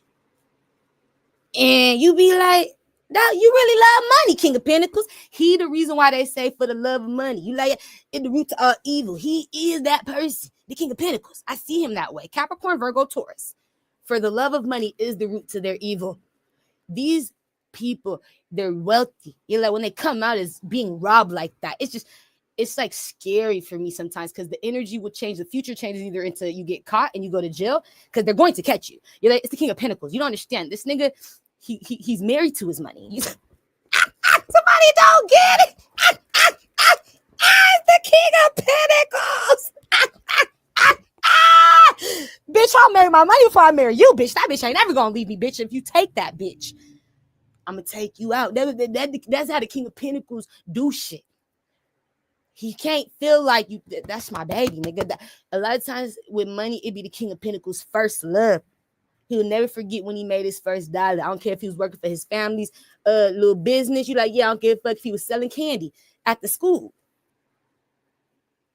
This nigga don't forget his first dollars, right? He probably hang that bitch up. Nigga, my first when I started my business. That was my first. That was mine. So she should be worried because it's either one or the other. You get caught, you go to jail, or you get caught and you get killed. There's nothing else that the King of Pentacles, he's not gonna let it go. You're like, not the King of Pentacles. You either go to jail. He gotta show you that, like, This money is like my it's my security. It's the only thing that's keeping me going. You're not keeping me going. You know what I'm saying? And if I don't have that, I can't move like I want to. I can't keep going. And if I can't keep going, what does that mean? You can't keep going. Now you're stuck. Because the Gemini, they get it. They get it. If I can't keep going, oh no, because it's Saggy. This bitch, you definitely. So somebody going to end up. It look like Hoops. He going. If you don't stop, you get caught. You die. Hoops. I see your murder. It's the King of Pentacles. No. Hoops. I see you, Hoops. I see you dying from this. He not gonna hold back. You just heard me describe who this nigga was. All right. He hasn't caught you yet. Look like he ain't caught you yet. He's peaceful right now. I'm chilling. I ain't caught her. I have not caught her. I've been helping her. He been helping you and you robbing him. Oh my gosh. Hoops, bitch, how this nigga getting robbed and he supporting you at the same time, bitch? You can't do both. You gotta choose, Hoops.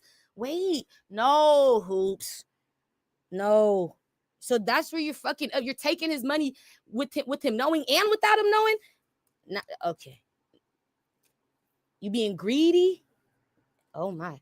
So I feel like you ain't saw his other side of him. You're like, yeah. It's the side that make him feel worthless when he don't got money. You don't know what a man that always used to have the money. You don't know how that feel, Hoops, when a man that always used to have the money because he built it up. He built up his wealth.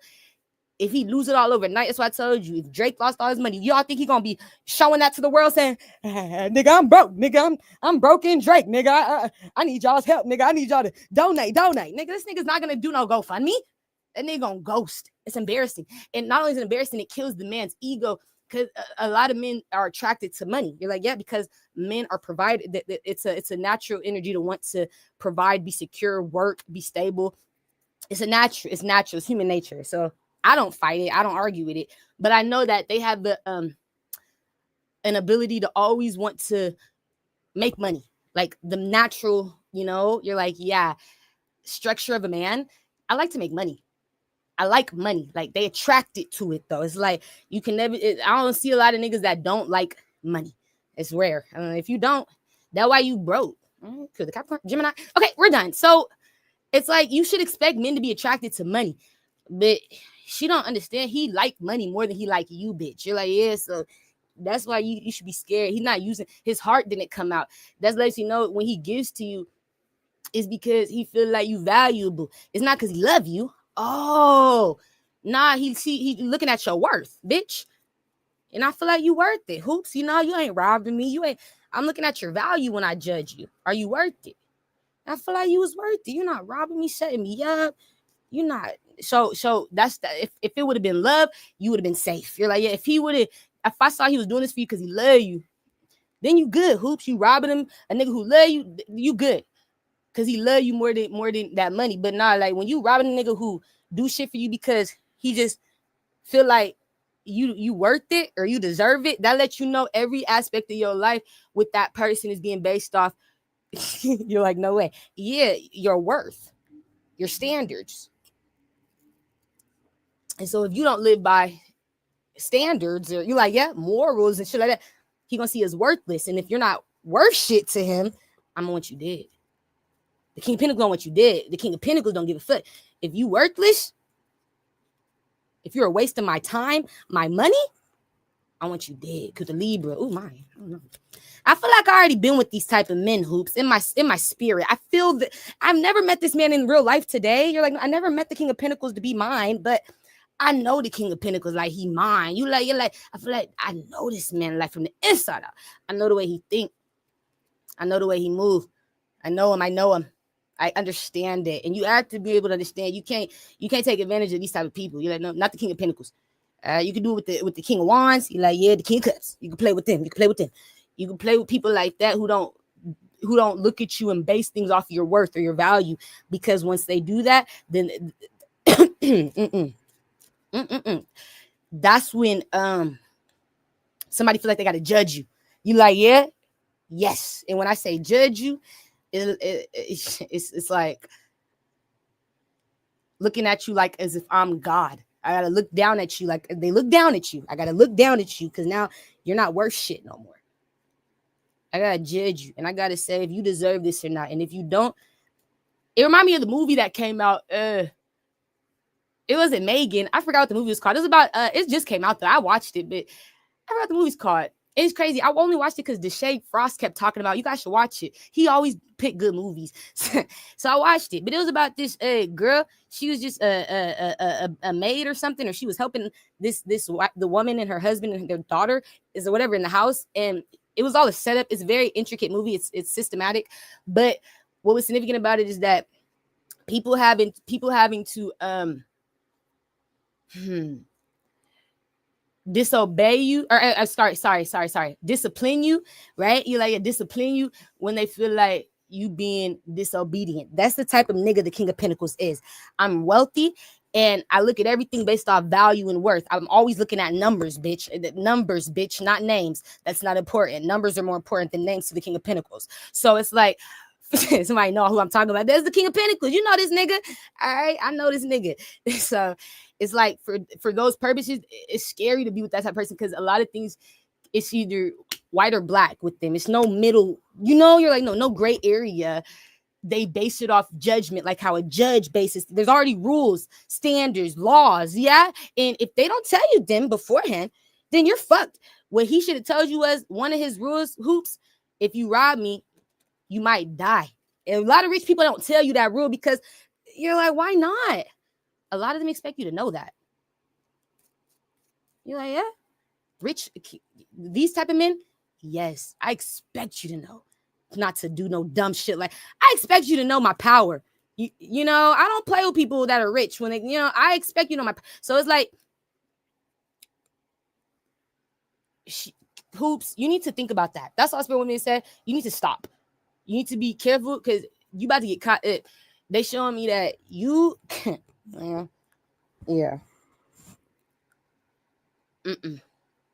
You ain't gonna be worth anything to him to want to keep you around this world no more. It's not just about just keep you around, nigga. No, the world.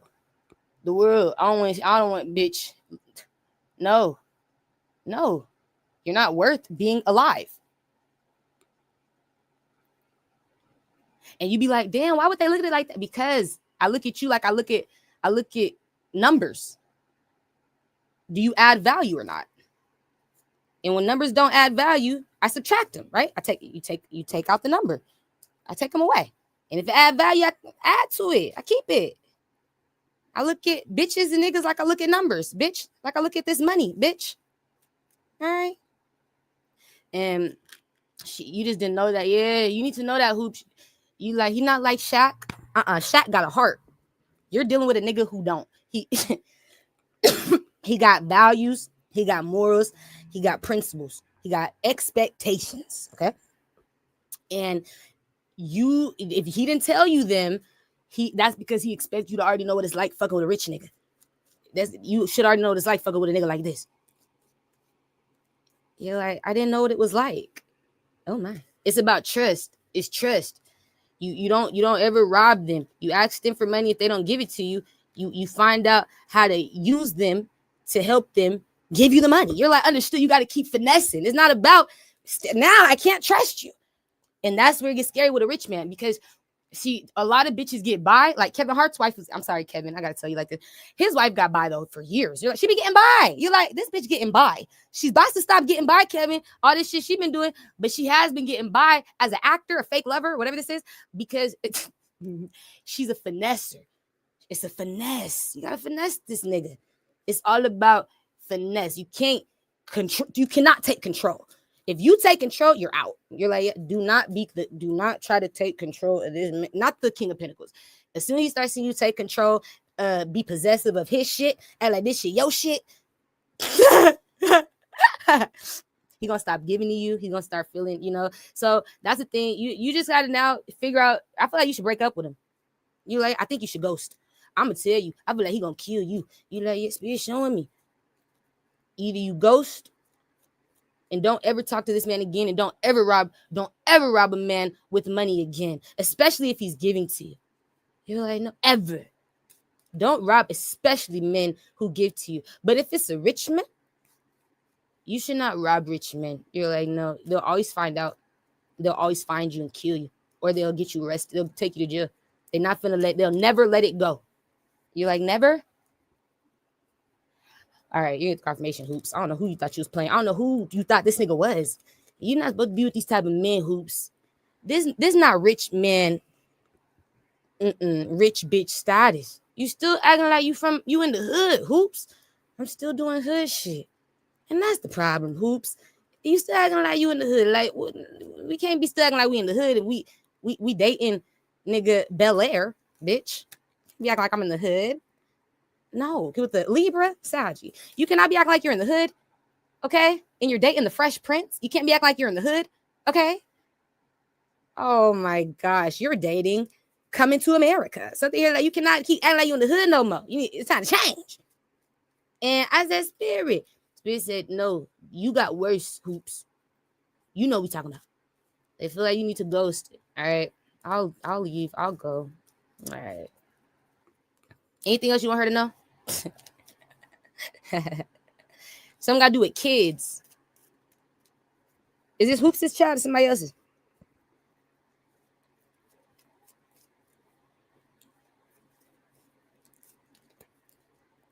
It's somebody else's children. Coming on the Aquarius, Libra, Gemini. Is it that same man? The King of Pentacles? Yeah, he got a son. He got a son and you robbing him? Oh my God. And he helping you? All right, you're done.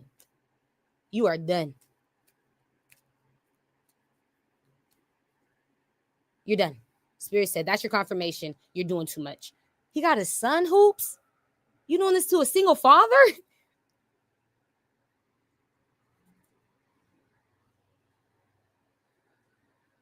Okay. It hit different, right? That hurt, huh? When I say it like that. No, I get it. That's fucked up. She gonna watch this, you guys. You're like, yeah, that's why Spirit talking to this bitch. They got her attention. It took a year. Fuck.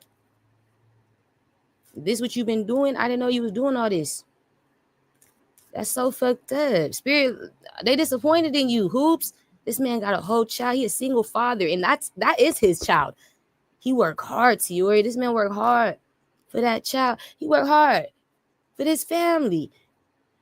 He like a tourist or something. Aw, he trusts you, Spirit. Like he really trusts you, and you just they disappointed. They really mad at you. You like, yeah, they mad at Hoops. You disappointing us, Hoops. You was disappointing us, baby. You do better than this. You know better. You acting like you still in the hood, but you living in the palace. You literally in the palace. You acting like you in the hood still. So you got to change. I feel like you never grew up from Flavor of Love. I knew you weren't solid on Flavor of Love, but you try to make everybody feel like, Tiory, I had a little crush. Hoops, I could watch Flavor of Love today like I did 20 damn near almost years ago. You're like, yeah, damn near almost. It could have been, I feel like, because that was back in like what, 2004, 5, 6? I don't fucking know. I was definitely elementary school, but whenever it was, I know you too old for this. You older than me. I was in elementary school watching y'all's asses, right? It's crazy to me. And now I have to tell you, watching you as a kid, and I got to tell you some shit as an adult to an adult. Spirit, like, that's too many years of you going around life not changing this type of behavior. Like, you've been like this since that long? That's crazy, Hoops. No, that's crazy. That's fucked up. To even do yourself like that, you deserve more for yourself than that. More out of yourself. So they're really shy. They're disappointed. They feel bad because his child is. They're like, can you please leave him alone? Please, this man has it. They're trying to give you advice because you're gonna turn. It's like the Spirit's sympathy into like anger. You know, they feel bad right now, but you triggering them. They feel like use a trigger in their energy when you're around this man and his children, and you doing this shit. You pissing us off, Hoops, and they don't mind seeing you dead either. You like when you keep fucking with people like this, these type of people too. And he got a child. I thought he was loving. He's not loving. The same way I just told you he sees you is the same way he sees his child. So you like he'll kill his child too. That's your confirmation. If you got him fucked up, if you robbed it, if you do this man dirty in those type of ways connected to his finances, you could hurt his feelings. You could. Nah, if you try to kill him, he'll get you killed too. If you try to hurt his body or his money, you're fucked. But if you try to play with his mind, you could trick. This is what I say, finessing him. You're not gonna kill you for finessing me. It was my dumb ass. I was just getting mentally fucked. That was you're gonna make him think he was the one thinking to be like that. But no, you were manipulating this nigga, right? Deceiving the fuck out of this nigga. That's how you supposed to get these type of niggas. Make them think that they playing tricks on their self. I fooled myself into thinking that, right? Like you make them feel dumb that they even gave you the money. Right? That's how you make them feel. So that's good. So then that would help him feel bad for not loving himself more, not loving and shit. But he's not going. You doing this is gonna not make him feel bad. There's nothing you can do to make him feel bad.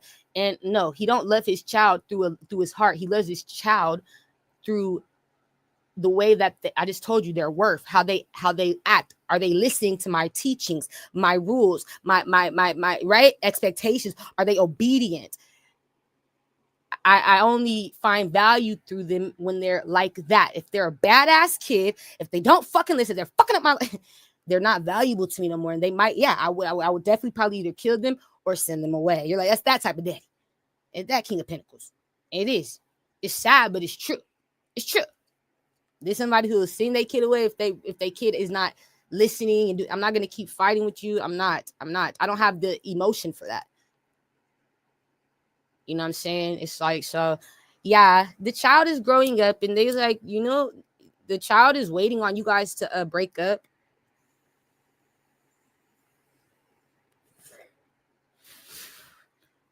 They're waiting. And Spirit said, do it right now. Break up with him right now. Like ghost, or if you don't want to break up, ghost him right now. Like try to find a way out right now or something, because it's a good time, because he's focused on raising a boy or something like that. It's just Spirit's like, if you do it right now before he find out, like before you get caught or something like that, you just ghost the world or something, he won't be worried about you for a while. You're like, yeah, like he's worried about his money and his son, what he's invested in and who he's raising. I got a son. Yeah, his little boy. Mm-hmm.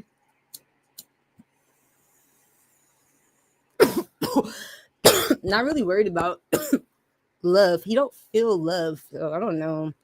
He's okay with just him and his son. You don't have to, think he's like worried about, where's she at? He only gonna be worried when he find out you robbed him. But right now, if you stop, I feel like you won't get caught. I feel like you'll honestly get away with it. You're like, yeah, yep, because he's worried about that child, and he's gonna make too much money in such a little time. He won't even notice, nigga, what was gone. You're like, yeah. Mm-hmm. Somebody laughing. He won't notice what was gone. So that's what I see her doing, is changing. That's good. I'm proud of you. I'm so proud of you, Hoops. You're like, yeah, I am. You're too old for this. I'm proud of you for growing up. Come on.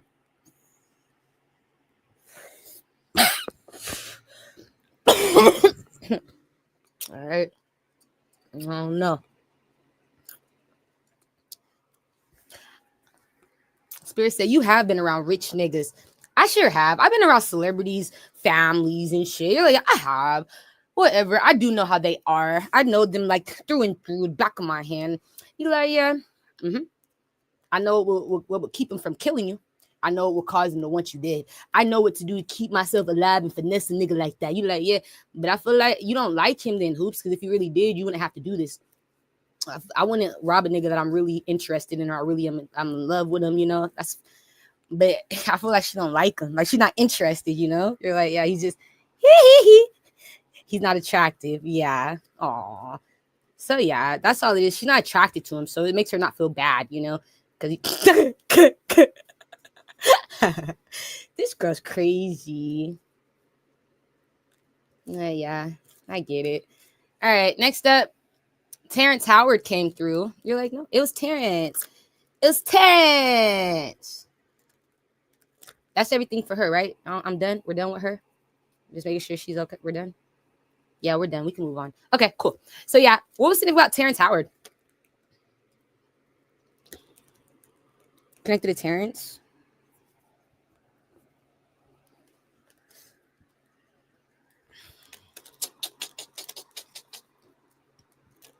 What's significant about him? You guys remember when Terrence, he came out with a video in the past? You're like, yeah, about he was talking about the fuck, I don't remember Terrence Adams and fucking atomic bombs and shit, nigga. All type of shit connected to spirituality, science, all type of shit. Like, this man was going in. You like, I can't remember the words. You like, this shit, did that shit that you know. Too complicated to even understand sometimes. So when he was talking about it, I couldn't understand. You're like, no, I was mind fucked. Like, what the fuck are you talking about? Not like he's on drugs. Like, you like, yeah. Nah, just like, you really smart. You saying some big ass words, nigga. What the fuck you talking about, nigga? I can't follow. It's like when I go to court. If I go to court and some shit, I don't know what to say sometimes. You're like, yeah, I feel like I'm a fuck up. They words. I don't understand that diction spirit. You're like, no, law lingo, or the law, their diction and their language, or the words that they say, it's complicated. I feel like they say shit to fuck my life up. They say shit to get me in jail. Because the last time I went to jail, I feel like because I didn't understand the words that the judge was saying. You're like, yeah, they big words. And so he fucked my head up. I said the wrong thing. Bitch, you're done. I was like, I should have never talked. So that's what I found out. It always backfires. The jargon he was using was way too deep. You're like, yeah, I don't remember it today. I don't know what the fuck he was talking about. That's probably how people be feeling watching me. I don't know what the fuck this bitch talking about. This bitch on drugs. Bitch, you're funny, Spirit. You're so funny when you say it like that. They are. They was watching me like, this bitch, I don't know what the fuck she talking about. This bitch on drugs, saying all type of shit. This bitch. I thought I was third grade language, or the level of a third grader. Like, I feel like I'm kid friendly as far as language. When it comes down to my diction, you like, yeah, my vocab. I'm not saying these big ass words. I feel like it's easy to understand me. Yeah, it has to do with science and shit. The shit that I Spirit laughing. Something about science and shit. The shit he was already studying. This nigga went off the face of the earth after that, right? We all saw it live. You like, no, we saw it in the video. It was alive or something, and we all was watching it. We was confused as hell, and it was funny, but I feel like he was really saying some shit. Let me just say this. It was funny because did you notice the whole video was twitching or glitching, or like it was fucking up, right? You're like, yeah, the video was fucking up. And I'm like, nigga, you're rich. You in a nice ass house. I know, nigga, your Wi-Fi better than that. I feel like somebody was fucking with him. You like, yeah, while he was talking. That was my confirmation, because it glitched like when they be hacking me. I feel like somebody was hacking this man. And they didn't want him talking about that shit. Because he was saying something, it just didn't make sense to me. But I feel like there's something there. You're like, yeah, I feel like there was. I do. I just feel like I couldn't understand the jargon. It doesn't mean he wasn't saying something that would piss a smart bitch or nigga off. Yeah, you're pissing us off. So I feel like he pissed them off. He did when he said that shit. Whatever that, because they was... What's the secrets connected to this shit that he's studying? It has to do with his studies. Things that he's been learning about.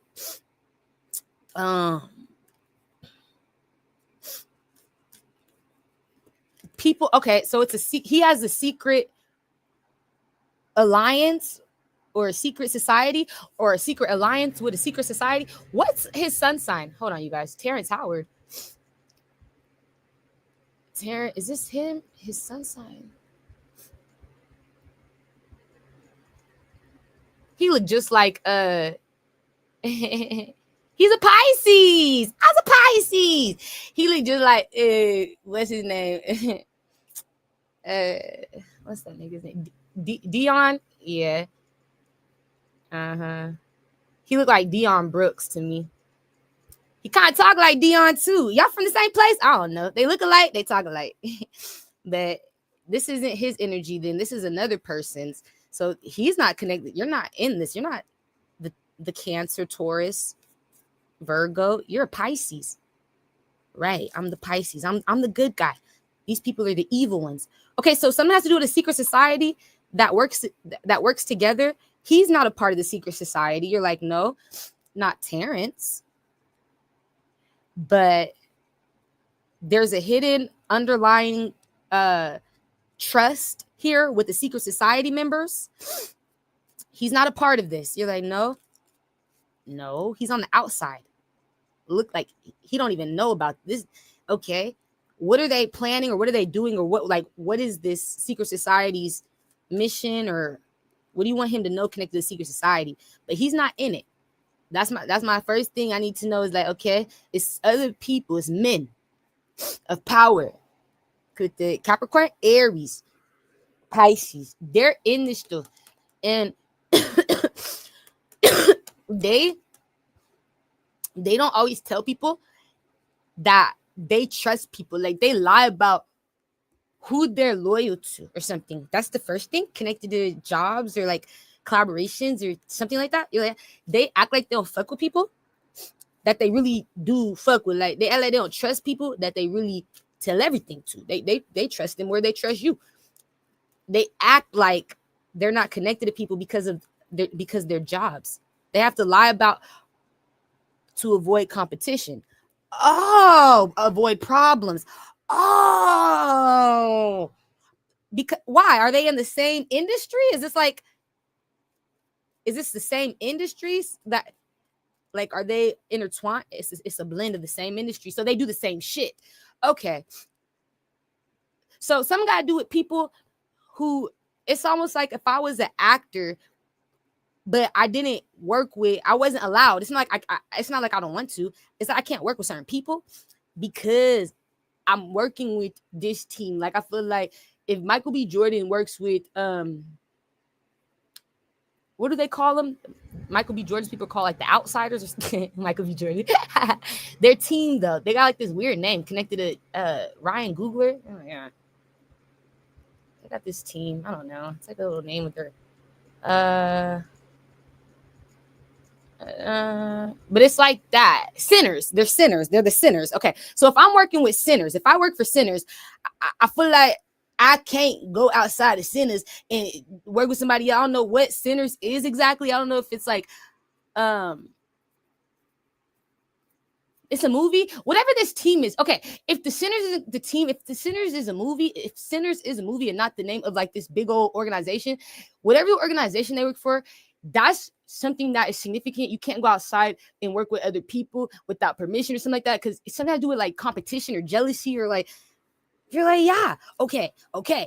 People are doing that though. You're like, okay, if I work for Rock Nation, if I'm working for Rock Nation, Uncle Jay-Z, I'm signed to Rock Nation, I can't go outside and do things with another label. You're like, understood, because that's against the rules. That's not gonna help us grow if I'm doing it outside of Rock Nation. If I go outside of Rock Nation, you're like, yeah, on my own as an independent bitch and try to make a song with someone from, you're like, Columbia Records, you're like, without speaking of Rock Nation, you're like, just like Spirit told me this girl was gonna do fuck, what's the rapper's name? I forget. I'm forgetting everything right now. You're like, why am I forgetting shit, Papa? What the fuck going on with me? What's wrong with me? Hold on. Focus on my mind. Why am I forgetting shit? Because you've been writing too much, thinking too much. Your mind, it's all over the place. You've been everywhere. You gotta stay on topic. All right. Whoever the rapper was from New York, she was going to do that though. She was gonna work with another label, and Spirit showed me her getting killed doing shit like that. You like, yeah. Ice Spice, thank you. Her name's Ice Spice. So yeah, it was like a Ice Spice. That's why I said they already be on you. They know what you're doing. But she was gonna do some shit like that. Go outside of her label and work with a whole nother label without her label's permission. You're like, yeah, and you can't do. It was against the rules. Spirit said no. They gonna get her killed. They gonna kill her. You like, yes, I had to protect her. But that's what this is. You can't go outside of that. And I feel like Terrence, whoever he works for, there's people that he's currently working for and working with, they've been going outside of their management, their whatever that team is called, to work with other competitors, you're like understood out in different areas, different states and countries, and they've been keeping it a secret.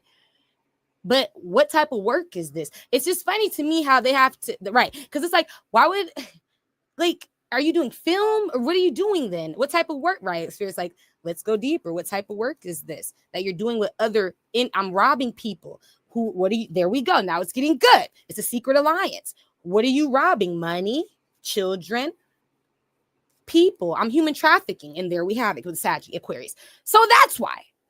Okay. No, he connected it. It's Terrence just connected it for me. It's easy. That's the problem. We're not allowed to even be working with these other businesses, these labels, these companies. Okay, you're like, no, because it creates some sort of jealousy, like competition. It's like, so you would know that you got to have an agreement so that we can both win out of this, right? We have to partner up. But if you're trying to go on your independent way and just do some shit now, you're like, right? Now it's looking like, okay, a setup, right? So in a competition, and that's what it's become.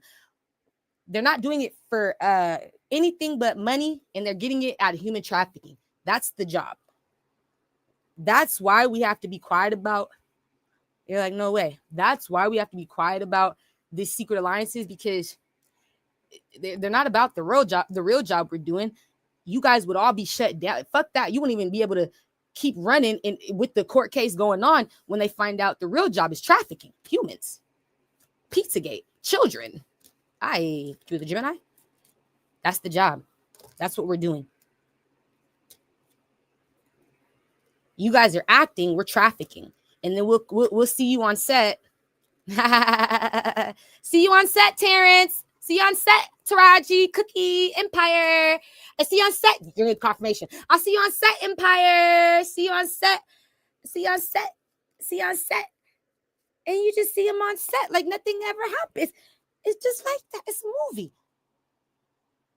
They leave again. Now they're on break. They're traveling the world, doing their second job, robbing people, robbing families, trafficking families. You're like, no way.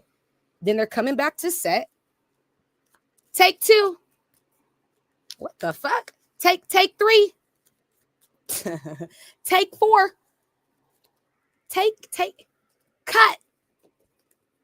And then so you see why the fucker, when you go deeper, right? Why DDG is people that record videos that work with people connected to you, a part of human trafficking. The videographers, right?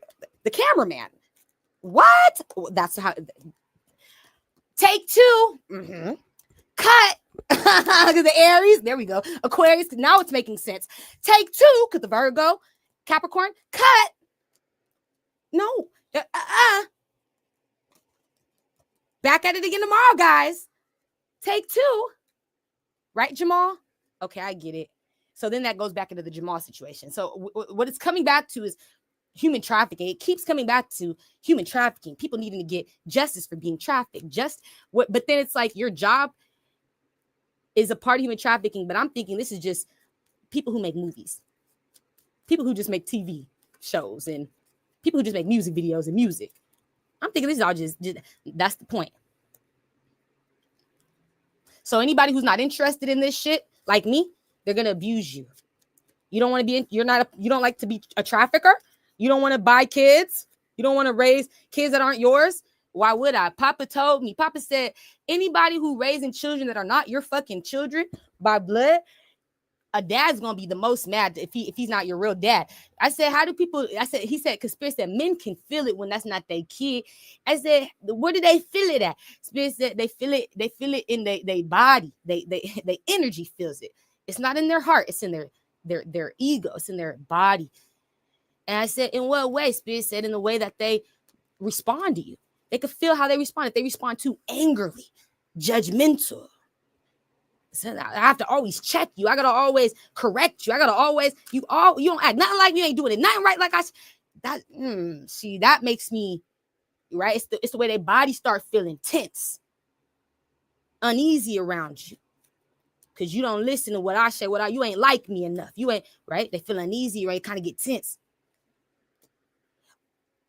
Then it really hit. Spirit said, what really make them mad though, what really, when they really feel it, the child start looking like somebody else. See, when that child get older, the anger get more, it's like it build up. I could tell that child don't look like me. And that's what's scary. It's when the child's looking like somebody else. It's like, that man know that ain't his baby. That's all it take though, is for a man to feel like he always got to, when a father, man, a male figure in your life, feel like he always got to discipline you, judge you, always got to make you feel, you know, you're like, yeah, like you ain't listening, you ain't following directions, you ain't keeping up to par, up to standards, up to. That should be a man's confirmation. That's not your child. That's the first time Spirit said it would be effortless. You're like, yeah, we designed it that way with a child and a parent. Every single time, it's effortless connections. You instantly blend with that parent. We already told you, it doesn't matter if you're a good mommy, bad mommy. That's not how the child sees it. That's not how the parents see it. When your parent, I don't give a fuck if you're a good child or bad child, that's my child, right? It's the same. You're like, it's the same thing with children. That's how we are too. When it's really your children, right? Yeah, I don't give a fuck. My mom and dad. What you said about my mom and dad? That's still my mama. Nigga, that's still my daddy. Nigga, that's still my mama, right? That mama and daddy is evil. Somebody mama evil. I can stop you. Libra. Somebody know their mama ain't shit. That's still my mama. They gonna help their mama. They gonna support their mama. Nigga, like she ain't do no wrong. Nigga, that's mama, right? Right. Because the Gemini, Scorpio, right? That's mama. That's mama. So Spirit said it should be like that effortlessly when you know that's your child. Spirit showed me a lot of men gonna get confirmation children ain't this. Because they could see how they had to keep on getting triggered and angry at this child. Stop being mean to this, mad at this child. They not listening to me. Maybe that's not your child. That's where Spirit scared me with. They're like, because your child will listen to you. You listen to your children. It's instant. It's effortless. It doesn't take all that. You don't have to do all that. I said, that makes sense. Because I didn't, not as a mom, you know. You're like, I didn't have to do all that. I had to do all that. But that's what you're going to find out.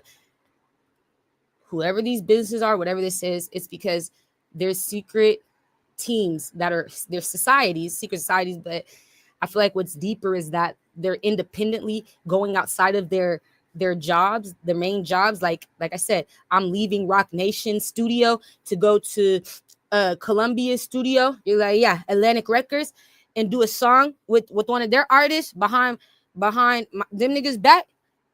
You can't do that. You're like, no, there's rules to this shit. You can't just do that.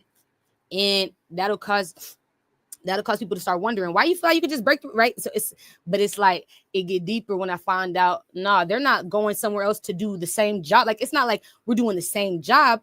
It's like so you can't get mad in that way, because you're not gonna ever hear me do a song or see me in a movie with somebody who don't work with you. You're not gonna see this. That's what I'm saying. You're not gonna see us working together, because we're not doing the work. I'm not fucking leaving Rock Nation to go work with another fucking artist. I'm leaving Rock Nation to go steal fucking kids from a fucking, right, okay, I get it. No, I'm gonna work with this other label to steal fucking children so I can make more money, because y'all ain't paying me enough. No, you don't get it. I'm gonna steal children and sell them to somebody at Rock Nation. Have Rock Nation trafficking kids unbeknownst to them, thinking they really just got this bitch or nigga pregnant with the AI, right? Somebody here is an actor. So it's shit like that. Playing with people through the job, though. You need to know it's through the job. You're like, yeah. And why? Because you guys have too much fucking access. That's what Spirit said. Through the government, yeah? Working with the industry. That's how they do it. You need the you need the power, the tools. You need the resources. Ace of Swords. You need the resources. So it's funny to Spirit. They're like, wow. And then anybody who don't fuck with this shit, once they find out that y'all been trafficking, because you're not going to tell us, that's the secret. We can't just tell you. Fuck. You got to catch us. So because you won't just tell us, we got to catch you. Then you're going to try to abuse us for catching you? Because the Capricorn, there it goes. I was waiting for it. Taurus, Libra, Virgo, Scorpio. Now you making us feel bad and trying to make us feel guilty for catching y'all stupid lying ass up? No, that makes sense. Like, we ain't innocent. No, that makes sense. No, that makes sense. I'm trying to make you feel bad or make you feel like you're being abused or unheard because I'm caught. Very fucked up. It's very delusional to me, but it's okay. Something here gonna get shown how fucked up y'all is. And that's why I say it's okay. I don't care. I just know why it happened to my family. I know why my mom and my daddy, right. Aunties, uncles, all of them. I know why I got robbed. I know how I got robbed. I know it's connected to the industry. Yeah? No, it's a plant. It's all plants. You're all plants.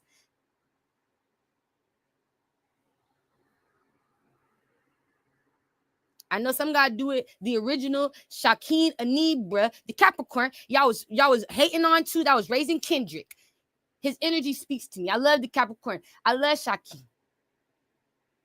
Y'all set him up. And that's what I'm saying. Connect that Gemini one. All these people. No, I don't know. Pay yards. I don't know the pay yards.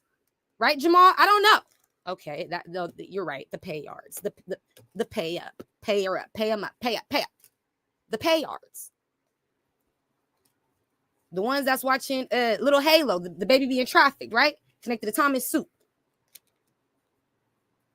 Right. Latoya's in them. And all right. Shauna's in them.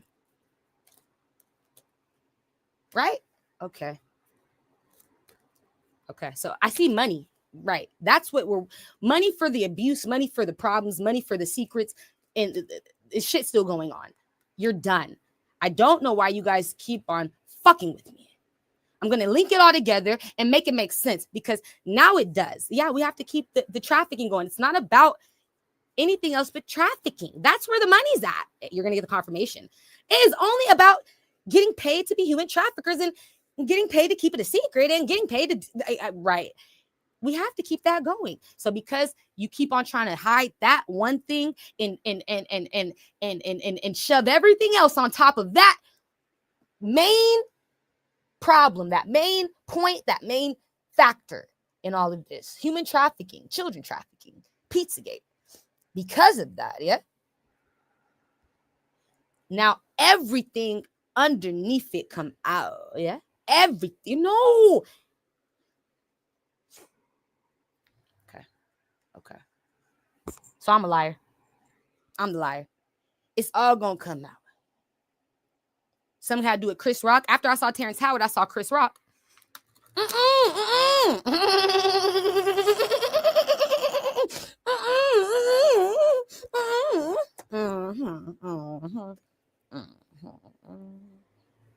Well, I see somebody. No.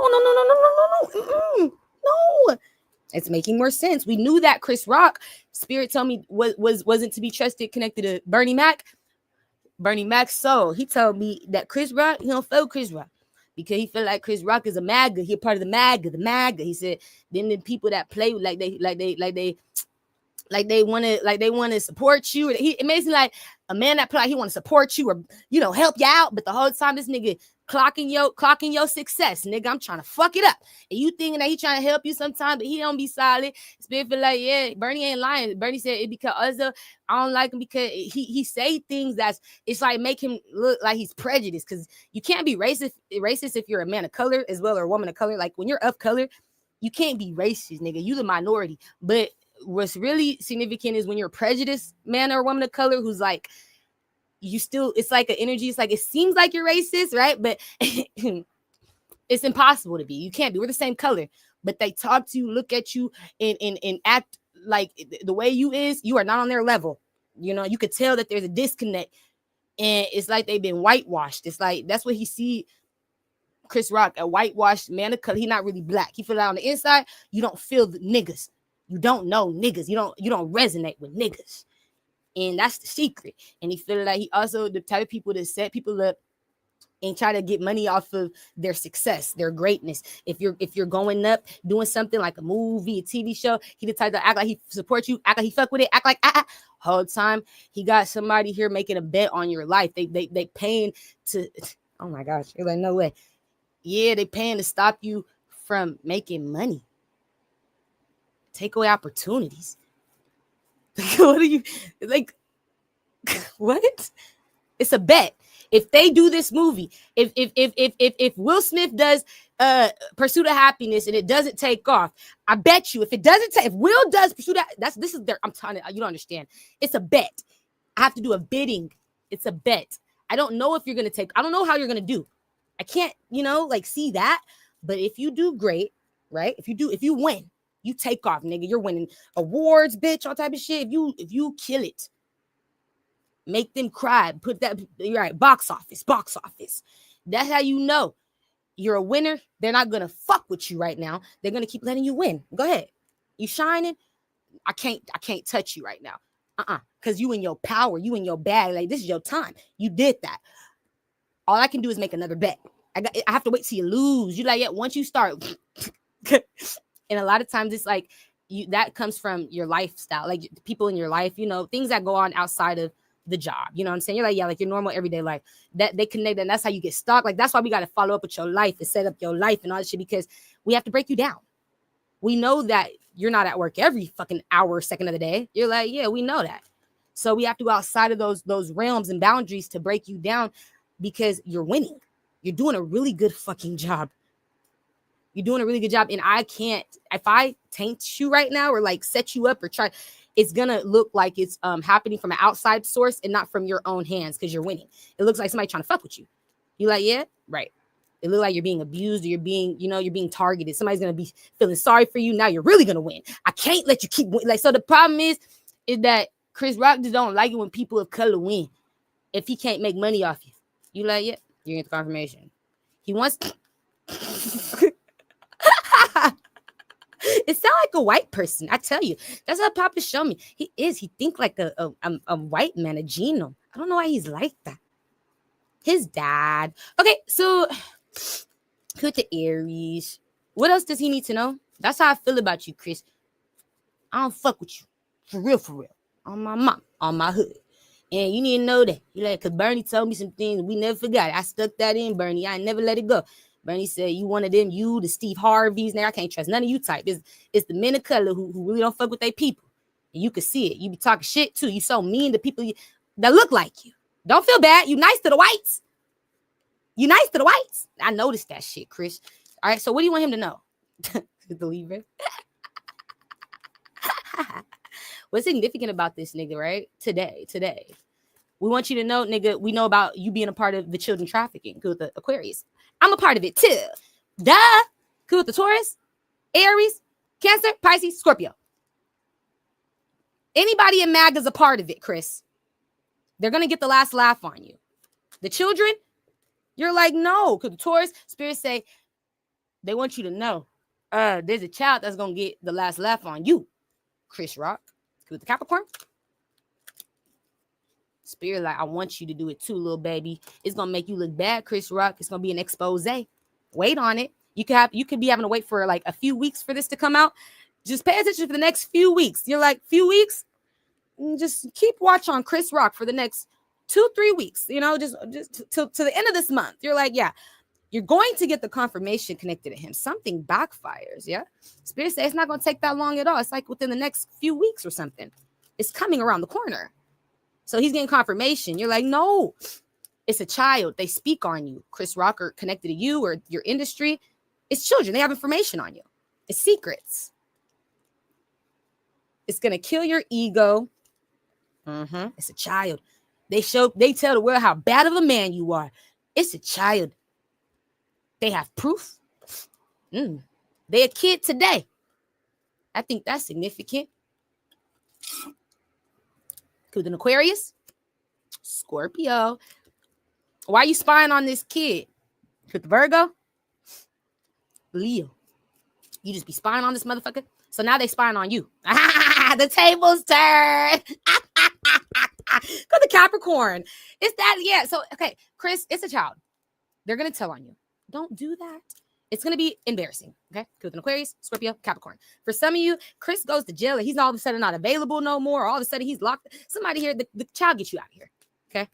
I see niggas in jail all of a sudden out of nowhere, unexpectedly locked up or handcuffed or being talked to in a police station. No, I see something like that. I see conversations, okay? about this child or the children. Somebody has proof. They speak up. They're watching you. So you get confirmation. You're like, no, they caused you to. What's his outcome you want him to know is going to happen? What the child says is embarrassing. It puts people in jail. You're like, no way. All your secrets are going to come out. Whatever you're trying to hide, it comes out. Chris Rock. That's what you need to know. Because your results, your outcome is being exposed, Chris Rock.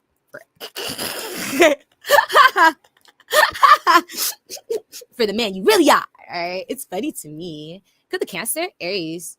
Yeah, Capricorn, Taurus. So it's a lot of people though. He's in this group. They're not laughing. They are embarrassed. They so embarrassed because they liars. And a child has to tell on you. If you lie on this child, that's really embarrassing. And the child catch you up for lying on. Right. Now you looking like a kid. Okay. So I wouldn't be an adult liar if I were you. Right. It's embarrassing. I tell you all the time because it's true. Children are getting the last laugh on adult lying ass motherfuckers. It's getting embarrassing. They're embarrassing you motherfuckers. You're fucking liars. Children. Good, the Aries. Pisces. They're getting lost of the children. So that's good because there's somebody mad at the truth. And when it comes from a child, you're going to really be mad at this child for being honest. Imagine what they would have said to Epstein and Weinstein and Einstein, bitch. I don't give a fuck if they would have said all that shit to them motherfuckers. Why would you tell on me? Well, if they went on TV, you know better. So you can't when a child. That's why we're going to send a child to tell on Tiory, because you better not say nothing to a child. That child's a liar. I don't know. And it's looking pretty innocent on their end, right? So spirit, like, that's what you're gonna be afraid of, is when you can't bully a child for telling the truth. You can't stop a child from telling the truth. When you can't shut the child out, shut the child down. When the child is the solution and you're not, you're the problem, they stop being the problem officer. Now he holding back because that don't look good for me to try to fuck up this child's life or come for this child, all because they're telling the truth. No, it looked like you guilty. So they got to shut. So I see him shutting up, sitting down. You like, yeah, when the truth come out, the child tell on you. And you get uncovered for how you really feel, who you really are, what you really think, what you really say, what you really see. You're like, yeah. Okay, wait. You also get caught up for robbing people, setting people up with the hits. I forgot about the hit. You get caught up for being a hitman or the hitman owner, the boss. I told you, don't lie to people about shit like that. Like, if you a part of that shit, you need to walk it like you talk it. Stop trying to make it seem like the hits coming from somebody else. You dumb fuck. That is your team. Because an Aquarius, Scorpio, Leo. And so that's another thing that's gonna come out. Like, that's gonna come out on record. Though they're gonna have proof that he's running this hit team or something, and he's been lying about it. That's why you get caught, because you're a fucking liar, bro. Like, you are a fraud, Chris. You act like that's not who you are. You act like I would never do the hit team. I would never. I can't stand. So spirit, like, we gotta expose you, bro, because you be trying to act like that's not who you are. Something is like, you know who you are, and you're part of human trafficking. You know about all this. You know these people. You work with each other. It's your job. This is your jobs. But yeah, that come out. The children talk about that. They talk about how you have a hit team, or you get people killed. You're part of that. Like, that comes out. The connection with the hits, also with robberies.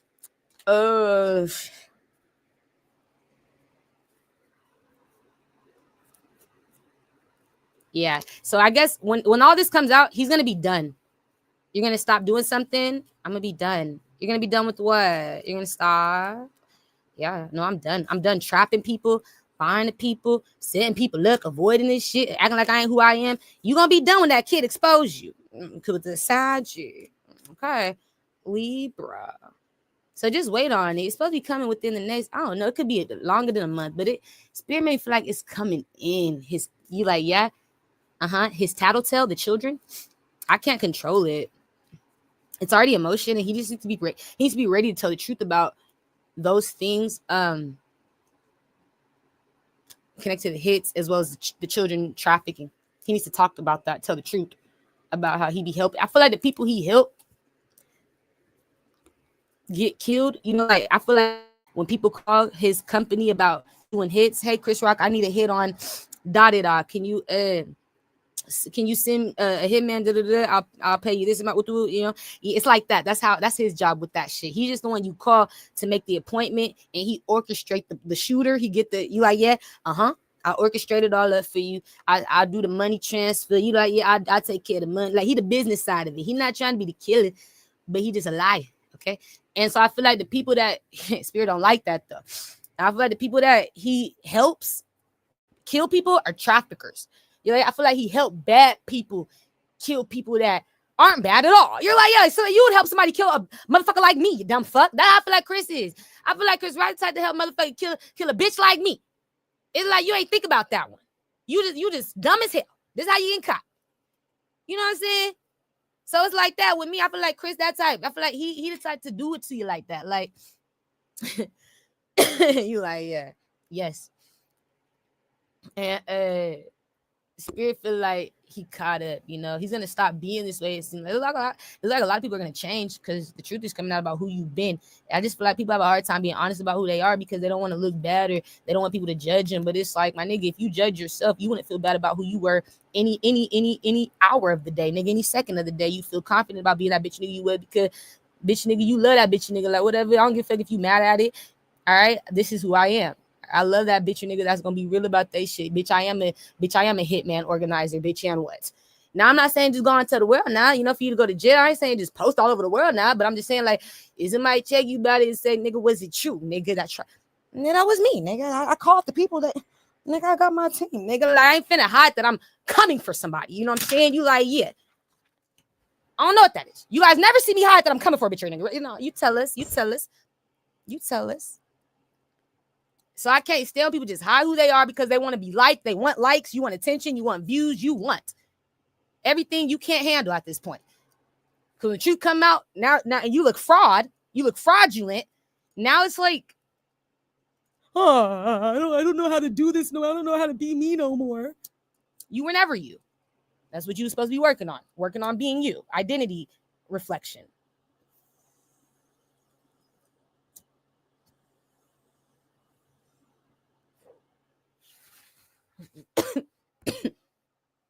I'm so angry, you guys. I'm angry. Yeah, at the end of the day, this shit, it is about me now. When I realize it, yeah, the trafficking. If we talking about human trafficking, I'm angry that this is coming back up. After I told you about Jamal 2 years ago, I've been told you about these people, man. Like, I just can't stand that they still have the power and the tools and the resources and the fucking money to do it. I hate it. And then they get to play this double life, go to work, act like that's not their real job and shit whole time.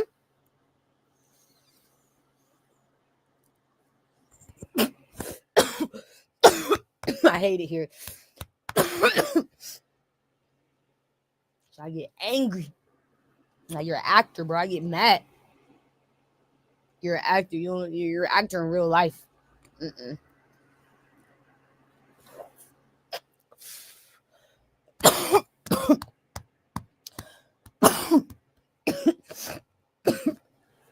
Yeah, after Chris Rock, I saw Michael B. Jordan again. So that lets me know it's all connected. You like, yeah, y'all can put the piece together all you fucking want. I'm done. I'm not reading Michael B's energy no more. You're like, no, I did. I told you I'm not reading certain ones. I'm not doing Michael B no more. I'm not reading for their energy.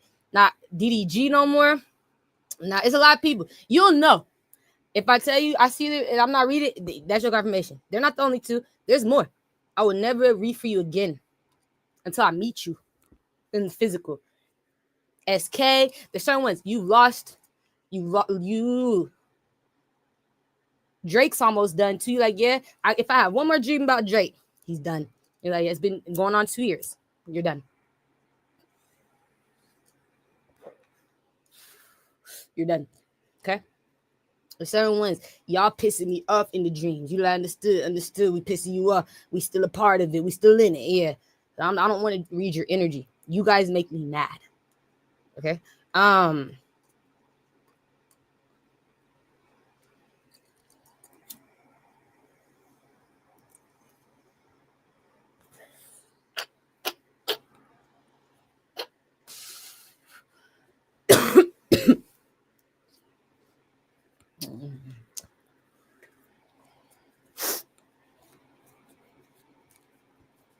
Okay, so is that everything?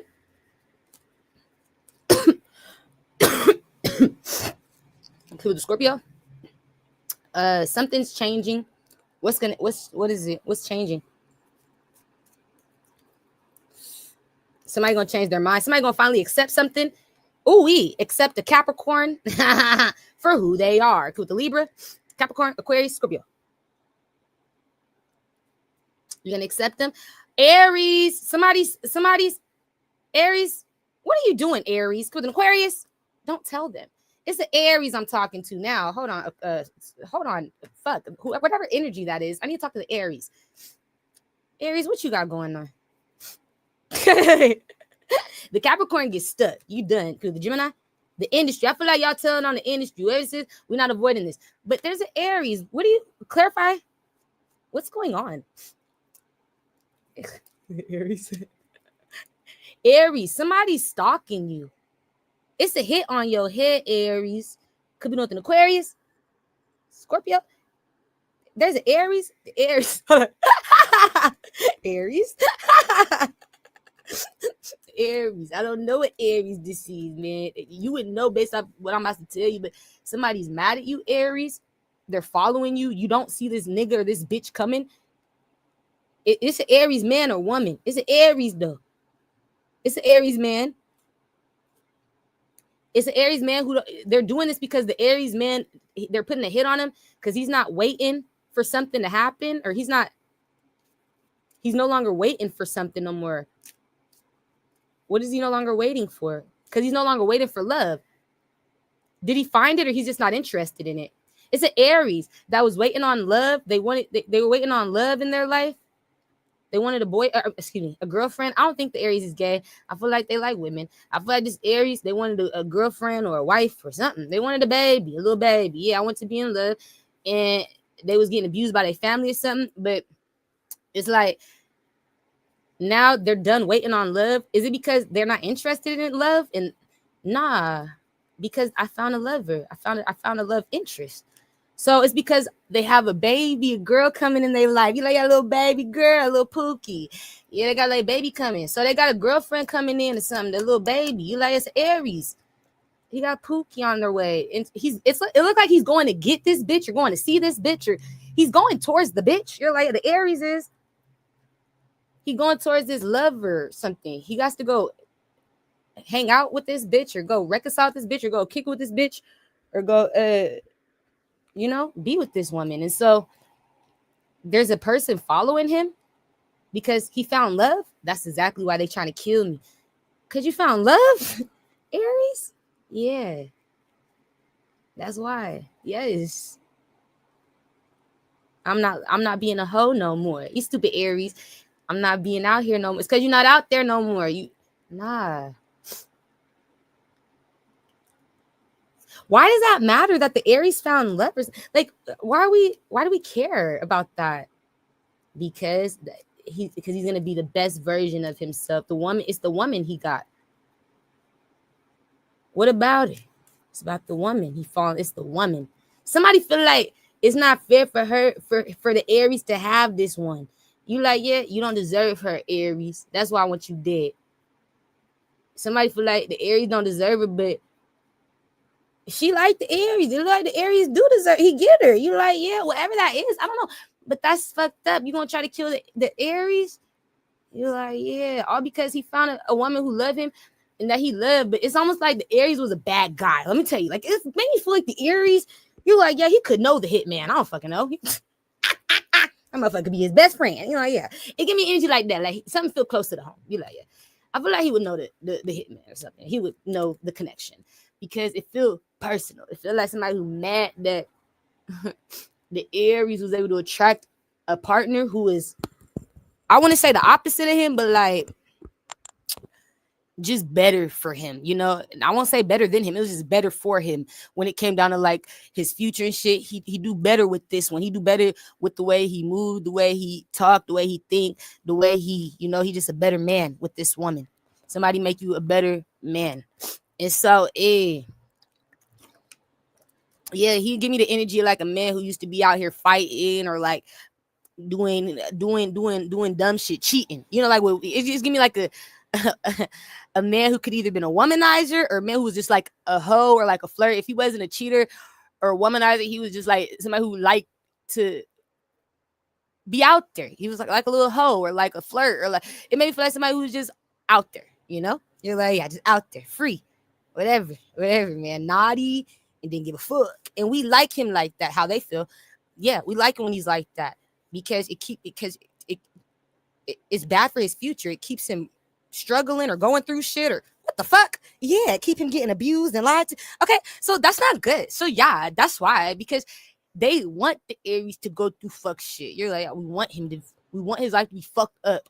So it's like he can't have a good lover. I feel like the Aries was with a fake lover or something in the past. You're like, yeah, somebody who was paid higher to set the Aries up.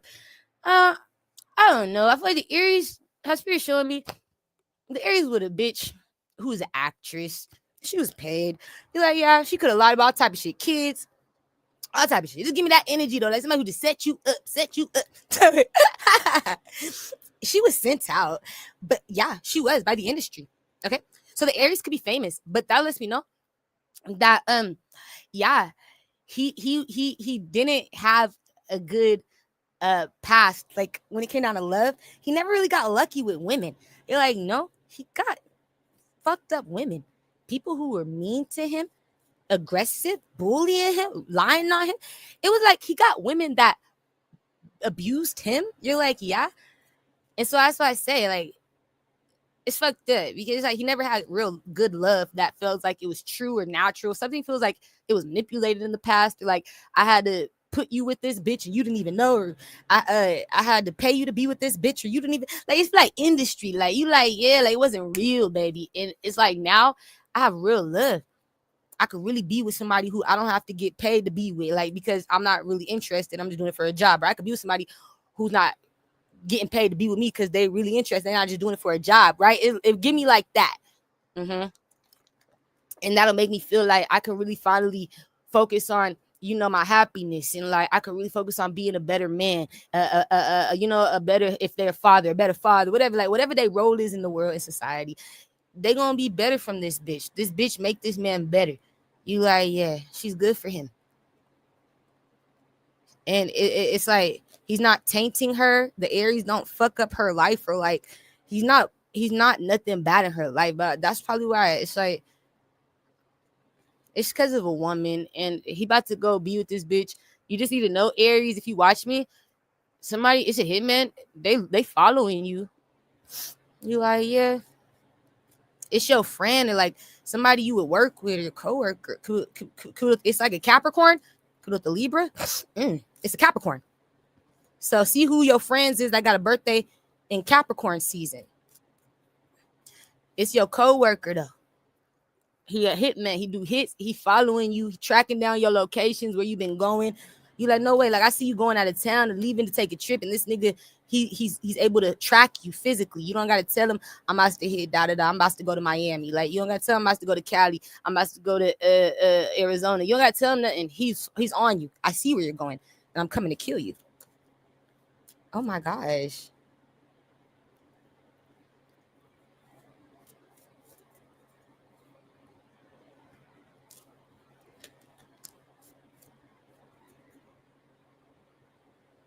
So what's their outcome with the Aries?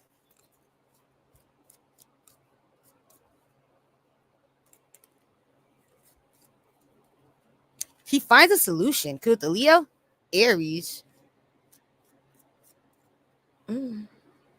What's he do? He keeps people at a distance. He stays away from these people. You're like, yeah. He's looking. He's like, I'll pay more attention. But he's just gonna like stop talking to them. Stop, like he's gonna distance himself. You're like, yeah. And you need to know that like they're not gonna stop coming. You're like, yeah, so it's gonna be either kill or be killed. I'm gonna just tell you. That's what it's giving, bro. Kill or be killed. They want you to know that the Aries, they want you to know that they're coming for this bitch too. If you take care of this bitch, oh my gosh, I see you taking care of this bitch, and they're on your ass. Don't invite them to your house if this bitch over there. But yeah, I see them killing you, this bitch. You like, yeah, if they around too close, like something give me energy of like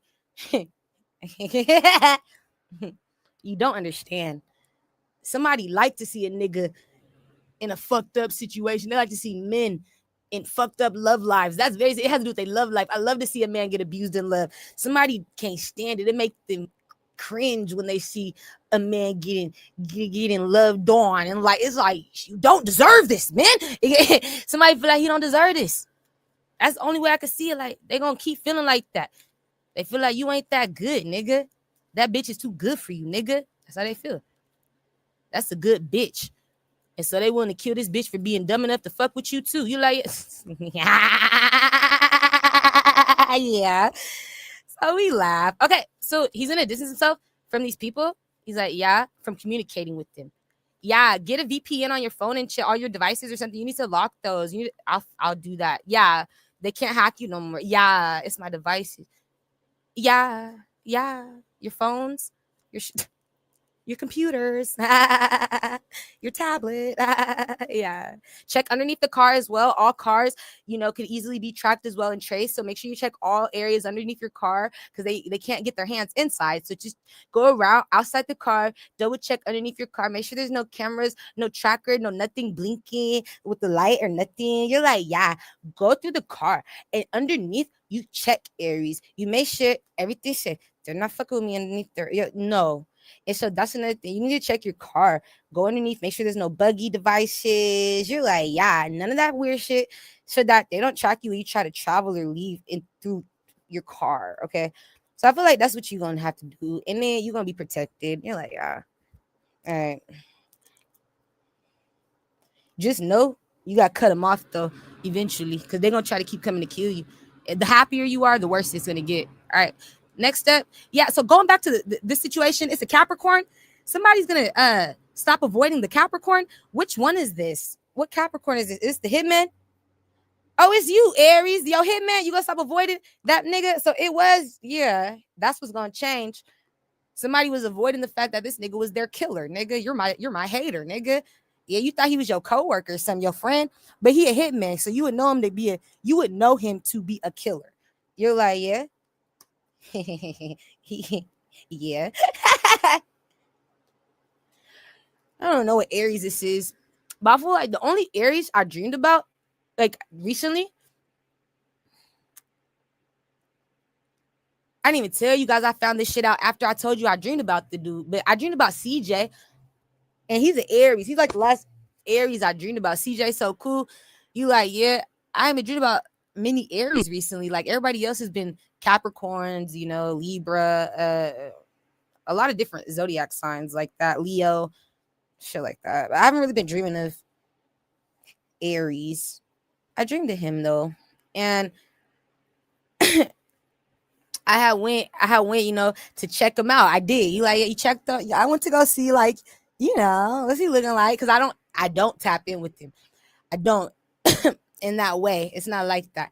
So it's like I don't be in his business. I don't be knowing the business all the time in the industry as well, unless spirit tells me. A lot of things I have to find out first through my intuition, because I'm not nosy. I don't like to be in people's business. I don't like knowing too much, because then I can't focus on myself. You're like, yeah, I like being selfish. So when I thought, like, okay, the Aries, I knew that people talked about him connected to kids in the past, and I was like, I don't know if those were his kids though. I just knew it was about kids all the time. Like a lot of shit had to do with kids, and the woman he was, I think, married to or something in the past. So when I had checked on his like profile and shit, I saw that people said his ex or his ex-wife, or the woman he had kids with or something like that. Or, I don't know, but whoever that woman was, her name's Royalty. People say she died. You're like, yeah, recently, like literally, fuck, like maybe no more than a month ago. And I couldn't make it up, because I was just telling you guys, if anybody got kids, you know what I'm saying? You like anybody fuck with got kids. I ain't playing no stuff. Like, you got a mommy, right? Like you got a daddy type shit, right? Like you got it. But not like, even then, just personal privacy and possessive energy, I adapt with. Be possessive with your parents. Your parents is your parents. So it's like, I didn't know that they lost their mom. You know what I'm saying? Just like that. That was like, it broke my heart. It did. Like, I didn't pull on that in the reading. I said, why did you tell me that when I was pulling on CJ energy, you only brought up the brat and his family, Wilton and them. You like, I remember. You like, yeah, like you brought up Wilton and all these people, but you never brought up that was sent me. Somebody confirmation is Wilton, yeah, the brat, yeah, but you never brought up his ex, you know, the one that passed away. I think that just happened, Spirit. Why didn't you tell me that? And he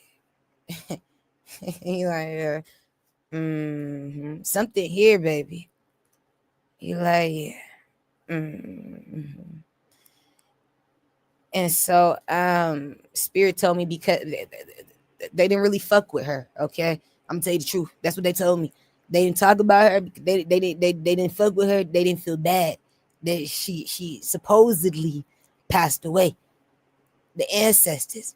And I was trying to understand because I started feeling bad. Like I told you, I started getting, emotional. And I saw they saying she's dead all over the internet. My nigga, I couldn't make it up. I missed all this shit. And I was like getting emotional. Spirit started getting triggered. The energy in the card shit. I'm like, why is he, you know what I'm saying, getting triggering? And they start showing me the abuse, how she was abused. They don't like her. You know what I'm saying? That's a secret. That was significant. And I'm like, what was wrong with the Spirit? Showed me her mouth. Her mouth. They don't like her mouth. They said, she says things that can get you hurt. That's how they made it seem. And that hurt people. And I was just like, they wanted me to know that because I didn't know nothing about her. You like, no, nothing. I had nothing to say about any of them personally. I don't watch the gossip and shit, and I'm not, so I'm just trying to understand why Spirit didn't like her energy when she was around, and it was like because she do fuck shit. She got problem with lying on people or like saying things that just be manipulative and hurtful. She hurt people with her words. Like they feel like her words cut deep to where it'll make somebody want to hurt you, beat you up, or like you like, yeah, like it'll make somebody want to fight. it'll make a bitch want to fight. You like, yeah. she got that good mouth type energy that to where it pisses the ancestors off. It's like, yo, you got some good shit talk. You know what I'm saying? It's like they'll make people want to fight her. It'll make people want to hurt her. And Spirits, I said, how did she die? And they people online said it was a car accident. I asked ancestors. I go in, and Spirit told me it was connected to her leaving somewhere. Something did have to do with her leaving. They didn't show me it was the accident, but they showed me she got active. They showed me she was out there anyway, though. Like you like, yeah, living a life that you can't tell her shit. I felt bad. Spirit like, you can't tell this woman shit. She that type. Like you like, yeah, that's that type. She living her power. You can't tell her shit. So it's like how Spirit was looking at it, was like, we didn't want to tell you about that, right? Because that fucked my head up. Because CJ could be the Aries, what I'm saying. Y'all just killed if his wife or his ex-wife, excuse me, just died last month.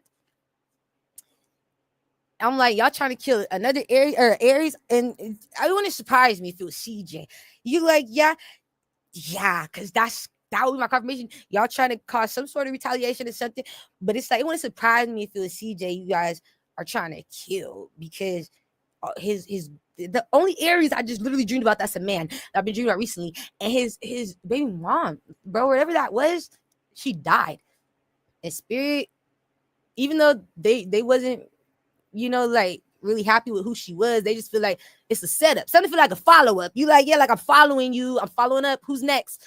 Let's go to this one now. Next step is this one. Next step is this one to go next. So I feel like people on a list. That's what it's feeling like. And so you got to make your list too. Right. Like I'm like, Aries, if this CJ nigga, they got a list on you. Yeah, I got to make a list. You got to make a list. That's what I'm trying to tell you, because the Scorpio, right? Leo, Virgo, Aries. I get it. It's time to make lists. You understand? No, I get it. I'm like, this CJ, that nigga better start making that list, nigga. You like the hit list. Oh, my mom, I believe in the hit list, nigga. I trust the hit list. I trust the hit man. You're like, right. I trust them. I don't care. So Spirit feel like I agree with that. You got to definitely make the list, because they're coming for you. And then they was like, yeah, we just didn't want to talk about that. And they also showed me because the kids, they said,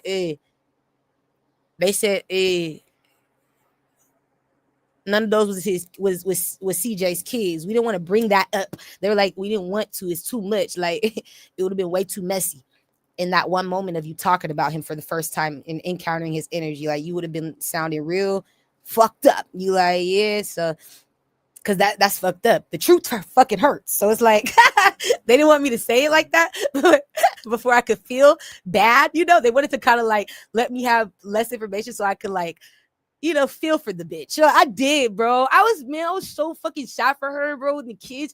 But then like when Spirit said, fuck no, bitch, no. They feel like it was karma. That's how they look at her death. You're like, yeah, they not sad. They feel like there's a lot of things people didn't know. I never would have knew. And they said the kids not being his kids, that really pissed the Spirit off too. Is like, I said, not one of them were his. They said he gonna get the confirmation. None of those kids are his. She was always cheating on you. That fucked my head up. I was like, what? This was all a setup. She was paid prior. She was sent out. We don't like her. That's how bad it is. So it remind me how they look at like bitches that like my stepmamas and them. You like, you're like bitches that are, you like, yeah. It remind me of how, right? We look at those type of bitches. We don't fuck with those type of bitches, bro. I don't fuck with that. But Spirit said that's why, because we wanted him to focus on the people trying to hurt him. You know what I'm saying? That's all we wanted to focus on. We know that like he can't get nothing out of that no more. Like he would have to just let that go. It's too late. You can't even get justice out of finding out those kids ain't yours. I was like, yeah, the Spirit said that's the one thing though about it. We always knew too much, and other people would say things, and so they didn't want to be messy. That's how Ancestors looking at it. Like, we just didn't want to be messy. We ain't trying to be messy.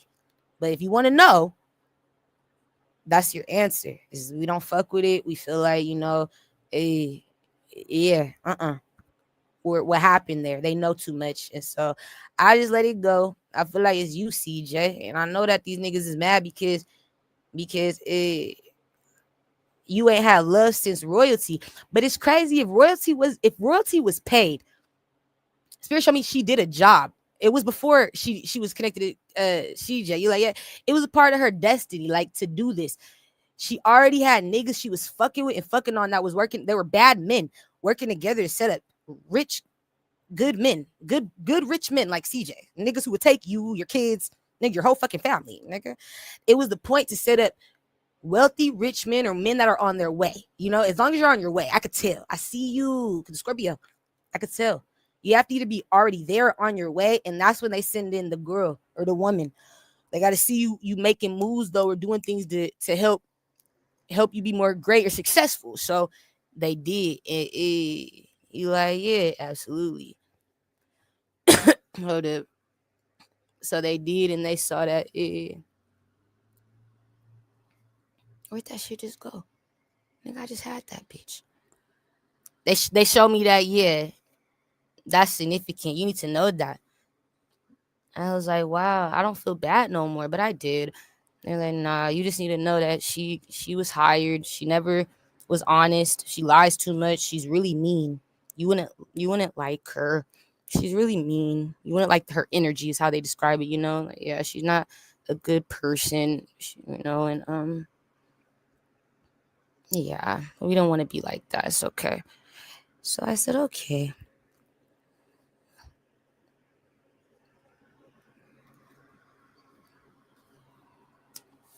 Where did that just go? Here it is. I was sad. No, I didn't just drop it. I have to get off here soon, you guys. You're like, yeah. I think I'm gonna go to the dispensary. Yeah. I want more weed. I'm like, yeah. But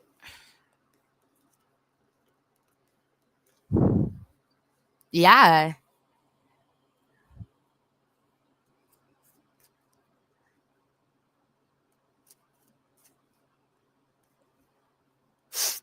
Oh my gosh.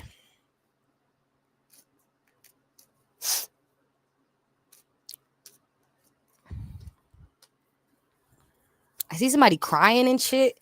Could be with an Aquarius, Scorpio. Somebody's in like fucking tears.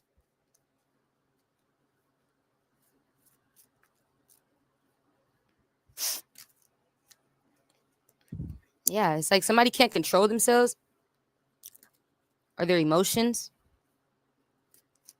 because the reason why, because somebody here getting on your ass, bitch. All right, with the a Capricorn, Aries. So now somebody's sad. They losing control of their feelings. They could even be just angry. Like, people cry when they mad. You like it give me an energy. Somebody being sad or mad when they, like they crying because they sad. They crying because they mad.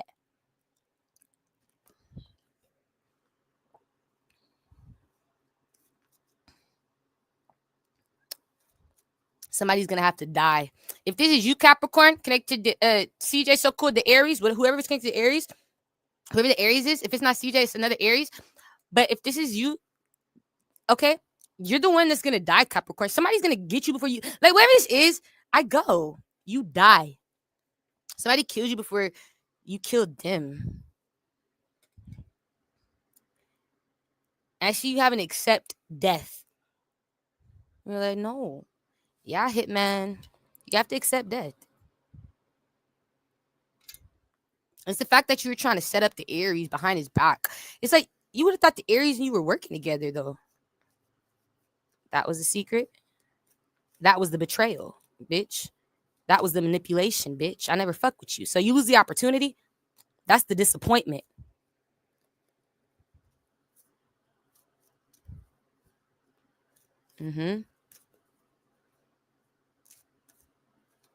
And I don't know. I don't know. I don't know. That's the disappointment. So you die, Cappy. I see you accepting your fate is death. My. It's crazy when a hitman got to get killed. You like it. All right. You forgot the job, nigga. You're tripping. You're tripping. You're tripping. You're tripping. I feel like, yeah.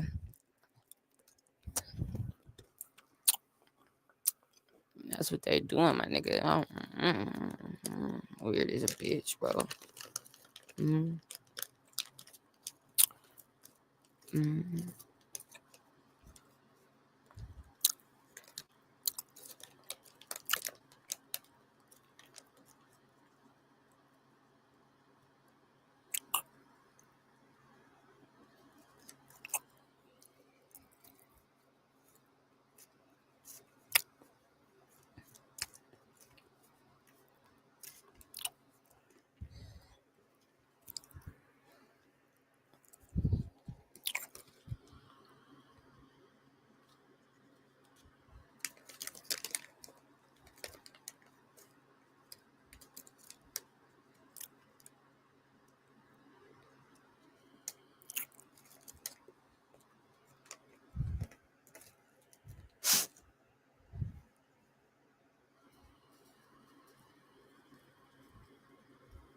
I used to say I wanted to work. Like, if people were to hit me up and say, I want to work with you, I used to be like, yeah. But honestly, when I do readings, and because I never decide for myself in the moment, I ask the ancestors. People get mad. I'll make somebody wait for the answer until I get my tarot cards, or you like, yeah, yes. I'll make people wait for me to say yes or no to things, put them on hold until until I can get to my cards. Wait till I get home, bitch, to answer that. Let me talk to spirit. I can talk to my ancestors, so I don't fuck up. I just be liking to know the outcome of each situation. Like, if I do this, what'll happen? If I do this, I be like to know the scenario. If I do this or that, my advice and shit from spirit, they be protecting me. So I access that, and I'm just like, yeah, man. I'm so excited to see what spirit has for me now, especially that I've been able to take time with myself, find other parts of myself that I didn't know could have been missing. But it's all about me. It's not about nobody else. So I like to just work on me every day. And so I'm so proud of how far I've been coming just within my own maturity. When I had the last time I talked to my dad, the man who raised me, it was like a conversation that made me realize how much I've grown as a woman, how much I've grew up, how much I've changed. There was a slight bit of emotion that came out, but not in a sensitive way. You know, it was more just just a way of having peace talking to my father. He's just like, wow, like, you know, it's nice to hear your voice. It's sweet. It was sweet. It felt sweet. I felt like I could be a sweet girl. I didn't feel like I had to raise my voice or like make it feel like, you know, he wasn't hearing me. And that was something I, you know, noticed when I got off the phone. Last time I talked to him, I noticed like how peaceful and calm the conversation was, even though we were talking about some heavy shit. You're like, yeah, he didn't want to talk about it at the time. But it didn't make me emotional. It didn't make me mad. You're like, no, it just made me be, you know, like in the moment, be a sweetheart and be appreciative that I can even share this moment with you on the phone right now. I'll talk to you about it later. You can talk about it later. It didn't make me mad, nothing. That was when I knew. I smiled when I got off the phone. I was like, okay, bye. He was like, I gotta go do this. I'm at work. And he's like, we'll talk about this, you know, some other time. I said, okay. Okay, well, have a good day. I'll talk to you later. I love you. Bye. And I laughed like that when I got out, when I hung up. I just felt a giggle inside. It was like, you can't make me cry no more. You can't break me down no more. But you can at least, you know, you can at least keep me in this energy of a sweet girl that still love it when, you know, you're sweet to her as well. He was being sweet. He wasn't being that way. So I didn't have to be. It was blended in that energy. And I felt grateful, you know, and I just felt, Tiory, that's your self growth. You fucking grew up, Tiory. Like, I knew it. I was like, I grew up. And you grew up. There's a lot of things that I saw in myself this last few months after I had first went on my hiatus in December 2025, but I had saw so much in myself and I was just like molding it together. And I'm like, wow, my attitude is getting better within like me being able to have these conversations without getting irritated, because I'll get irritated with people. You're like, yeah, yes. If I try to talk about this shit with the person talking back, I get irritated if they're not ascended, if they don't understand, if they call me a liar, I get irritated and I stop wanting to talk. Right? You like, I get pissed. All right. I cuss people out. I'm that type of bitch. I cuss out my parents. You like, yeah, I'm that type of bitch. I'm that type of child. Okay. I'm right, Kenny. Somebody know. That's the type of motherfucker I am. Okay. And it's like when I'm better at, you know, handling my attitude, because it's not like it's not for nothing. These motherfuckers make me flex. You like, yeah, that's nothing you gotta keep in mind. They cause me to flex. They shift my energy. But nah, now, I'm better, and I notice they're better, and that's why we can be better. It's not just me. He changing too. I'm so proud of us. This is individuals. So at the end of the day,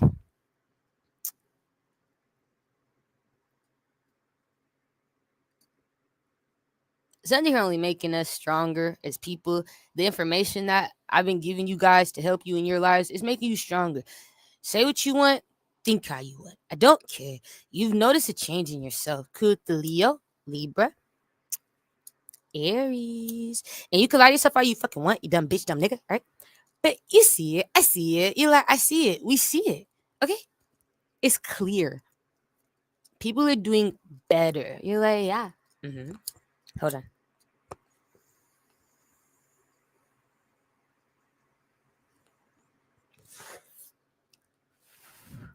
I can see it. People are doing better, especially the ones that I dream of. I'm like, that's how I know they're watching. You're doing so much better. I just see change. And the ones that don't do better, that's why I don't read them no more. You're like, yeah, you're not doing fucking better. I haven't seen no fucking changes. Dumb bitch, dumb niggas. You have not fucking changed. I say, Spirit, I'm still pulling on the same energy a year ago. They're still in that situation. It's been over a year. They're still on that, Tiory. Let's stop telling them. Just told you guys about this bitch Hoops for Flavor Flav, robbing this nigga for I don't know how long. He don't even know he's being robbed.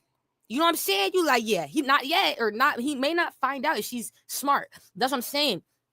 It be like that. Niggas begin to, but there's the bitch who's telling them, like, I'm not talking to this nigga about what Hoops is doing, but it's like, I be telling these niggas what another bitch like Hoops is doing. You know what I'm saying? What another nigga like Hoops is doing. This nigga, this bitch is robbing. You don't even see this nigga, this bitch. You just giving this nigga this bitch while they already robbed. It's the same shit.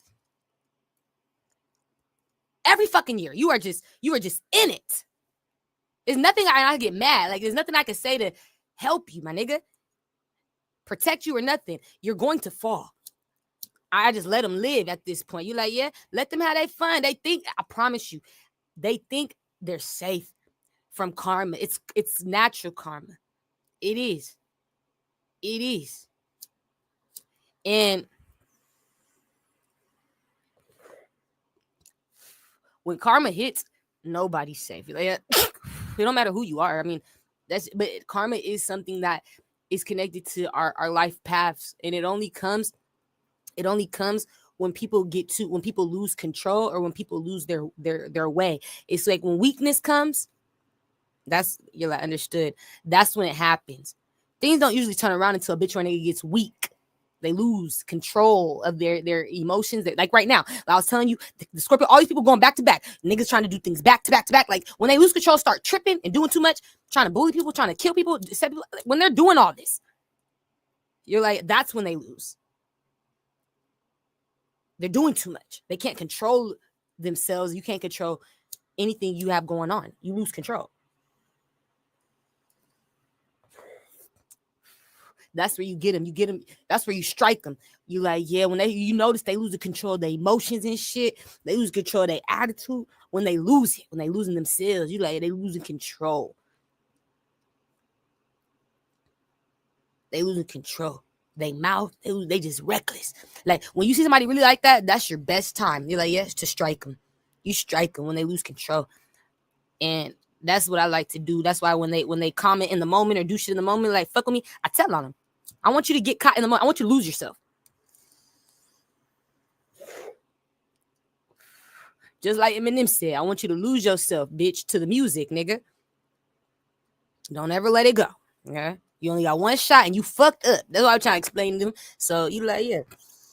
I know there's people I wouldn't even want to work with in this fucking industry because I'm not feeling their energy. When I really pull on their energy, you're like, yeah, that should be ass, my nigga. Ass and just a whole lot of cash. There's money in it though. It's true, it's money in it, but I be trying to like be worried about my energy because just like CJ, these niggas will kill you just because you're trying to find love. That's crazy. Like that's scary. And then it's like you like, yeah, that's scary. That's that right there.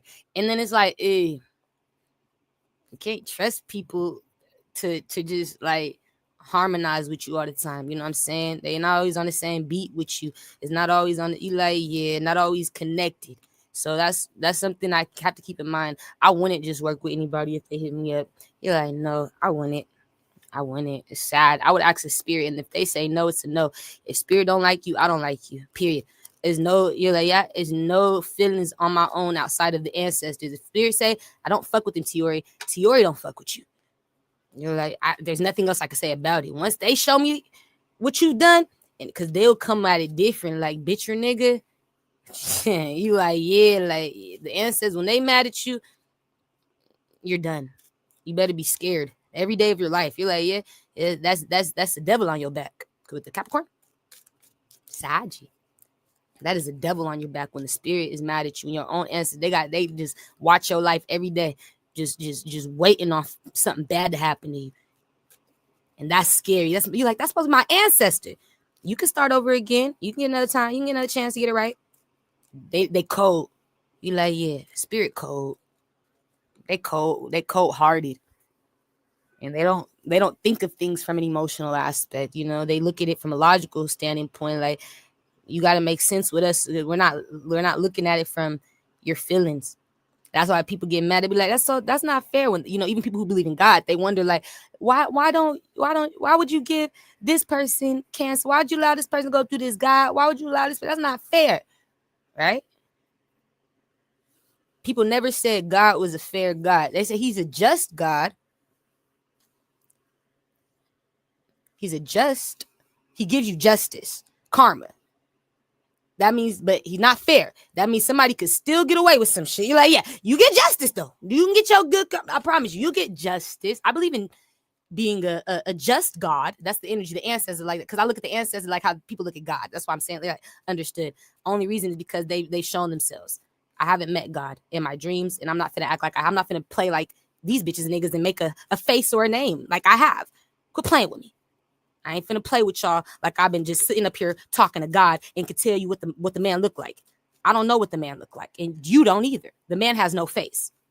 Okay, that you're right. Okay, quit playing with me. He's a faceless man, and I don't like that. We're not connected. So when I talk about God, it's because I'm referring to him in reference to the ancestors who I've really seen, but other people play like they've seen some shit. You ain't seen shit. You ain't seen shit. You have not. You have not seen shit. And so I be laughing. Spirit be like, yeah, I can't stand these motherfuckers, man. They looking at God like wow. You look at your ancestors and they're not getting the answer, and you're getting all the answers, and they're confused. It's because you're not talking to your ancestors. You're talking to God. Where is he? What does he look like? And I told him, Spirit, he could look like Bruce Almighty. I don't fucking know. I feel like he would look like Bruce Almighty. They know something. It's something that they know they're not telling me. I feel like he looks like Morgan Freeman. That's the face. That's all I think of when I hear God. You see Morgan? Somebody laughing. I see Morgan. Somebody know I do. So I see Morgan Freeman when I look at this nigga God. Like I'm like, that's who that because I haven't seen anyone else. Not a depiction like that. I'm waiting on it. So I laugh. I think of Morgan Freeman. He like, that's who he look like to me. He look like Morgan. I feel like that's the real guy. That's what his face would look like if he had a face.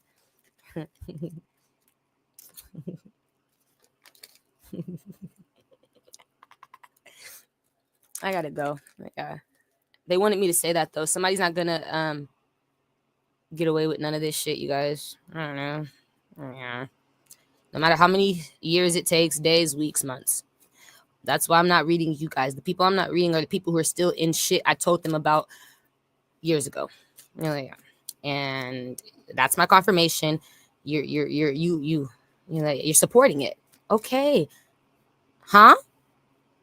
Okay. Right? That's why I said DDG. You knew that was my confirmation. DDG knew that baby wasn't his. Nigga, I paid for the baby because I'm scared of love. Okay. Somebody tell us with Saji. Are we getting it? Right, Cappy? Yeah, I've been helping. DDG ain't talked to me. DDG, you think I don't know shit. You think I'm dumb. I never said, DDG, hit me up. Why don't you talk? Nigga never talked to you on your own platform saying, hi, DDG, trying to get your attention. Nigga, don't you know why, nigga? I'm way too proud. Dumb fuck. I know you. For real, with your lying ass. And so when Spirit showed me, nigga, the Capricorn, he damn near take care of DDG, nigga. That's daddy, right? That's father, nigga. That's father. The Capricorn got money. You like, yeah, he did. He worked with, like I said, James and them. He do. The cameraman, whatever that was, he do. He got money. More money than DDG. No, DDG, yes, the Pop already showed me. He gonna go broke. But Pop already showed me when he was helping you, he richer than you in real time. He got way more money than, yeah. You're like, no, yes, he do. Yeah, he do. The cameraman. So what I have found out was he was helping, niggas like that in DDG. I was like, I know why he wasn't talking to me. You're like, yeah, because he was supporting the fucking trafficking, right? You got the baby from the Capricorn, the cameraman, connected to Hallie in Thomas suit. No. Can we stop talking? Can we just stop, Tiory? Stop, Tiory. Stop, Tiory. Stop. That's why he wasn't saying anything. Because the first time I ever mentioned DDG in my dreams was connected to that baby. You're like, yeah, in Hallie. It had nothing to really do with DDG. It was Hallie. These is two virgins. They never had sex. You're like, no way. These are two virgins that are 29 and up, right? 28 plus. Grown ass little girl, little boys. They're grown ass boy and girls. DDG was getting taken care of, I saw, by the Capricorn with the Taurus. Grown ass men. I don't lie. I was saying less to protect you, DDG. You didn't even say because that's how you knew I loved you. Loved. ED. From my dreams. It was the dreams. But at first, I knew a lot of shit. And it was like I said, when I first dreamed of him, it was because Hallie was a problem in my life. DDG wasn't someone I was trying to attract. You're like, no, I wasn't interested. I always watched that nigga, like, as far as on and off. I would always see him come up on the YouTubes and shit since I was with my baby dad. You're like, yeah, a long time ago. Since like I was like 18. It's been a long time. I've been seeing him on and off on that bitch since like I was 18. So I already had knew. Like, I don't know. I already had knew like his situation. I was, as far as like he was already in some shit. I wasn't trying to fuck with DDG. You're like, no. He had to manifest me through that shit with Hallie. So that's what my confirmation was. I never manifested DDG, which is why I never tried to like pursue that. And I never went to the fucking are you my boss shit. None of that. I didn't manifest him. Like, no, nigga. You started watching me because Hallie, the cancer, told you to some shit. This nigga fell in love on his own. Hallie and him broke up. It was before Hallie and him had the little breakup. I was the reason. Now she's talking about you're being abusive and shit. Like, that was all because of me. So he was working with this bitch. And then now the bitch set him up and leave him behind. You like, yeah, they gotta act like they beefing and shit, right? Because it's coming out. The secrets, they're scared. Now we gotta make it look like we're fighting, right? His whole position at that point was just to stay away from me because he was still supporting the lie. You're like, yeah, He didn't want to. That's why he kept me at a distance in the physical. And I knew that, which is why I'm like, I'm not going to come, nigga, nowhere near you. I'm not even going to manifest that. The fuck? You're part of it. I told y'all that. But I saw he broke up with Hallie. He was trying to, like, he was trying to not, I don't know. Whatever that was, it was started with Hallie. He wasn't a problem in my life. You're like, no. It started with Hallie. It wasn't starting with DDG. He wasn't somebody that I was even worried about. And so I knew that, that,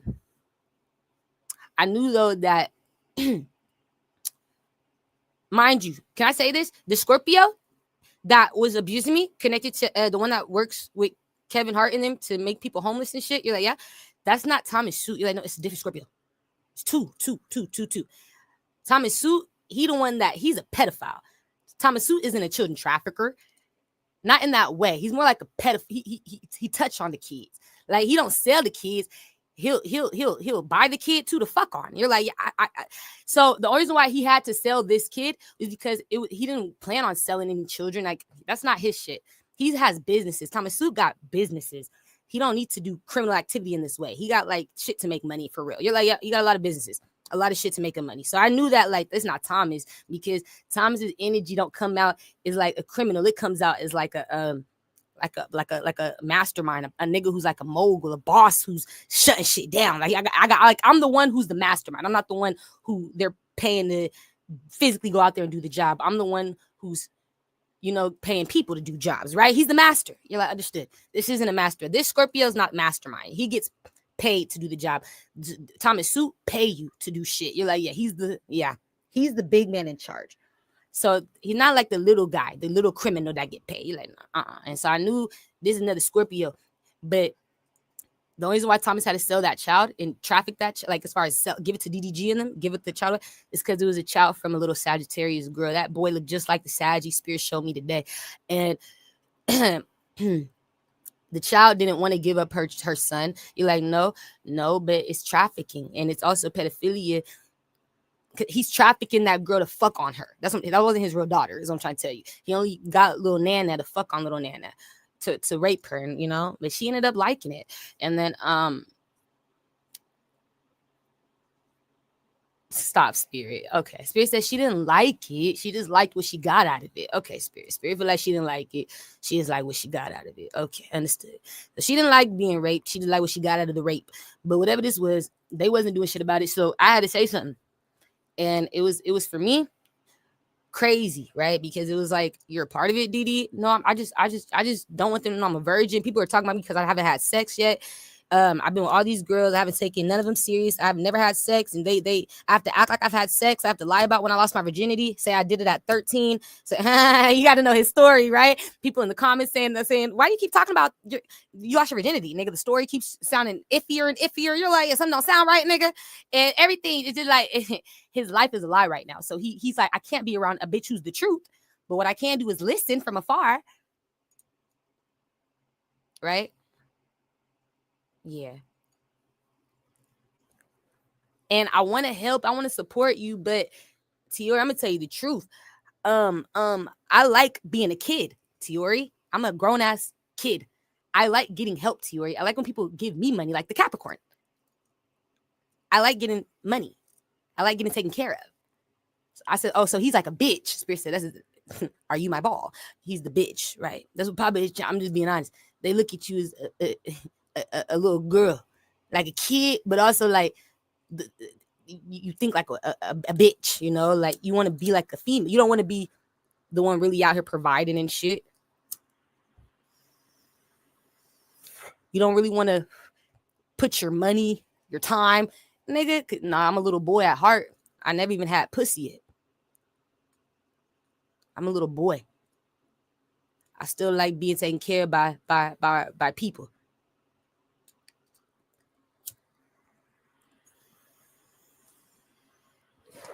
But it's not like women. You don't like being taken care of by women. You like being taken care of by men, which lets me know you're a bitch. That's our confirmation. He's a bitch. Any man that like being taken care of by other men is a bitch. With the Saggy. Ooh, my Aries, Libra, Leo. Ooh, Gemini. Oh my.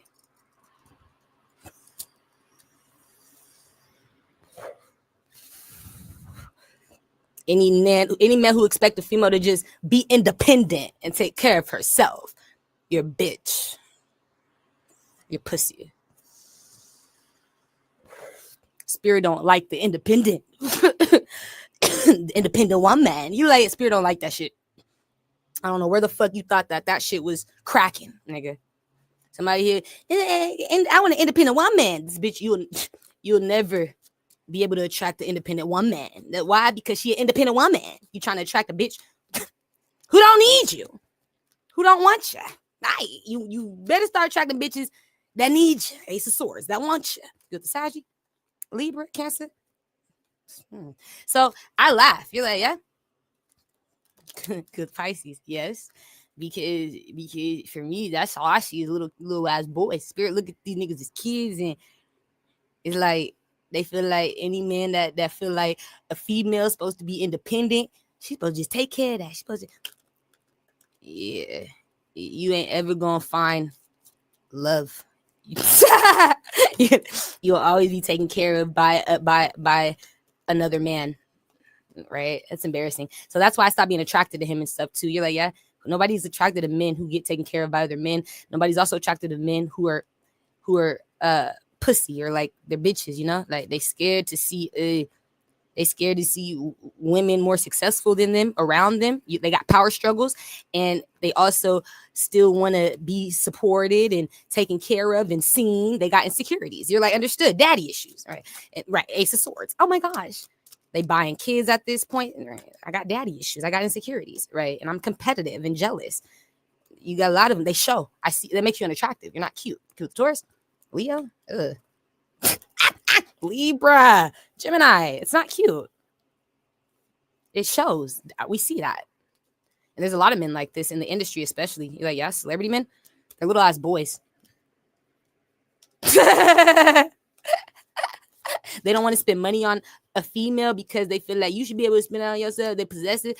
That's why I said they got to lie. Like, that's why I knew. DDG, I'm like, why are you lying about buying India gifts? Because I need them to believe I'm like that. You never buy bitches shit. You don't give bitches money. You don't support bitches financially. You'll let a Capricorn do it. You'll let a Virgo do it. Okay, cool. The Leo, am I lying? Somebody tell me I'm lying. Okay, no, I get it. You'll let them take care of this bitch.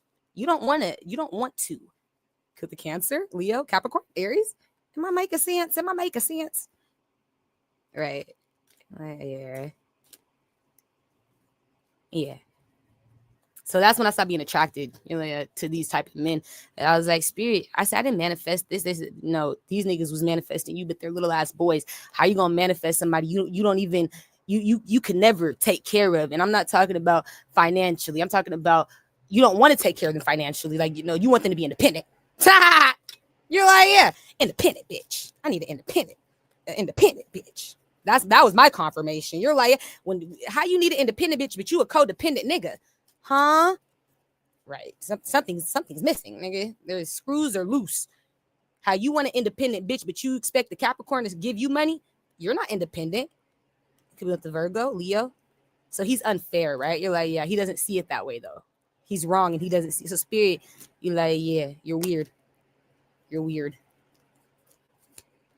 You're weird. Oh my gosh. There's a lot of them. You're weirdos. These men. Stop fucking lying about your lives.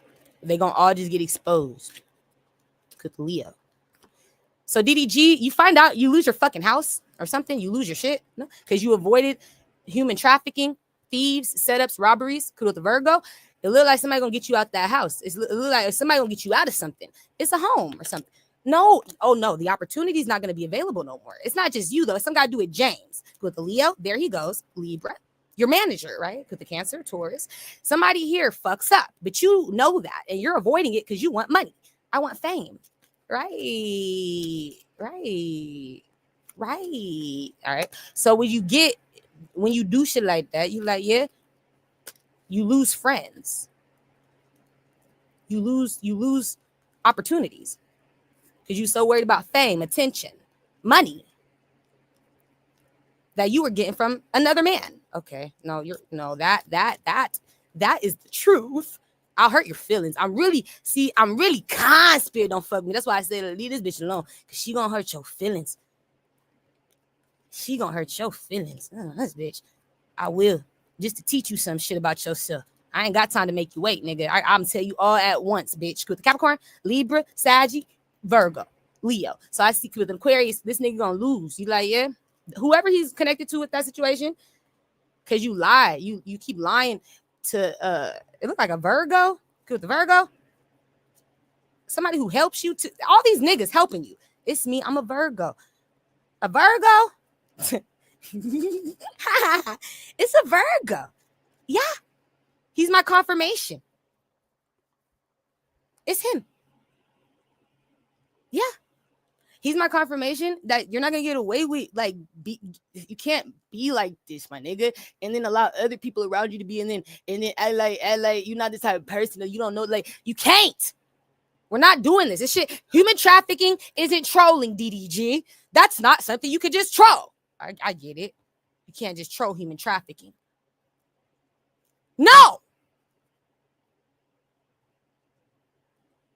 Dumb as fuck, bro. No.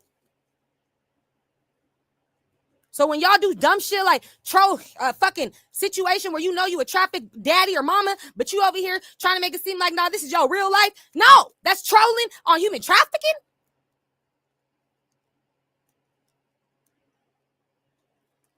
Playing in the world face though. And then you know who a part of it, you know who sell it, who buy it, who do it, who da-da-da, and you got to shut the fuck up so you don't see you so selfish. So the Virgo gonna get confirmation of how selfish you've been. I've said these things, Virgo. You're like, you've already talked about it. Virgo, many times over. I'm done talking about it. It's just my confirmation who it's all connected to and why he never fucking wants to say anything. Because if that anybody, I said, yeah, because Kendrick, he's not a part of no shit. That's why Kendrick talked to me. Zac Efron wasn't a part of no shit. That's why he was sending me money. You're like, yeah, fucking, when you're in some shit, I know. That's why you're not talking to me. You can't, Aquarius, Michael B, you're in some shit. No, yes, you are. That's why you're like this. When you guys are in this shit, you can't talk to me. You're living a fucking lie and I'm the fucking truth. And that's all, we're not aligned. But you want to be. You can't be, nigga. Because you're a fucking liar. And I'm not finna, nigga, pump your dumbass heads up to make you believe that you're not. That makes sense. You're not finna make us feel like we're not who we, right. No. I'm going to tell you. So you lose the opportunity. because he was on the Leo James's ass, DDG. Give a fuck. Niggas is dumb as hell, Papa. You like, yeah, just playing with the game. He lose the house. They lose the house. No. James, all these people lying to a Virgo who was helping you. He was helping. He was supporting the business or something. He was like a family member, a friend. This motherfucker solid, the Virgo. Like, yeah, he's my confirmation. He's honest. I'm not like this. He wouldn't like this. No. Taking all these fucking trips. You using the Virgos. Fucking, I don't know what the hell his homes or his, I don't know, nigga. Vacational homes. Whatever y'all got going on. Taking these trips, nigga. Connect to the Virgo, nigga, the real estate. Okay. No, don't get scared. Coming out here. I say, how y'all be coming out here, getting homes out here? We know people. So you lose the houses. Anybody who, that's why I said, he lose the house too. What's that nigga's name, Papa? Mike Epps. That's why you lose your house, Mike Epps. I lose it. This is why you're losing your homes. You be doing that same shit. Lying about it and shit. Setting people the fuck up behind their back in these houses that y'all living in for free because your job. Because, right. Of a man who takes care of you. Oh my gosh. You're like, you gonna find that out, ladies. There's a lot of niggas getting taken care of by other niggas. You're like, what the expecting you to take care of yourself. What? But I expect you to be independent, ladies. The fuck? Could be doing Neo. I expect you to have your own, ladies. Because I got my own. But you didn't tell us you got it from this man. And that's why you own it now. He gave it to you. He got it for you. It's looking like Diddy shit, right? Uncle P Diddy shit y'all was talking about that. Right. It's looking like Uncle P Diddy shit. Buying niggas shit, not bitches. Okay, I get it. It's feeling like now you feels gay. It's giving gay. Now you look gay. Now you worry because it's like, what's wrong with me? Why am I asking this nigga for money? Why am I accepting this nigga's gifts? Why am I? What's wrong with me? It's a good question. That's what you have to stop playing about. So they're gonna stop avoiding what's wrong with them. The Virgo get you out of here, right? Now you got to focus on your issues because see, that's what they've been avoiding with the Libra, Virgo, Taurus, Capricorn, Scorpio, Aquarius. He's gonna solve a problem. Virgo, whatever you're doing to how James loses, it causes James to lose, which essentially causes DDG to lose. You're like, yeah, because he's contracted with James. Like, how did you not know nothing, DDG? No, I act like I don't know so they can get away with it, and I don't get looked at as that's where I can't play with you when you on that. So when we know now, Virgo, you're like, yeah, he's never gonna solve the problem. No, Virgo, DDG he doesn't want to solve it because he's a part of it. When you find out, I can't because I'm a part of the situation with James. So I'm like, how does it keep happening? I thought you did something, Didi. No, I can't do nothing for real because I'm doing it. We two sides of the same coin. You like, yes, with the Gemini, Saggy, yes, Aquarius, Scorpio. We're two sides of the same coin. If he go down, I go down. Now this is when they start working together, right? Because if he go down, I go down. Through the Saggy. If she go down, I go down. With the Scorpio, Aquarius. So that's what happens. The prophecy comes to pass with the Pisces. It comes fast with the Leo, Gemini. But yeah, I see that being the solution is humbling yourselves, getting them to stop being supported by men, having them be independent. Not right. I need to be independent. Just like you say, Miss Independent. She gotta have her own, do her own. This isn't independence. You got to be independent. So this is going to teach them independence, Virgo. You're like, understood, right? It's going to teach them how to be honest, right? Understood about the trafficking, about the setups, about it. Blue Scorpio, it's a trigger, right? Right. So you find out, you're like, no way. You're done. I see a lot of people just homeless. You was all using the Virgo? This is embarrassing, Tiory. A lot of them were using a Virgo. I don't know who this Virgo is. You're like, no, Nah, but I know they're connected to James and DDG and them. And Spirit showing me like there's somebody who's helpful with homes or housing or living situations. Travel, connected to things like that. They're like in real estate or something. They're a realtor, or they're in real estate, or they own properties, or they do property management. It's a Virgo. Okay. Spirit showed me the Virgo. He ain't know none of this shit. You like, no. And it was happening in his homes or right underneath his locations or his properties. He was giving them opportunities to stay in homes. You're like, yeah. Yeah. He was helping them. And he just didn't know about this. It looked like this nigga was focused on his job. He couldn't see what they were doing wrong. You're like, yeah, he was just focused on his job. He wasn't avoiding anything though, like DDG. DDG be avoiding the truth. He not avoiding shit. It's like if I were to tell the Virgo this right now, he would avoid it. He would try to find a solution. You're like, yeah, I will not avoid that. I would try to see how to fix the problem. What are you talking about? I'm trying to go deeper. So it looked like he didn't know. He just was unaware. He ain't a part of whatever they was a part of. You're like, yeah. But yeah. No, don't run. No, that's what's that I gotta go. You like, that's the last thing Spirit said. That's all you need to tell him. Warn him that your time is up, DD. Okay? You're the only guy that I dream of, that I'm this connected to, that is in the shit with the children. It's funny to Spirit. Your time is up. Okay? Yeah. You need confirmation of this reading, or this reading is your confirmation. Have a good night. Bye.